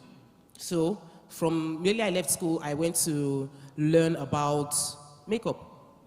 Studied makeup, started doing my bridal, hustling, doing flyer, opened my first makeup studio. Before I even opened the first makeup studio, I did a flyer, went to Festac, because I grew up in Mile 2. So I went to Festac, they had my flyer around to market myself, and jobs started coming in. And that was my first job. But it was about impact. So even then, I knew I wanted to do something that would impact people. My vision then, you can laugh at it now, is that I will have makeup studio in every state in Nigeria. Everybody would be doing makeup in my studio. I would empower people, I'll train them for free, and I'll make money as they are earning money. And then I saw an interview of Tara saying that's what she wants to do. And I felt like, she stole my dream, even though we did not talk. Fast forward to much later, we were able to launch the Ewabella Scholarship Program, where I was able to train over 200 people free on makeup.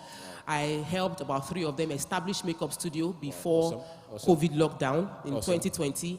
And it was like, I'm now in the path. Yeah. But somehow, I cannot tell you the story of how I entered TV. We can't summarize it. Just know that I have done plenty of things in my life. But at the bottom of all of it is impact. Is that I know that the best way to make money is to help others to make money. I've always known that. I've believed that there is what Abode talks about, shared prosperity. The easiest way for me to increase is to say that every other person around me is increasing. I take a 1% from everybody, I am richer. So I wanted to achieve it with makeup, I didn't. Now I'm achieving it with real estate. Whichever way, the core goal has always been to grow others, and I'm doing that. Even going into TVC, getting on Your View, it's all about impact. So I don't know, in the next 10 years, which industry I would have expanded into, but at the core of everything I would do is that lives will be transformed, there will be impact going on there. Thank you very much. Let's put our hands together for that journey. Please, let me just say something. Sometimes the challenge we have as individuals is that we're so stuck on the idea that we feel is our idea. So stuck on, this is what I want to do. I want to do economics. I studied medicine. I must do this. No.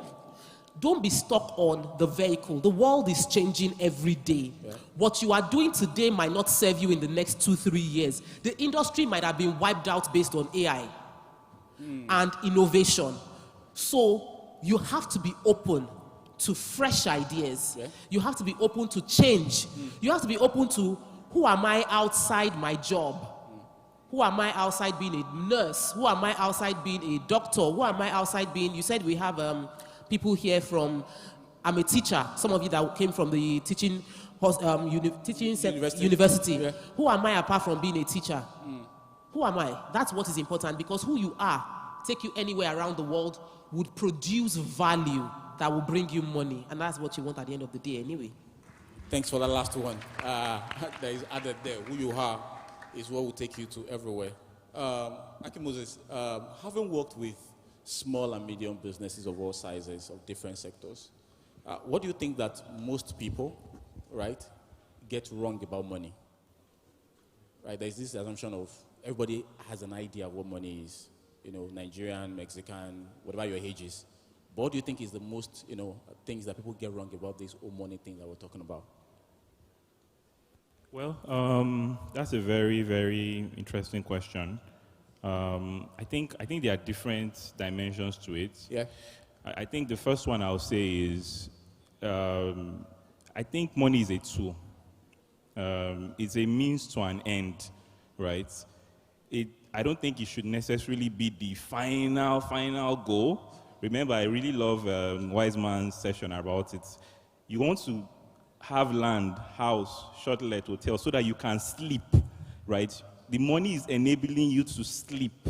If, at least for that period of time. The other things everybody wants to do, right? So, like a knife, or an hammer, whatever it is, those things are not meant to serve themselves. Money is supposed to help you get something. Yeah. If it is sleep, if it is travel, if it is mentors like Wise Man buying us cars, or houses or lands or something, right? So it's a means to an end. Yeah. That I think is very important. And I think the other thing is, and I really love the theme of this conference, right?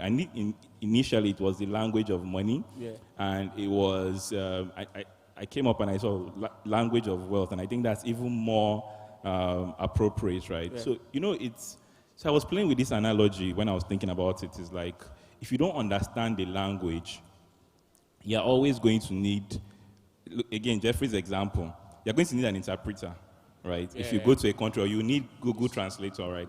So if you think about it in terms of money or wealth, you always need a financial advisor, right? And if you imagine you having to consult somebody every time you want to make a financial decision, you will never be free. So first off, you keep spending money, right? Because that's a cost. You're not going to make the right decisions, and you will never be free, right? So what is the language of money? There's vocabulary for money. Yeah. We're talking about how do you save? How do you invest? What is an asset? What's a liability? We can't go into too much technicalities, but I think if you follow the 5 principles that Jeffrey gave us in his presentation, you'll be very, very fine.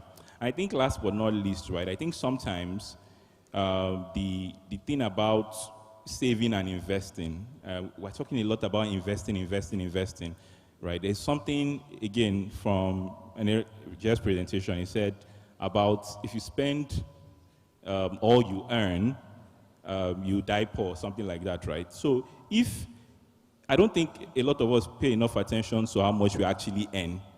You can't save. What are you going to save from? You need to make money first before you can save or invest, right? So you have to actually earn. And how do you earn? Again, everybody has said it, you have to invest in yourself. Yeah. So that is an investment, it's not an expense. When you take transport money to come for this kind of conference, you are investing the 5K for the Uber. It is 5K that would yield you 15K tomorrow because you're investing in yourself, right? When you are taking a professional exam so that you can be promoted at work, that is an investment in yourself, right? When different scenarios, but I think it's very, very important that people, you can't save from what you don't have, right? So you have to have something first, and when you have that, by improving yourself, improving your capacity to earn, that is when you can then say, okay, you can save, you can invest, you can give, and you get to that higher stage of financial freedom. Thanks. Thank you very much. Let's put our hands together for that. Oh, Lord. One of the things that people don't know, many people truly, till now, they've not found what they are passionate about. Yeah, I say it a lot. And the reason is because most times, many of us in the bid of trying to survive, you've now found love in what you are surviving for. Maybe right now you're meant to just be loving cactus plants. As in, that's your passion. Your passion is just to see children, go to school all around the world. Maybe all you are really passionate about is just playing guitar. Have you seen the owner of Virgin Atlantic?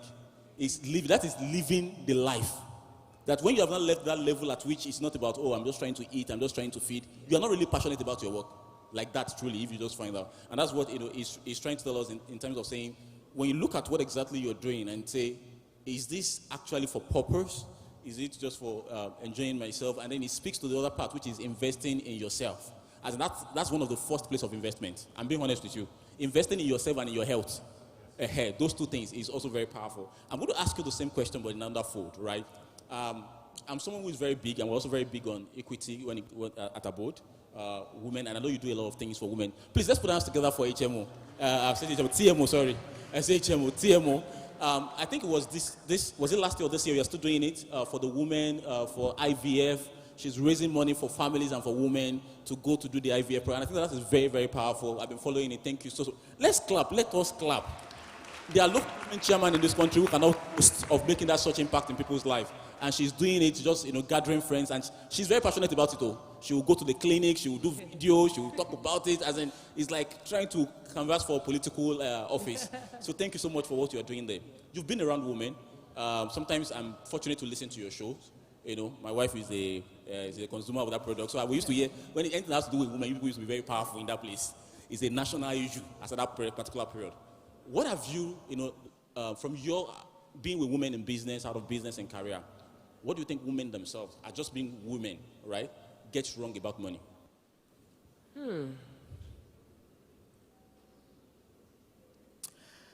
What women get wrong about money is that women think that wealth creation is, majority of women unconsciously think that the best way to make money is to support their husbands. Unconsciously, women think that wealth and money, making big money, is men's thing. My job as a woman is to support the man. So in most cases, unconsciously, I'm not saying on surface level, I'm saying deep in the heart of many women, their job is to support. The men should make big money. My own is just to support. If he needs small money to add to food or to add to rent, I can bring.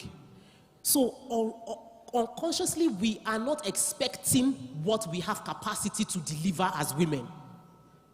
And majority of women are underplaying the potential that they have. I had a makeup studio before I got married. I had 2 staff before I got married. And then I got married and became a supporter of my husband and shut down the studio. I was doing some work, I was pregnant, vomiting, all of that. And even when I started praying, I'm praying, God bless my husband so he will take care of me. I wasn't really praying, God bless me so I can take care of my husband. So you can see that even down to praying, we don't see ourselves as, I want to own. Guys, you as women need to start seeing it that you have capacity, just as a man, to make as much as any man. Not from a place of competition, but a place of utilizing your ability, this inborn ability you have. I listened to Funke Felix Adejumo at a point in my life. Yes, that's my mama, our matriarch. Clap for her. And I listened to her and she was like, she was talking about what she owns, the assets she has and all of that. Then I went to my sister-in-law's house. And I went to my sister-in-law's house and I told my sister-in-law that. She was like, oh, Tope, how are you doing? I said, come and give me this handbag. Yeah, but you're on TV now. How can you not have money to buy handbag? I said, Auntie, we are owing house rent. She said, how much? I said, I really don't know, but I know Mark said we have not paid. She said, you have not paid, and you cannot pay. That's what she told me, say, you cannot pay. I said, I don't have the money. She said, how can you not have the money? She now told me the house that she deposited 60 million naira for just the week before. She said, we're moving into that house next year. I didn't wait for my husband. Okay, hold on. This person is married to my husband's elder brother. Okay, I want to stop you there to clarify that. She has made a deposit for the house that the family is going to move into. That's where they're living now. Don't you know that is taboo from where we are coming from? No. And that was the thing for me, and that's why I'm sharing it with you. Because when she said it to me, it's as if something cleared from my eye. You know how you can be living a life that is... See, guys, in Nigeria, things are not normal for many people, though. When you drive on the road, many drivers, their head is not working well, though. It is when you drive in other countries you realize how bad the things that we think is normal here. That's the same way for women. Unconsciously, well, okay, I'm making small money. I'm supporting my husband. You are meant to be his helpmate, but your potential is not limited to his capacity to dream. Some men are not dreaming, and you have decided to subject yourself to the limit he has placed on your life based on his own dream. Free yourself. Because somebody had to tell me that my husband is okay with this house, but I wanted a bigger house. So I have paid for the bigger house we are going to move into. And I was like, okay, I know you. I know how you started your business. I know how you grew. I know what you're doing. if you can afford it and you have one head. She told me, said, "Topo, you're too smart. When you were getting married, I knew what you were doing. What happened to you?" I forgot my brain when I got married.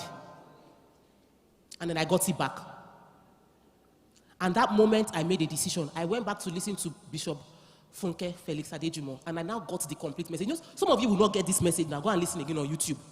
I got the message completely, that sometimes God is going to bless you as a woman so that you can rescue your husband and rescue your family. And it just has nothing to do whether you're married or not.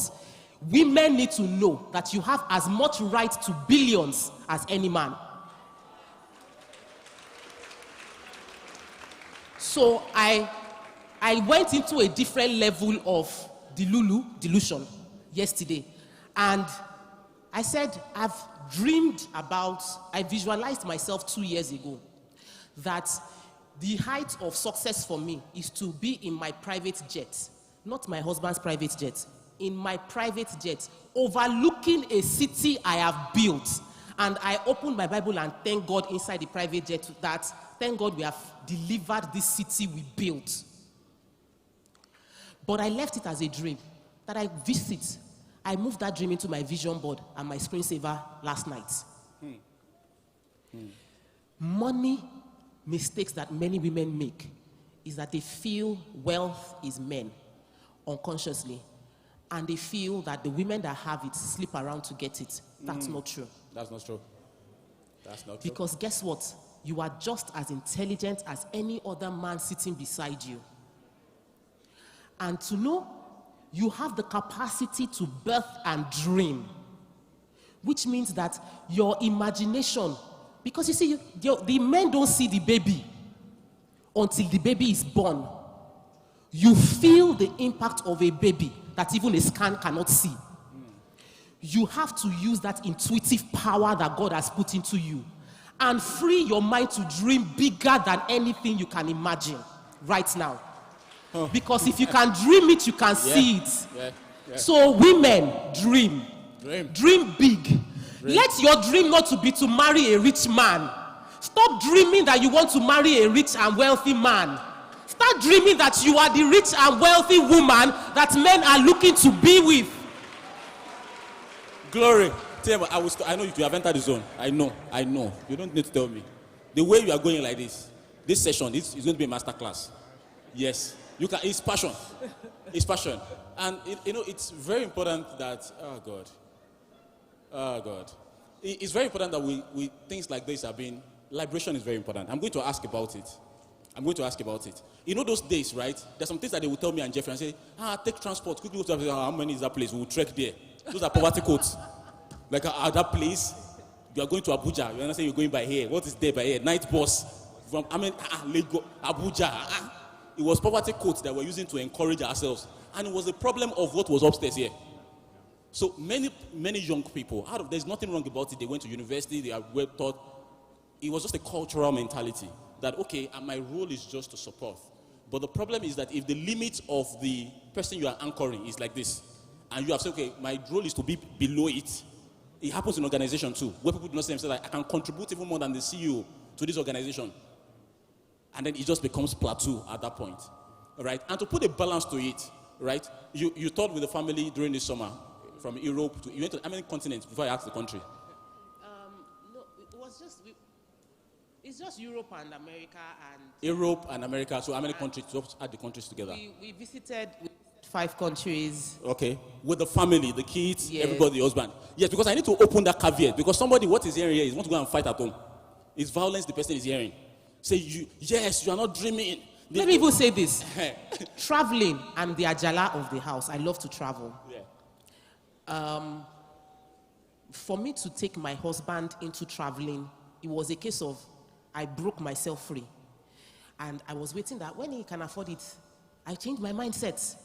I don't need to wait until he can afford it. I will afford it on our behalf. So buy the ticket, we will go. Family needs to travel. I want my children to travel. Don't wait for Oga. Buy the ticket. I tell you that somebody bought house that the family moved into. I'm saying, you cannot do this at this time. Stop thinking that it is until he buys or until your parents give you. You need to make a decision. Yeah. This is the quality of life I want, by dreaming big. Yeah. And then you will create the resources and the wealth to help you live that life. Then, thankfully, you have a good marriage. See, I have to celebrate my husband. Amazing person. He's not every man that will handle my... Yeah, I'm extra like that. He's doing a great work, I know. He's doing the work of the Lord. Of the Lord. Didn't allow... Some of you have allowed life and circumstances to be the shackle that is holding you back from making money. What you must learn here is that regardless of whatever your experience is, because the point when I went into real estate was the point where I lost my car, I lost my makeup, I went through fire, literally. I survived a building that caught fire, and my car was burnt down, and my tools were burnt down. And I chose not to make that my burial ground. I chose to make it a stepping stone into my next level. So it doesn't matter what your story is today or what you have told yourself. As you live here, you will tell yourself, I now understand the language of wealth. And I am changing how I speak, I'm changing how I act, I'm hanging around with, I'm changing how I'm spending my money, I'm changing how I see money. Because you have come here. And it doesn't matter where you're coming from, it's what happens to you when you live here. Yeah, yeah. It's a good place to clap. Oh, God. Okay, because of our time, I really want to get into it. Now, what is this thing with serving and mentorship as a tool for wealth? Right? I know my mom is here, right? And growing up in ABK, in Abeokuta, there's nothing wrong with Abeokuta, I'm being sincere with you, right? Amazing place. There was no anchor of light to say, okay, this is, many of us don't have that privilege of there's an uncle, there is an auntie, there is somewhere else here. And everything you've experienced, because you can't take people's experiences away. How do you use IPO or jig to wash all those things away and consume all those things in relation to how does serving, right, and then mentorship help you as a vehicle to get out of this kind of darkness like poverty?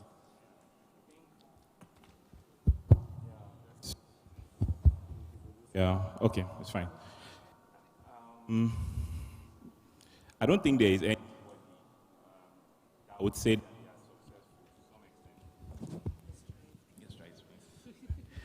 think that there's anybody that has achieved any level of success without some sort of mentor, father figure, mother figure, uncle or auntie, every single person, right?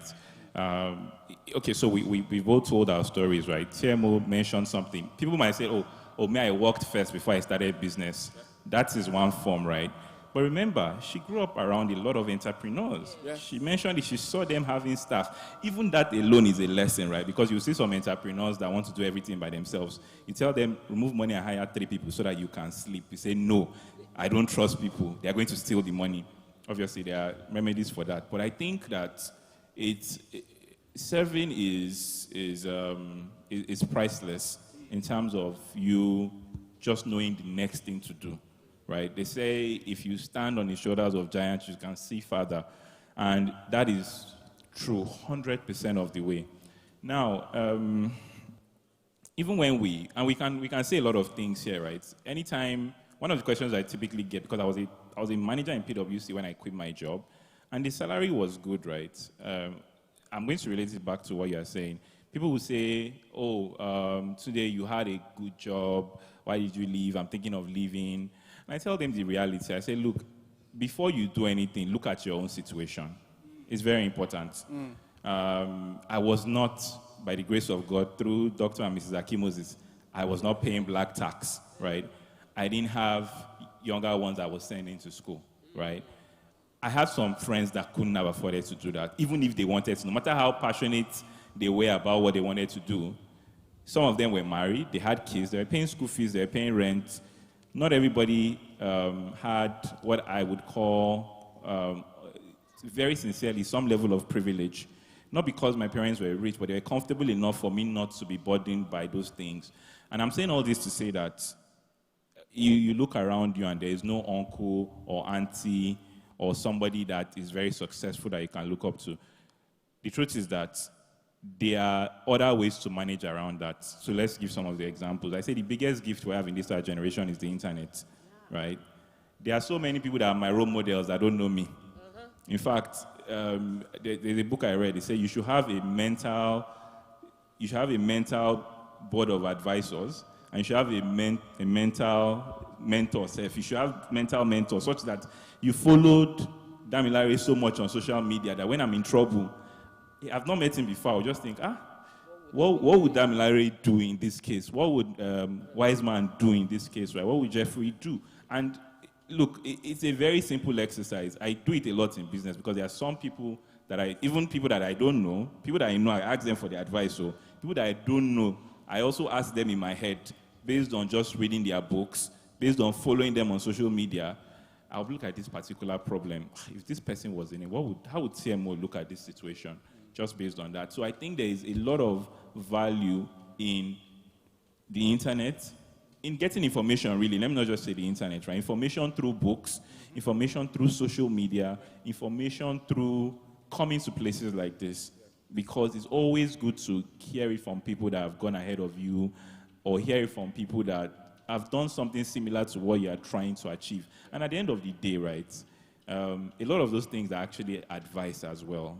Advice means that you can take it or you might not take it. I think some people, when they get mentors too, they treat it like a master and servant relationship. My mentor said I should jump. My mentor said I should do this. I'm not saying don't listen to your mentor. Before our mentors, I have mentors here. Let them not catch me too. We listen, we take advice. Advice is you filter it through your own context. So Tiamo is saying that she did this. She was able to start business before. I didn't have any entrepreneur in my own email circle. My parents were working. So in terms of people to look forward to, I had to go and learn it for years. She had that advantage. So if somebody is giving me the advice that I should have started business from school, it would have not been the same context as hers, right? So I'm saying this to say your own context matters. Mentorship service is very, very important. I so much believe in servant leadership, which was also a struggle now that I have a lot of people that work for the companies that I run, because I like to do the work, and I believe that there's actually power in service, right? But service is also important because you need to learn from people. There are mistakes. You learn from experience, but nobody says it has to be your own experience. Yeah. You can learn from all our experiences, yes, right? All of us here, right? Yeah. Just by hearing, you avoid a mistake that cost us time and money just by listening to people speak. So I think it's invaluable, and please get as much good information as you can. Don't be limited. The worst thing you can do, I think, is to put that mental barrier and say, because I am not this one, because I didn't go to Coventry University, or because I didn't school abroad, or because my own parents are not this. You can make your own table, right? If nobody invites you to the table, you're going to build your own. You build your own and invite yourself to the table. So I think it's very important that we take advantage of what we have today. Thank God for technology. Thank God for all the access that we have. And please, get mentors, get role models that you can look up to. Thank you very much. Oh, we can clap it. We're getting value. We can house. This is very, very good direction. Also, I just want to put this out there. I'm expecting that we're doing the raffle immediately after this panel. So, guys, if you are ready, bring it in. But if you still want to participate in that raffle that will be happening immediately after our session, please come out there and ensure that you get your ticket number or your own sure number. Sure number, you call it now? Sure number. Your sure number into your mind, and we'll do this. Thank you very much for that response. So, TMO, people were hearing about Europe, things like that. I want you to speak to something very practical today. When you make your income, share with us this general public outside now. Don't tell us the number, don't worry, it's not the number. What exactly happened to that resource when an income comes into your purview now? There's some people that they used to spend money that they have not received. Somebody will say, next week, see you. And the person will start going and buy things on credit. Already, some people are like that. I'm talking about what comes, how do you debt them? How do you apportion them even at this level? Okay, I'm going to talk a bit about mentorship. And I'll say it because even though I had seen entrepreneurs while growing up. I did not have a one-on-one relationship with any entrepreneur when I was a makeup artist. And I saw the gap because when I was going into real estate, I did not start with head knowledge. No. I went straight for mentorship. I got relationship with mentors. I bought books, paid for my first commission that I earned in real estate. I paid it to Dr. Olumide Emmanuel for the real estate masterclass in 2021. Wow. That's because it is important to have mentorship. There are things that you can't joke with it. You need to be in the rooms. You need to talk to the right people. You need to hear when decisions are being made. You need to hear how people are making decisions. You need to hear the figures people are saving, figures people are spending, how much they are paying as salary to staff so that you can reevaluate where you are. Because some of you think you have arrived where you have not even started yet. So when you hear other people's numbers, it will humble you positively and inspire you to dream bigger. You need to be in those rooms. Mentorship is powerful. It's, I would say, what has helped my journey in real estate as compared to the years I spent in makeup. Getting the experience, it was much better. And you don't need to find mentors through, hello, can you be my mentor? No, you can serve. Many people are here in this room that volunteered for this event. Those people they have better access to the founders of Abode than you that just came to attend because they served and they volunteered. So volunteer your way into some rooms, serve your way into the heart of your mentors, people that you want to be around, and you'll be shocked at what you will learn from being close to them. That being said, for mentorship, let me talk about what you asked. In breaking down expenditure, income distribution is, I'm a Christian. I honor God. We put that one aside. So what I have is 90% of whatever income comes to me. So even when it's important. Even when it is a gift.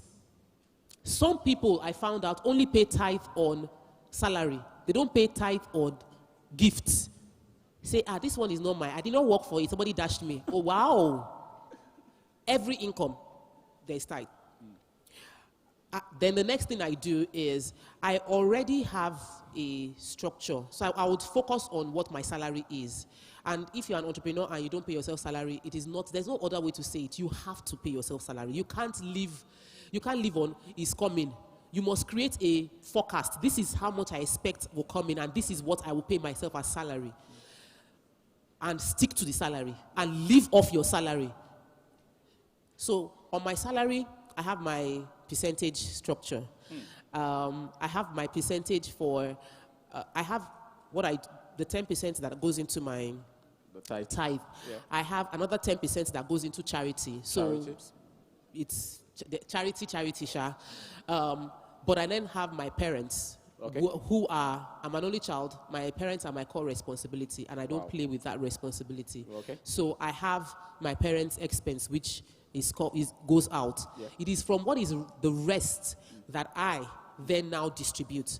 I have my children's fund, and I have saved for my children's education. My kids are 13. My twins are 13. I've been saving for them since they were 12, every month without fail. Every single month for the past 12 years. For all my children, it's compulsory. There's nothing that happens that will shake it. I don't even think about it. It's automatic. It's automated. It's automated. To save for them. To save for them. It goes into their account straight up. Then, because I understand that there are other responsibilities, let me tell you. So in our house, we have different financial structure. You might have something different. I have my own expense that I carry as the wife of the house. So my house girl is me that want house girl. My driver is me that want driver. They did not say, because my husband doesn't have a driver. I'm the one that wanted driver. I pay my driver. I pay my house girl. I have Yoruba teacher.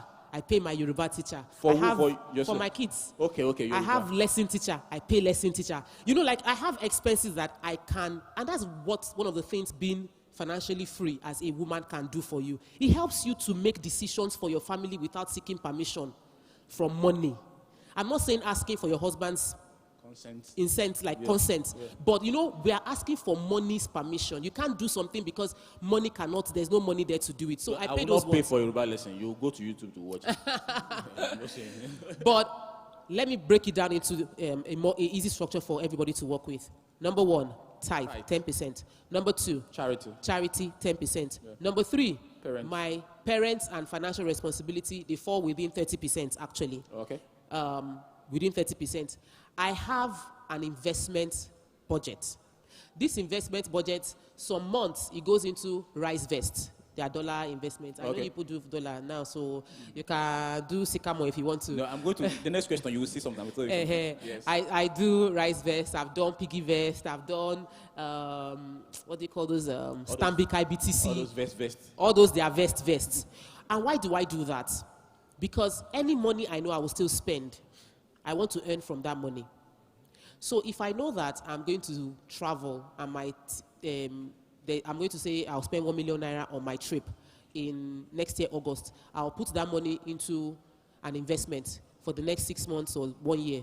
Because by the time I'm going to spend the money, at least I'll have earned something on it. Yeah. I do that. I say you can do it with rent too. You know you will pay your rent. Don't just save your rent anywhere that you will not earn money from it. Save your rent into a place where you'll be earning money as you are saving it. I strongly believe in doing that. So back to my sharing portfolio. Thankfully, I have my phone here safe because I have my... Oh, you have it documented? Oh, yes, I have my expenses documented. Every month, I note it down. I have my list as far back as 2021. Yeah, Every I want month to of the hear year. also I can add to my own. That's why I want you to be going through it. My own needs updates with No. present reality. So, Right.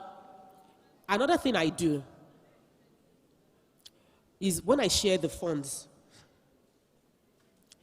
I learned something from my financial advisor. So I have 10%, 20% goes into 10% for charity, 10% for this one, that's 20%, 30% goes to my family, that's 50%. Out of the remaining 50%, I take care of myself. And taking care of myself means that I know that I need to be baby girl for life. Yes. And keep myself fresh, keep myself clean, Yes. keep myself looking tapping. So I have a percentage, and sometimes it varies from month to month. Yeah. I believe that you should have a ballpark guide, but 50% of my income is fixed. 50% I have flexibility within it. Yeah. The 50% fixed is 20% charity, 30% parents Yeah. and family. The remaining 50%, some months 20% for investment, some months is 10% for investment, but I always have 50% slash because I know that life happens. There are some months I have more expenses than the others. Mind you, I'm a woman that does not do ashwebi. It's not normal, it's not common, but it is a lifesaver. So when anybody comes to meet me, but you know I don't do ashwebi. Because ashwebi is something that can take money from you that is unbudgeted for. I avoid it. I'm traveling tomorrow. I'm going for an event. It's a NHN's event. And they called clothes for us to wear every day of the event. Every day? Yes. Our travel day tomorrow, we're supposed to wear pink tracksuits. I am wearing blue. You'll see my picture online.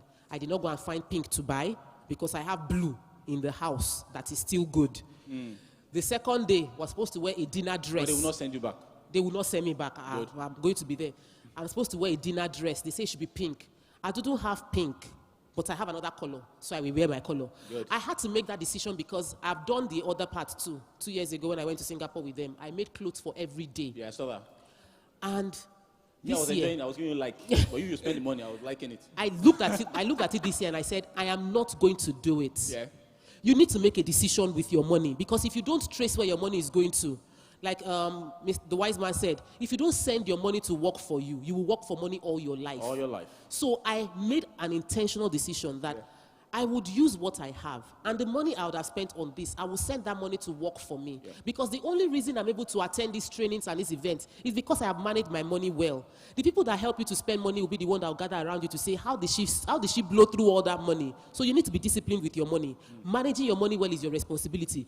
Your black tax will drag you till tomorrow. Yeah. Parents would call, uncles will call, auntie will call. Yeah. But you cannot help others until you stand. So you must make a decision to stand. I've told someone, stop paying your siblings' school fees. You won't get money to rent your house as long as you keep paying these school fees for them. Who sent you to school? He said, I paid myself. Let them pay by themselves. There are people in this world, if they don't have you as a sibling, they will survive. So you might need to cut off some things so that you can stand. Cut it off. Long and short, do your ratio. If you can do 50%, do 50%. If you cannot do 50%, don't do 50%. You can do 60-40, where you are able to save. But when I earn my first salary, and I'll round off, I've seen the hand signal Jeffrey is doing. I earned my first salary as per, I'm not working, I started working with TVC. And for the first time, I had a fixed income. And I split my income into 100%, like 100% of this income. 50% is what I earn. Like I told myself, and I told my husband, they are paying me 50,000 naira, but we have agreed that we have amnesia. That what I'm earning is not 50, I'm earning 25,000. Yeah. So I made myself live on 25,000. That's not the amount, but I made myself live on 50%. Yeah. If you want to grow wealth, you must create that amnesia for yourself. Whatever your income is, if it is slashed today, you will survive. Oh. So tell yourself that I am earning short. What I'm earning is short 50% or short 70% or short 20%, and put that money aside for your future. If not, something would always come up to take that money away from you. Thank you. Please, let's put it. Oh, God. We can clap better. We can clap better. You can't. The work right for you is being punctual and honest. A lot of people don't like honesty. They don't like it. You know, this whole idea of I learned what you're saying about Ashwebi and those things. I learned the any social gathering that if you are not there can still hold successfully. You are not needed there.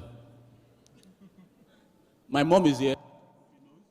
It's either I'm going to hear when the event is over. She'll say she represented me there. I say, okay, that's good.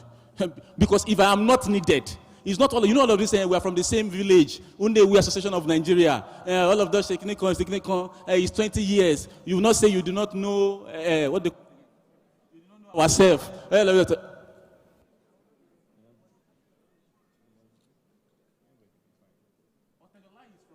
From which state? I did not attend his wedding. I'm from Lagos. He invited Dangote, that is from the north. You will choose your own members. Same surname does not mean you are going to be a liability on my head. This destiny that you are still working, so there are many parties that you are attending this year, that you have gone this year, that they're not meant to be there for any reason. And business, plus the transport fare that you went there, even the person that is getting married, you don't know their name. Say it's the cousin of your brother that's second to shaking to second. You don't ask who got married. Say I don't know the name of the person. You're not meant to be. You're meant to be sitting down with your destiny. Use that resources to come for a place that can hear like this, and say it's family, so that family will not scatter. The reason why family has not scattered is because you are still contributing something. The moment you are not contributing anything to family, everybody has forgotten about you. So I know my mom is here. We're going to destroy this later. It will also anytime. Apologies. So wrap up on this, right? Ready for me? And I was enjoying, I know, we're really enjoying ourselves on this table. Now, Sycamore, right? He did something, I think about 2 years or 3 years now. I was with Jeffrey, I didn't know, we're traveling somewhere. And that was when I saw the first time the shortlet business that they were going to. This man left fintech, lending. And I've always been meaning to, I said I was going to set him up in this place. Because you were doing lending, you were giving money to businesses. I say, why did you now come to the sector that all of us are managing? How many locations do you have your shortlet now? You have 4 locations, right? There's a recent one in Ikeja GRA, Surulere. How many units is the one in Ikeja GRA? Ikeja GRA, I mean, there are 2. There is even 2. I've been to one. I paid you rent in that place while you were sleeping. I went to do retreat in your shortlet. You collected the money. We've collected that in December money itself. So the question I'm going to ask you, directors, this is, why real estate? Okay. I think real estate, I think, since the beginning of time is the most tangible form of investment you can make. Anyway, you look at it. But you're a tech bro. How did you come there? So interestingly, we went into real estate from a point of leverage, right? I wasn't very big about real estate. I have a partner, Onye. She's very big on real estate. She likes it. She loves it. The way I got convinced, and this is also part of the language of financial whatever, when we started acquiring properties, one of the ways they knew they could convince me is, okay, if we buy this place for 100 M, what's the opportunity cost? I always like to look at opportunity cost. Yeah.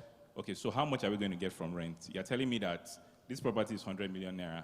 They're going to be paying us maybe 10 million naira a year as rent, right? That is one option. But you are saying, okay, there's capital appreciation. The value is increasing every year. So we put that one aside. If we do shortlets, what is the return on it, right? And the other part of real estate that I really like is the fact that you can use that as a collateral to unlock more funds, right? That is the biggest, I think that's the biggest thing that rich people have done that a lot of people that are not rich don't do. So I mentioned about having a mental advisory board, right? Dangote is on my mental advisory board. You are not from the same state. I'm not from the same state. You know, one thing he has done very well, this whole refinery, almost everything was debt, right?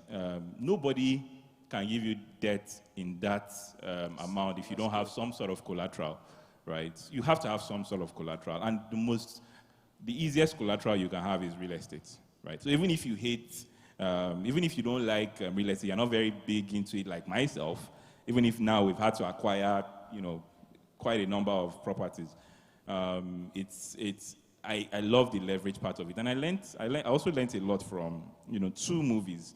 Anytime I'm reading a book, I'm watching a movie, I always like to look for the business side of the story. I'm a student of business. There's this movie called The Founder. The Founder, yeah. Right? He asked him, by the way, that's a movie about McDonald's, but they asked him, what business are you into? He said, real estate. He said, why? Because acquiring the properties on where all those McDonald's was gave them leverage, right? That is one person. The other one that actually made me laugh is, who has seen The Bankers? Anybody seen this movie called The Banker? Yeah. They're trying to get a loan from a bank, trying to do a business with a bank, and the bank didn't want to answer them. You know what they did?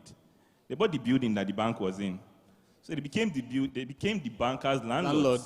Right? They became the banker's landlords. And just as Wiseman has said, as much as personally, so me, I try not to be sentimental about business. We just look at hard figures, and luckily I'm a numbers guy.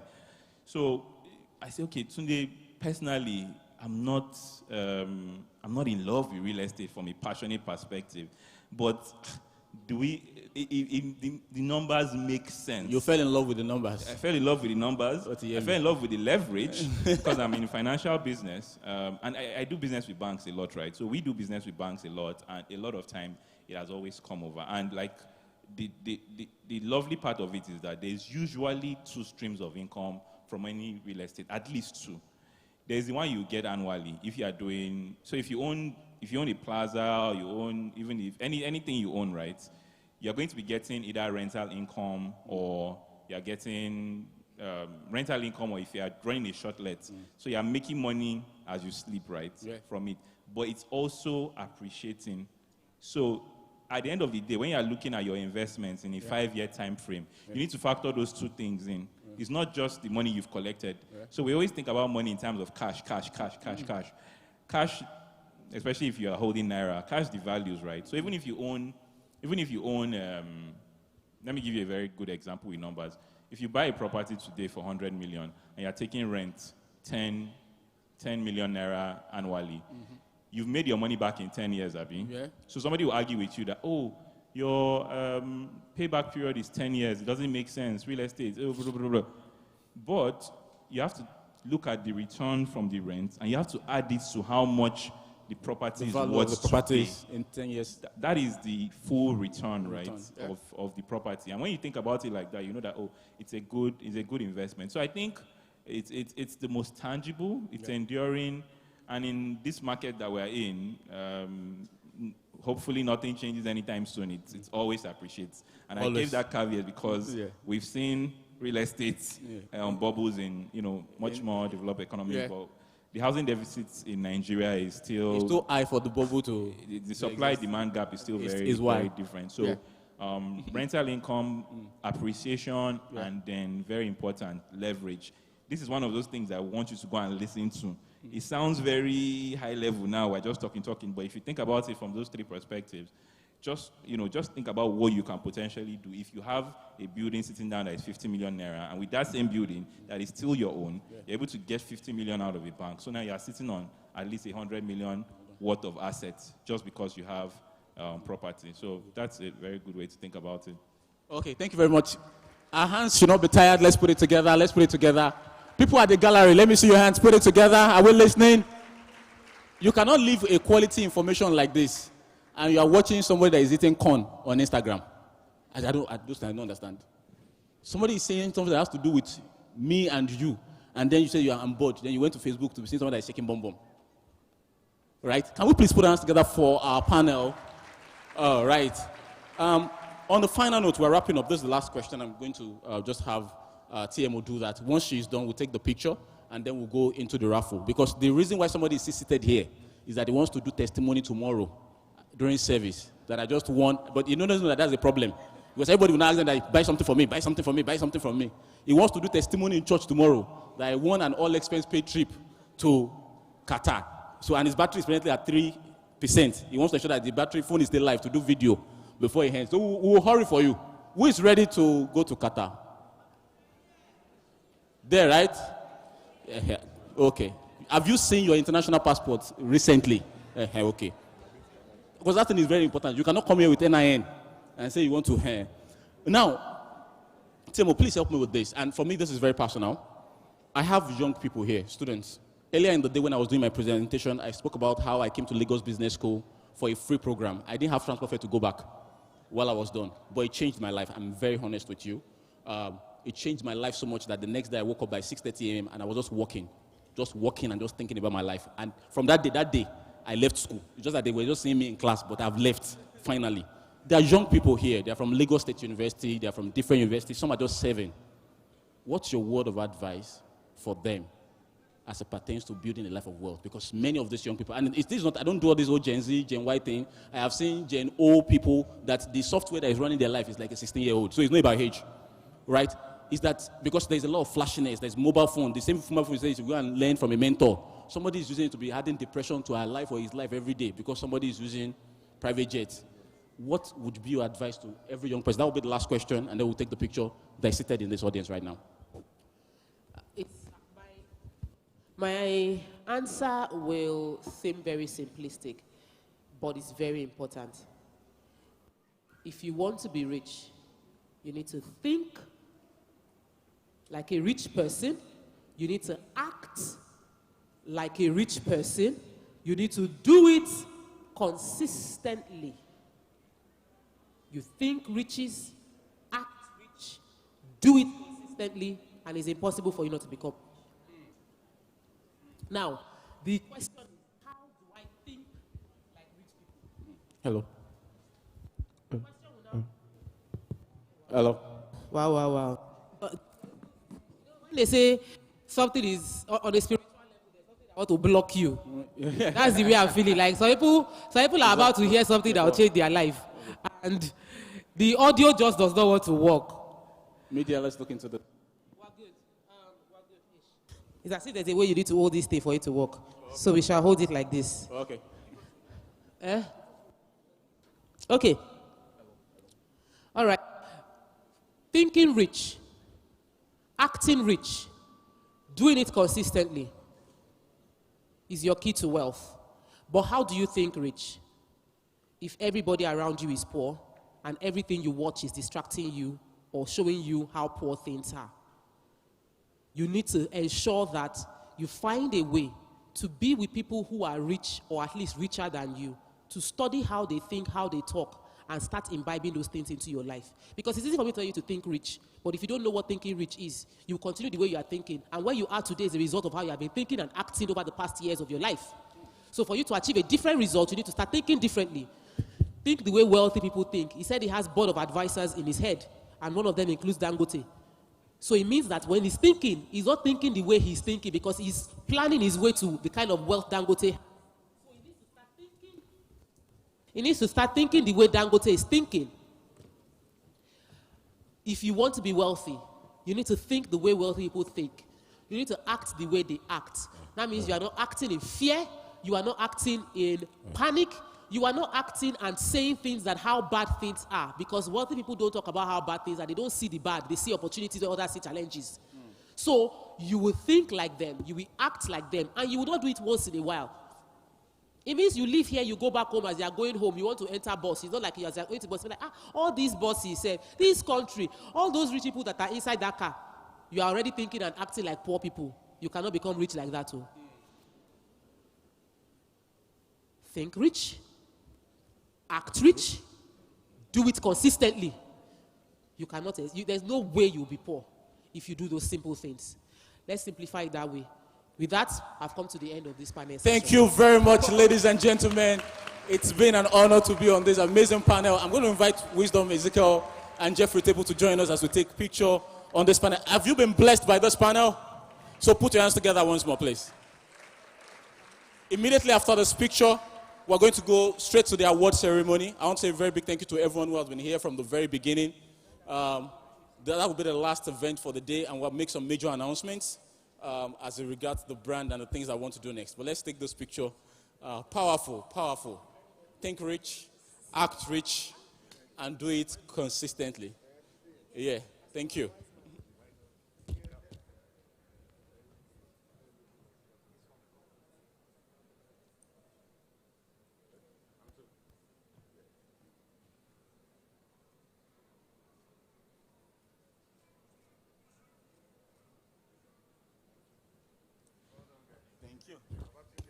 Thank you very much. Thank you so much. Can we please put our hands together for all of our amazing speakers and panelists? African World Festival 2025, are we ready? We have come to the end of today's program. So that's the last activity. We can go home. Let's share the grace of our Lord Jesus Christ. He would not want to go home. Okay.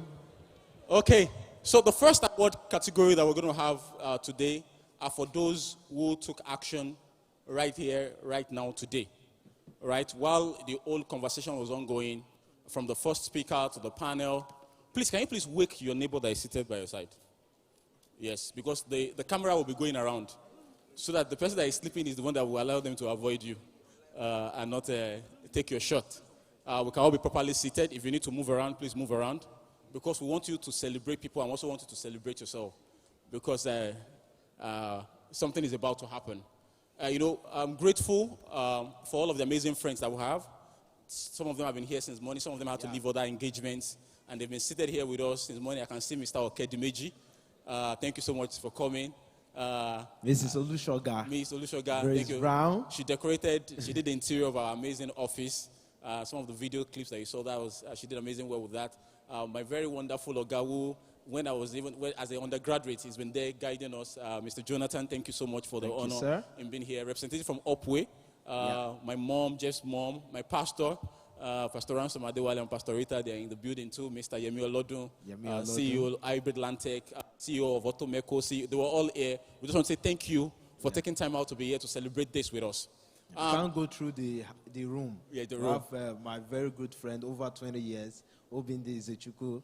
Mr. Obi, thank you, sir, for coming. No, if he understands what we are talking about. Yeah.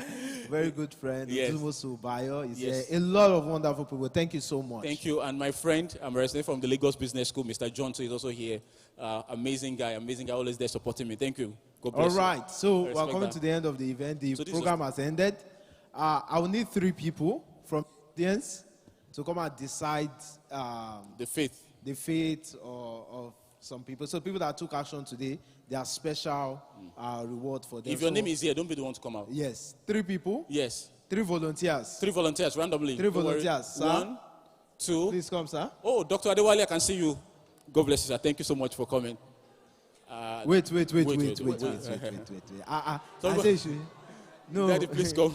No, you look like someone that's even bought self, or you have a friend. Sit down. Come, sir. One of you should come. One. Okay. You people need to choose. You can go back, sir. Yeah, go. Just Thank one. you. Yeah, Please, sir, please come up. Please come. We need a lady here or a woman. We need a woman. We need a woman, please. We need a woman. It has to be balanced. Yes. We need a lady. woman. Yeah, madam, please a come. woman. We need a Yes. woman. We Thank have you. 2 men here. Yeah. Already. Yeah. So I woman. want to ask you a question that the way they used to do it. Have we met before? Okay, a woman is here. Do I know you? No. We know each other? Then no. So before I walk into it, okay, we have 3 We have people. 3 people here. Okay, more names are coming in. Yeah, people are trying to quickly get themselves on the last entry. Last entry. last end. We have to do this quick. Okay. Okay, we have to do it. Is there anybody? Is there anybody still there or trying to? We are done. They just quickly added the last one. Can we go to the Okay, let's go to the raffle portal. raffle portal? The one I want to sell the software to my Oga. Let's go to the raffle portal. Mr. Wisdom, you love that stuff, Abi. I was a product owner. I worked as product manager. Okay, we're going to give the people still paying. We'll give them. You buy the company? 5 minutes. 5 minutes. 5 minutes. So let's use that. You want to wait a little bit for us. Yeah, You can just able to move stay the side. aside. Let's Can we continue. go to the raffle platform online? Raffle platform online.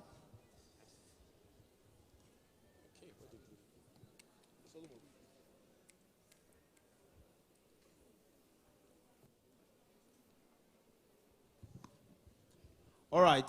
So we have done 10. Yeah, we've done 10 earlier. Yeah. So we have 20 more to go. Yeah, Or 20 15 in total. In total to go. So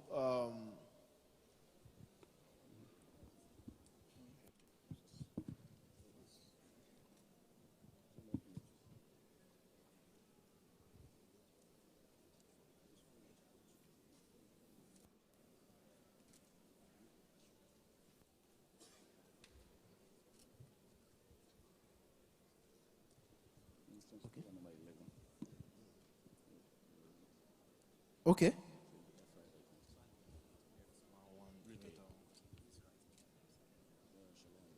All right, so let's run for customer. So Only. this customer is going on with an air fryer. Customer. So if you want to start praying, this is the best time to begin to shebe. Let's start. All right. Let's begin.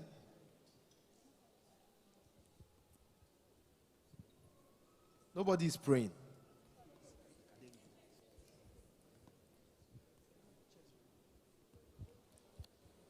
Kozim Adelano. Adelani Olamide.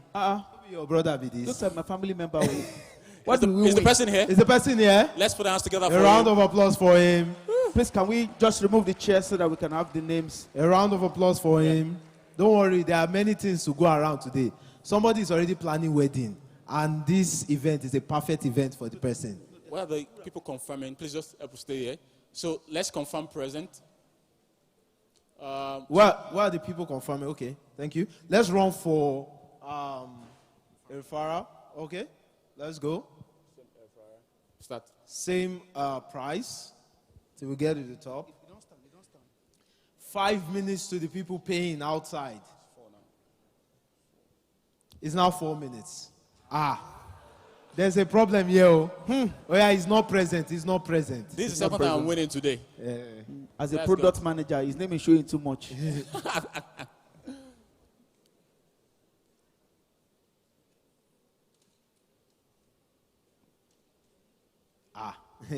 Ademola Iyola is the winner. Is it Ademola Ademola here? Iyola? Is he here? Okay. Okay. Not present. Not present. Kindly please withdraw. Withdraw very quickly, So we please. will pray against enemies from my father's house and my mother's house.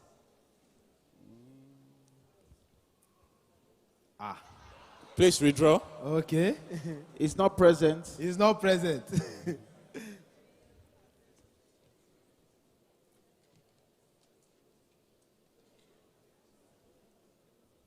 Linda Morenike Omini. A round of applause for her. Yeah. They turn the table until they became your turn. All right, let's move to customer. This customer is going on with a microwave. Do the confirmation there. This customer is going on with a microwave. Have we selected customer? Customer. Have you Customer? selected? Yeah. Yes. Okay, so let's roll. Let's roll. Somebody should be praying. No. Okay, people want to pray for Qatar. They don't want to pray for this one.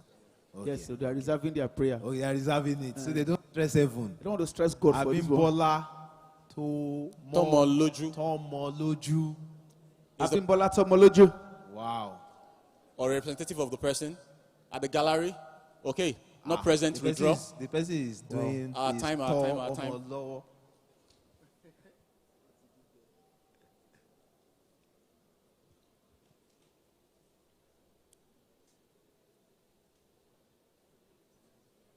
Moturaya Rabiu. Moturaya Rabiu is your wife. Okay.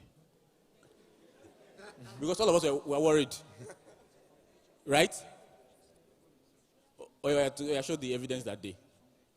Because the last time we were looking for the husband and wife that won in the morning. Husband together. Yes. Yes. They did morning devotion. Oh. It's a family something. Okay. Yeah. So please kindly confirm before we quickly move forward. It's not about do you have access to the ticket number that qualifies. Hello, guys. Does he have access to the ticket number that qualifies? It does have it. This particular one. Okay, good. Confirm. And sir, you just marry. You never reach 1 month. Oh. And you don't win. Yes, now. Okay. You don't pass 1 month. Okay. Marry well, oh. Marry well. So confirm present. We'll go to the next one. Confirm present.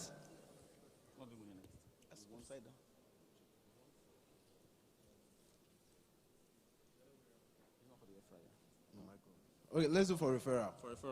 Microwave referral.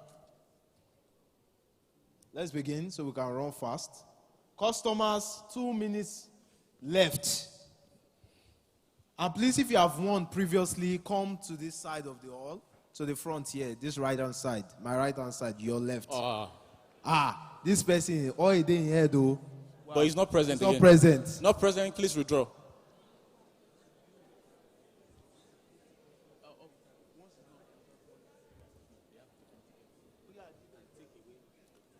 So how people qualified is that Arusel Link Services Limited. Arusel.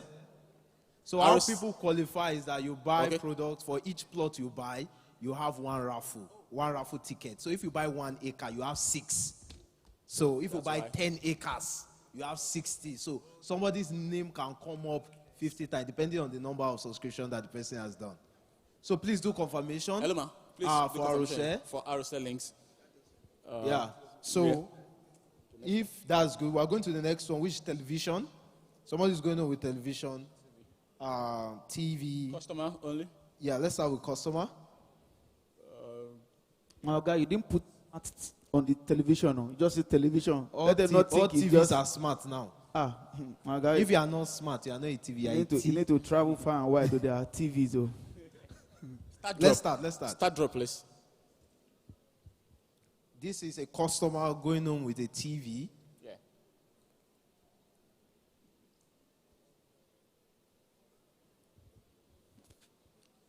Blessed Raymond. In blessed. Yeah. You have Blessed Raymond in the house. Blessed is not available. He's not available. His Please. wife just put to bed. Congratulations to the family. Not present. Not present. They said the wife just put to bed. Yes. So he has gone to do the needful. Yeah. Yeah. Yeah. In his house. Everybody has that. They just want to win much more. Oh, God. Precious Adebayo. Precious Adebayo. Okay. Not present. Not present. Please withdraw. In case you have forgotten your name, check please check. Some of the customers are in diaspora, and what they have done is that they've sent people at home family members to come and get this for them. So please be conscious of that, please. Nobody wants to take my TV home. Gabriel Akintokun. Gabriel Akintokun. Nobody here? Not present, please withdraw. Not present. Oh, it's here. You are not shouting, sir. He's raising his 2 hands. TV. You are not shouting here. Okay, it's coming from the gallery upstairs. Yes, from the gallery. Okay. Okay, so confirm. Confirm, present. Let's move. Confirm. Sorry. Confirm, present. Let's move. Referral. Let's be fast. People making payment, 60 seconds more. Let's start. So we can finish. Yes.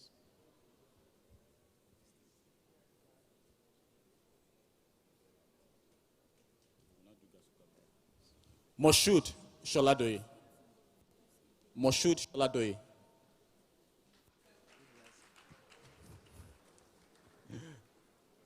gallant work. I like it. I like it. Thank you. So please, can you do the confirmation there? Thank you for the confirmation there. Okay. What's the next one? Confirm present. We're doing for. Okay, so we go to gas cooker. Sorry, our gift is a lot. So sorry. Gas cooker, let's start. For gas cooker for customers. 30 seconds to the people still paying. 30 seconds. We have some new names already. New names, okay. Yes, already. Okay, so we are done. Yes, we have some new names. Chibuike Dennis, he just Dennis. left. He just left. Wow. He just left. He just left. He Actually. left. He left. Okay, it will be right very soon now. Not present, withdraw. He left just after the panel. He just left to the right. And he will have gone on with a gas cooker. Maybe even want to marry soon. Ayokunle Idowu. Ayokunle Idowu. Anybody? Ayokunle Idowu. Huh? Oh, okay. Ayokunle Idowu, please come down for confirmation. Please quickly come down for Confirm confirmation. present. Let's move to referral. Gas cooker. Yeah.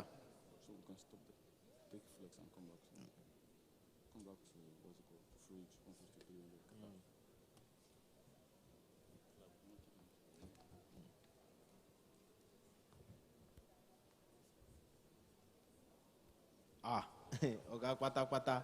So, Not present. because we run a tech system, a technology system, Abud Admin is also an entity on the system that refers people to come to the system. So he also has tickets. So it's not a bot. Do you understand? That's why you have that there. So Not present. He's not come. He's in the office. He's in the office.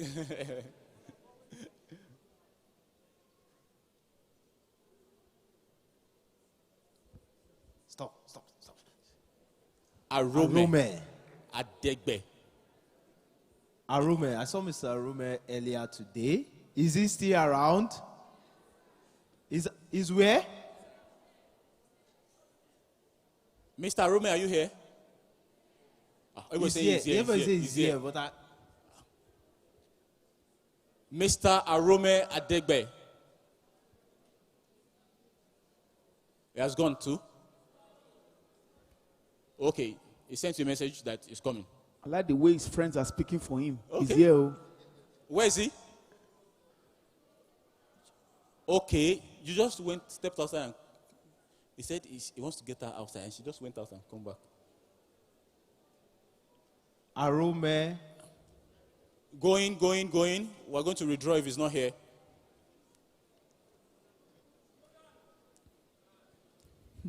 Going. Mr. Arume. People are fighting on his behalf. There seems to be a lot of people. Where is he?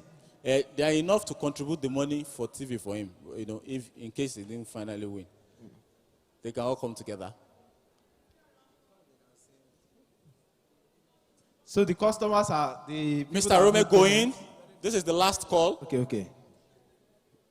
Going. We know we can't wait forever. Of time. Okay. It's not around. We'll need to withdraw. Okay. So let's sorry. withdraw. Let's withdraw, please. Not present, please withdraw.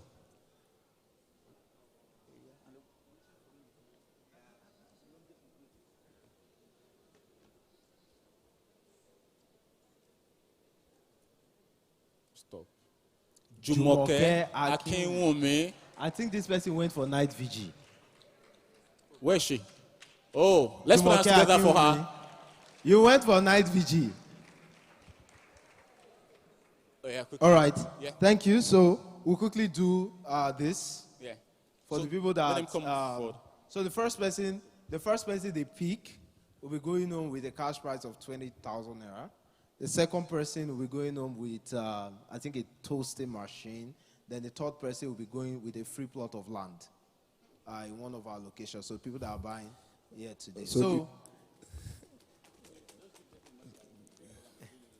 oh yeah. This So, is guys, option A4.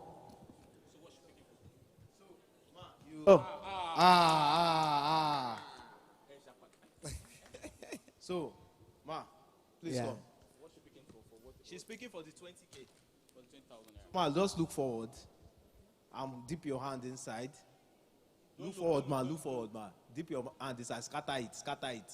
Scatter. Scatter. Oh yeah. Pick one. So we just wait, man. Wait. I hope you remember your ticket number. No. Sir, please come, sir. No, let him come. So we take for the person winning a toasting machine. Just one. Okay? Yeah. Daddy, please come. And for the the plot person of land. winning a plot of land, 150 square meter. Just one. Somebody did night vigil. Okay. Ma, please, can you read? Sorry, let me have one here. Okay. So that we have some transparency. 129 AWF 137686. Please, let's read it again. 129 AWF 137686. Number 129. 129. I believe, AWF 137686. 137686.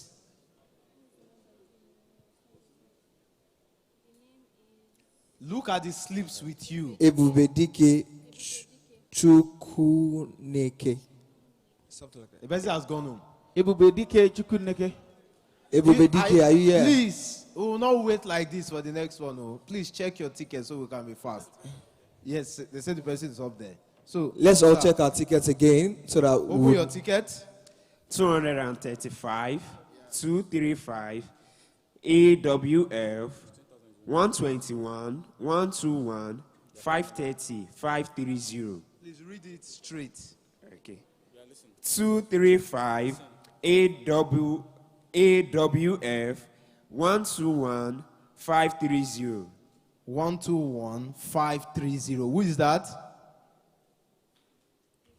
Richard Adebisi Ajayi. Wow. A round of applause for him. Richard Adebisi Ajayi. So, okay, that's him coming. Finally, for the person that is going to go home with a free plot of land. The latest landlord. Yeah. The figure read like thus: 74 AWF 206795. Again, I read 74 AWF 206795. Adenobi, read one, Abiodun. So we need you to read one, Abiodun. Part of the next election. You need to be a polling officer. Read one, Abiodun. Okay, he's here. Read one, Abiodun. The latest landlord in the city of Lagos, Nigeria. Read one. Okay, do confirmation. You have to go back and I will give the land to somebody else. You are not excited. Land that they are saying that you should invest in. It's maintaining Sir, please move back, go back. Oh yeah. Come with excitement. Oh yeah, Bugumi Peter. Hail him, let him enter. Hype man. Ladies and gentlemen, please welcome one of the latest landlord. Latest landlord in the city of Lagos. Mr. Redwood. This one that you are presenting to us, we are the landlord. You need to learn this landlord job. All right, so where are they? Congratulations.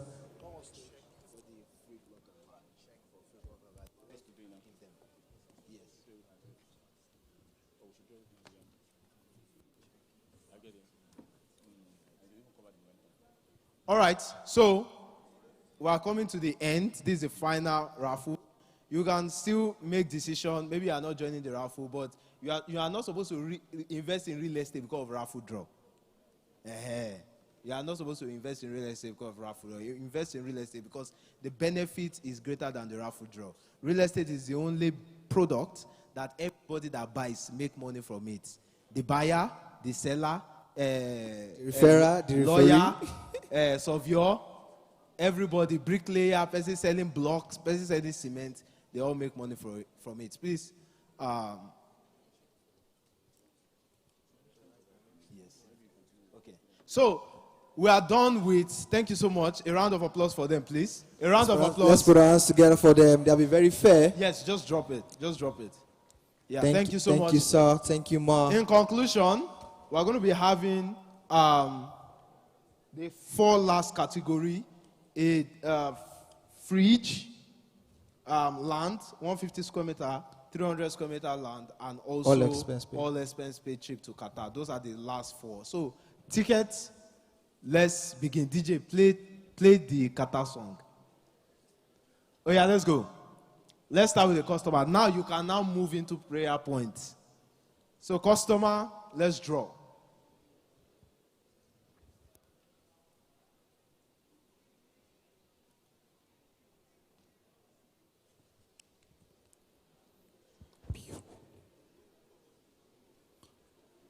Oluwole Adenowo. Oluwole Adenowo, are you in the building? Are you in the building? Oluwole Adenowo, going? This particular customer bought 3 acres and 1 plot in one of our locations. 3 acres and 1 plot. Or representative of Oluwole Adenowo in the building? Nobody? Going? Not present, please. Let's proceed. So you were... Please come, sir. Welcome back. Please come. You have allowed us to press another thing now.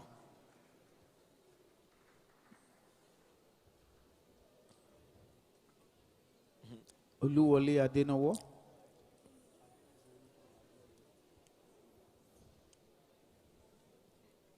Please come, sir. We need to confirm that and see if we just need to. Take a picture of the screen for me. This current one? Yes. All right, let's do the real top part. Go to referral. Click not present. Okay, we have put it there. Just click referral. This person is going on with the fridge also. But you don't have the ticket. It doesn't have the ticket here, so there's no way for us to confirm Oluwole Adenowo. Wow. So We need a ticket to be able to confirm. Christopher Akemi. Yes. We have to take the person that can cover. Is Christopher Akemi here? Is he? Akemi. Yes, the ticket needs to be confirmed. We need the ticket. Yeah, Christopher Akemi. Akemi. If you are here, representative of Christopher Akemi.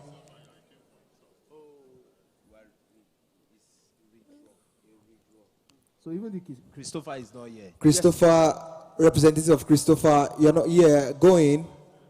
He's not here. Going, gone. Thank Please, you. We have to let's withdraw.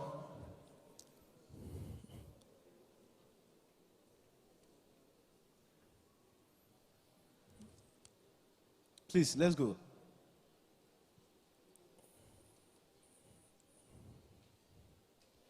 That's it.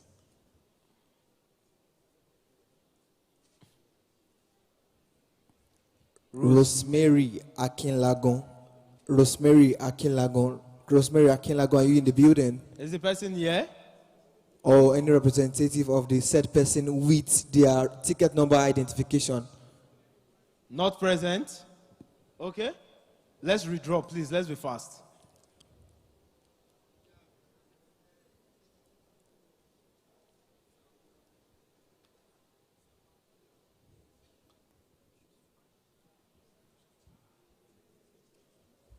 Akachi, Albert, are you here? This one is outside the redraw. It's outside the country. Very far. Or did he send a representative? I doubt it. Representative of Akachi in the building? None. So we need to redraw, please. Okay, this one's highly contested. This is the fourth redraw. Just because of fridge. Iriolua Akinriola. Representative of Iriolua Akinriola or Iriolua in the building. He's here. Finally. Your head is strong. Your head is strong. Your head is very strong. You did 3 days fasting and prayer. Just come, let the ticket. Let's confirm. Oh yeah, let's go to referral. Next one. Confirm present referral so we can quickly finish.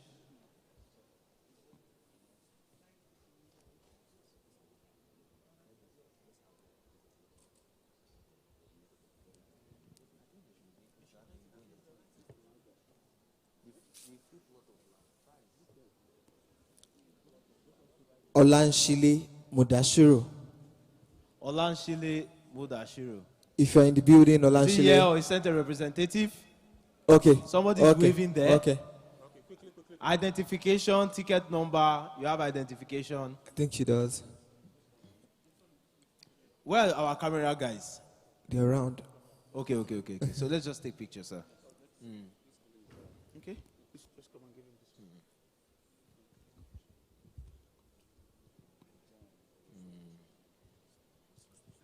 Pastor, please, we need you, sir. Yes, sir. Said Pastor, like 15 people looked here. Yeah. All right. So let's confirm. I think the person is here. Yes. Confirm. Let's go to 150 square meter customer. Confirm present. Confirm present. Media. So the last three right now: land, Qatar. Land, Qatar. All right. I would have thought prayers would have intensified in the building by now. By now, Abi, prayers is high.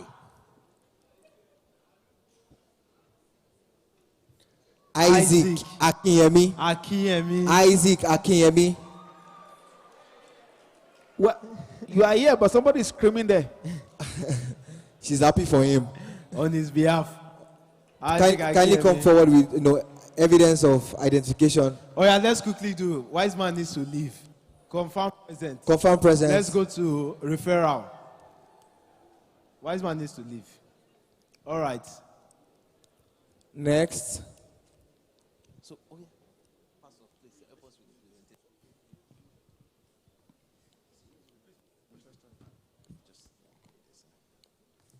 Wow. He's not present. Please redraw. Redraw. The two founders here are very strong, by the way.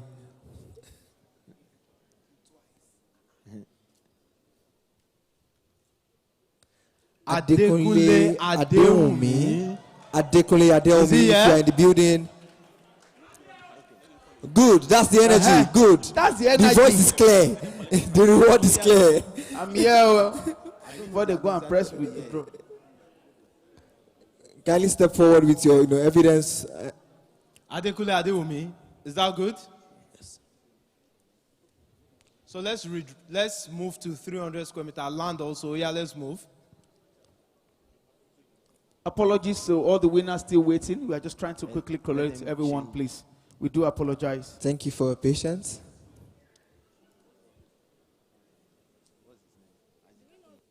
We withdrew that. We withdrew the Oluwole already. Yes. Ayomide Olorunshola. Ayomide Olorunshola. Ayomide Olorunshola. Ayomide Olorunshola in the building. Are you here? Going. Representative of this said person. Going. With evidence. Gone. Please, let's redraw.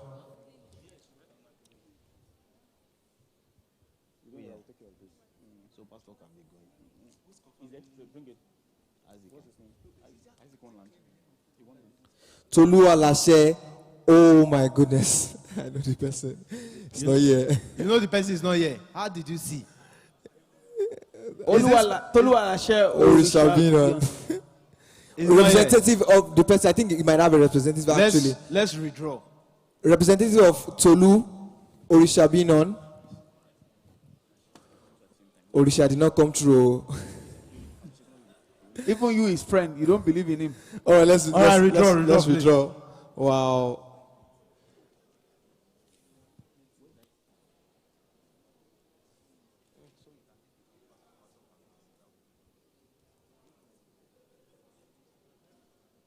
Sunday Ajufo. Anybody? Sorry, where's Isaac Akinyemi? Where are you? He's seated here, please. Step forward for confirmation. Sunday. Is a representative of Sunday here? I don't think so. Sunday Ajufo, going. Let's redraw. Gone. Please. Redraw. Let's redraw. Very quickly, man of God, we apologize, sir. Apologize. Thank you, sir. Quickly. Isaac, please. Yes, Mr. Isaac, please come. This is for the land, the 150 square meter? Yes. Oluwaseun Ologbe. Okay. I think we have Oluwaseun Ologbe. Where's the Oluwaseun Ologbe? Kindly proceed with evidence. Let your evidence follow you. Evidence. Come with evidence. Please move like the latest landowner. Come with evidence.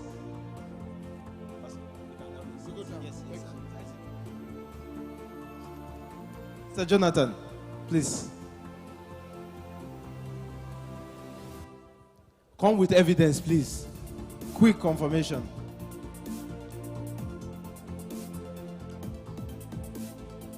Kindly confirm that with her, please. Okay, confirm and redraw. 300 square meter referral.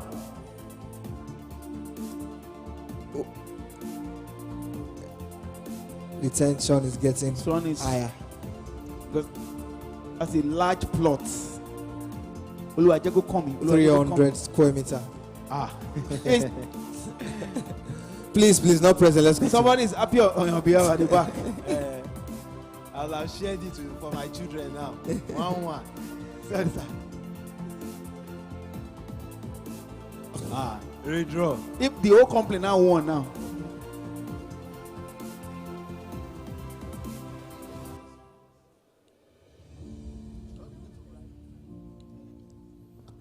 Fumilayo Omojola. That's the energy of the landowner. Let's put our hands together for her, please. I like the energy. I give to you. Thank you. Let's kindly confirm. Come forward the means of identification. Evidence, please. So we could proceed to the last. So we are going to the last one now. Wait, don't draw. Let's not. Don't draw yet. We have come to the end of today's event. We have It's a wrap. Please come up. Thank you for coming. Thank you for being seated all day. It's a wrap. Thank you for your time.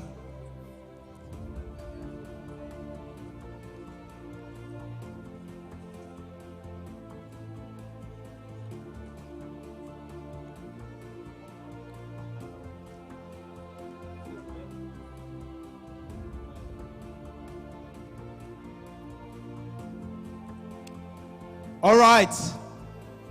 Now for the final award. Wise man, so sorry, sir. The final award, we're starting with the customer. This customer will be going with us on an all-expense paid trip to Qatar from the 25th to the 29th of November 2025. So there are other events that we have.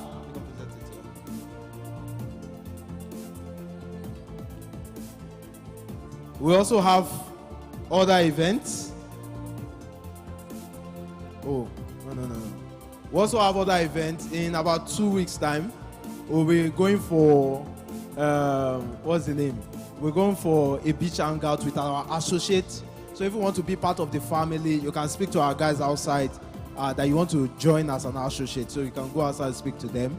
Also, we're going to be having a location in the next few weeks, 2 major allocations, Empire Park and District. So you can also come for. And what we are doing is that for every initial deposit you make for any plot of land, you are going to get the land physically while you keep paying your balance. Transparency at the highest level. So for the people going with us to Qatar, all expense paid, from the 25th to 29th of November 2025, let's draw. Customer. Now, prayer. Lord, we should prepare song for me. I like as there's no lights for this one. No, have you selected customer? Customer. All expense paid to Qatar. Wise man, please. 1. Just wait.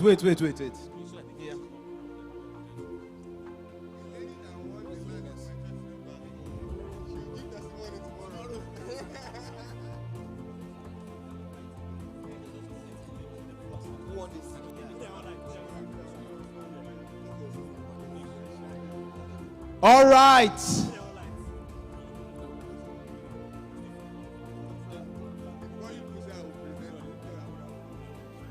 All right. Customer going to Qatar. Shall we begin? Draw. See people praying.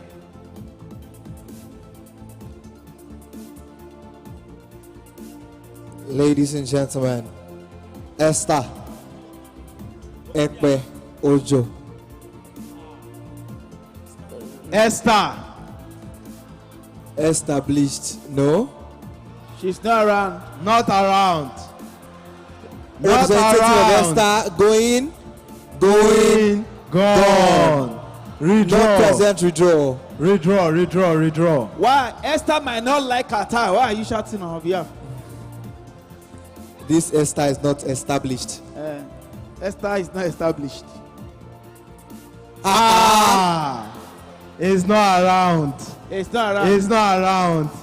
Your guys Not don't go present. Qatar now. Redraw. Somebody has been praying.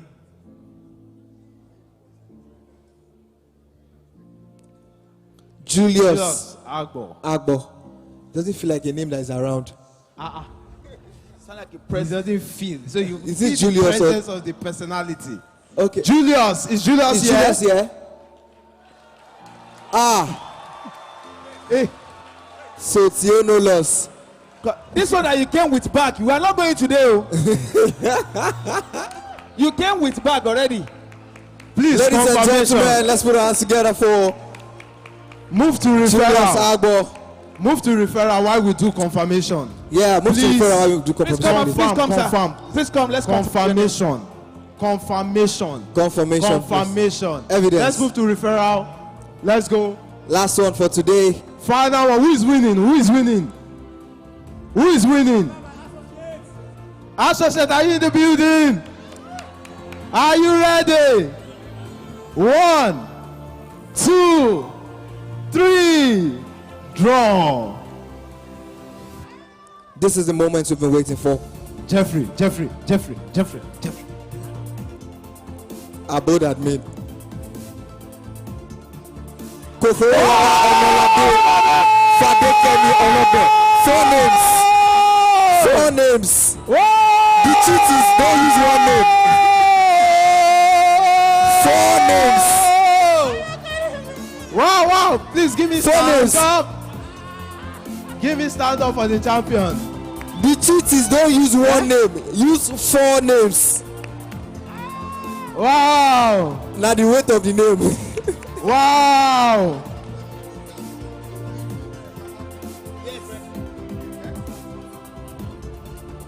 I think we should put our hands together again for her, please. Let's put our hands together for her. Wow. Let's put our hands together for her.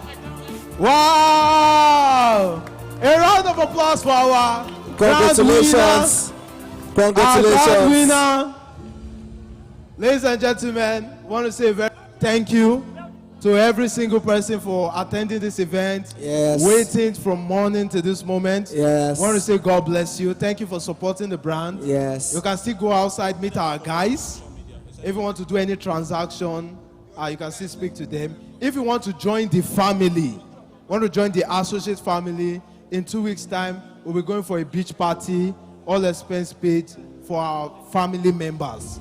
Just go outside, speak to them that you want to join.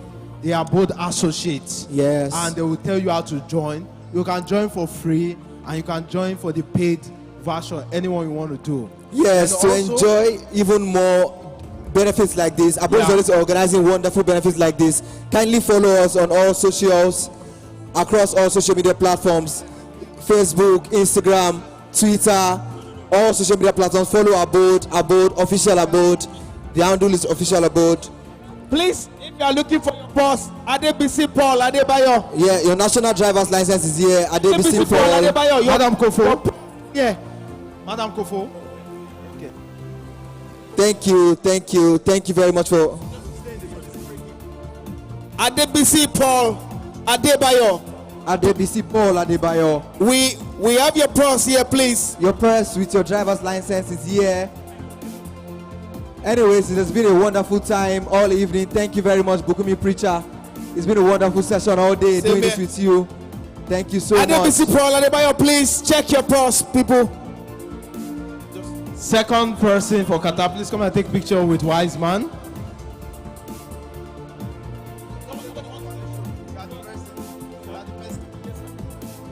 Damilare.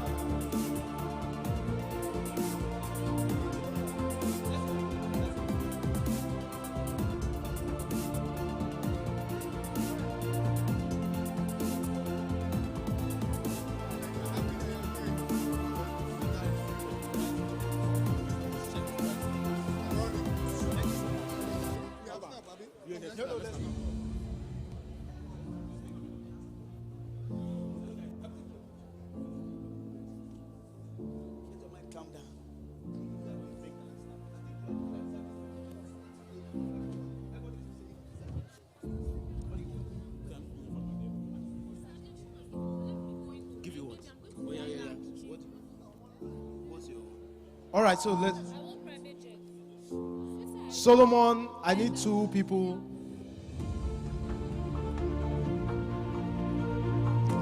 Let's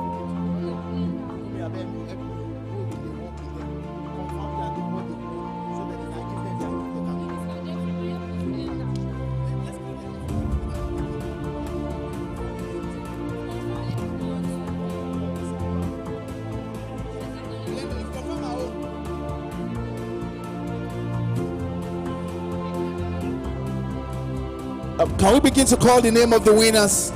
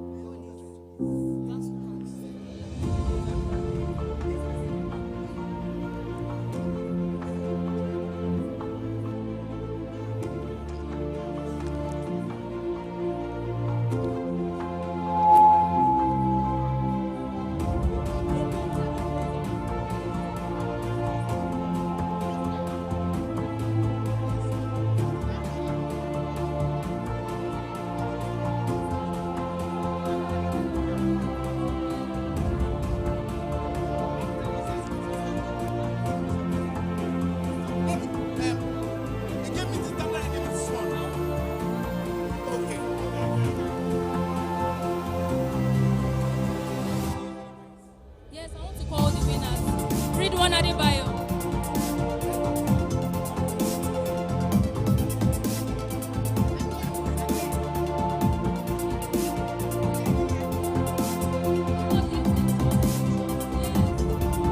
Mr. Ridwan Adebayo, please come up stage. Samuel Babatunde. Samuel Allen. Please.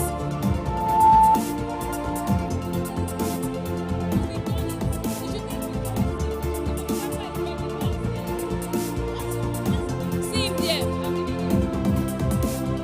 Samuel Allen.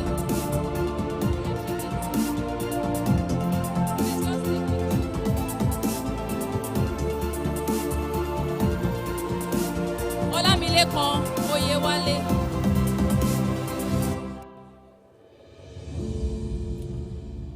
Gbemisola Oyewale.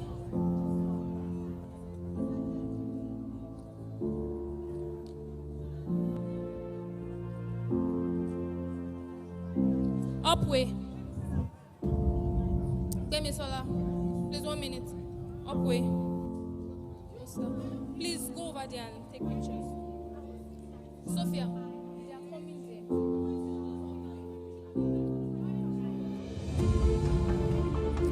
Linda Morenike. Please wait. Abiodun Odefunsho here.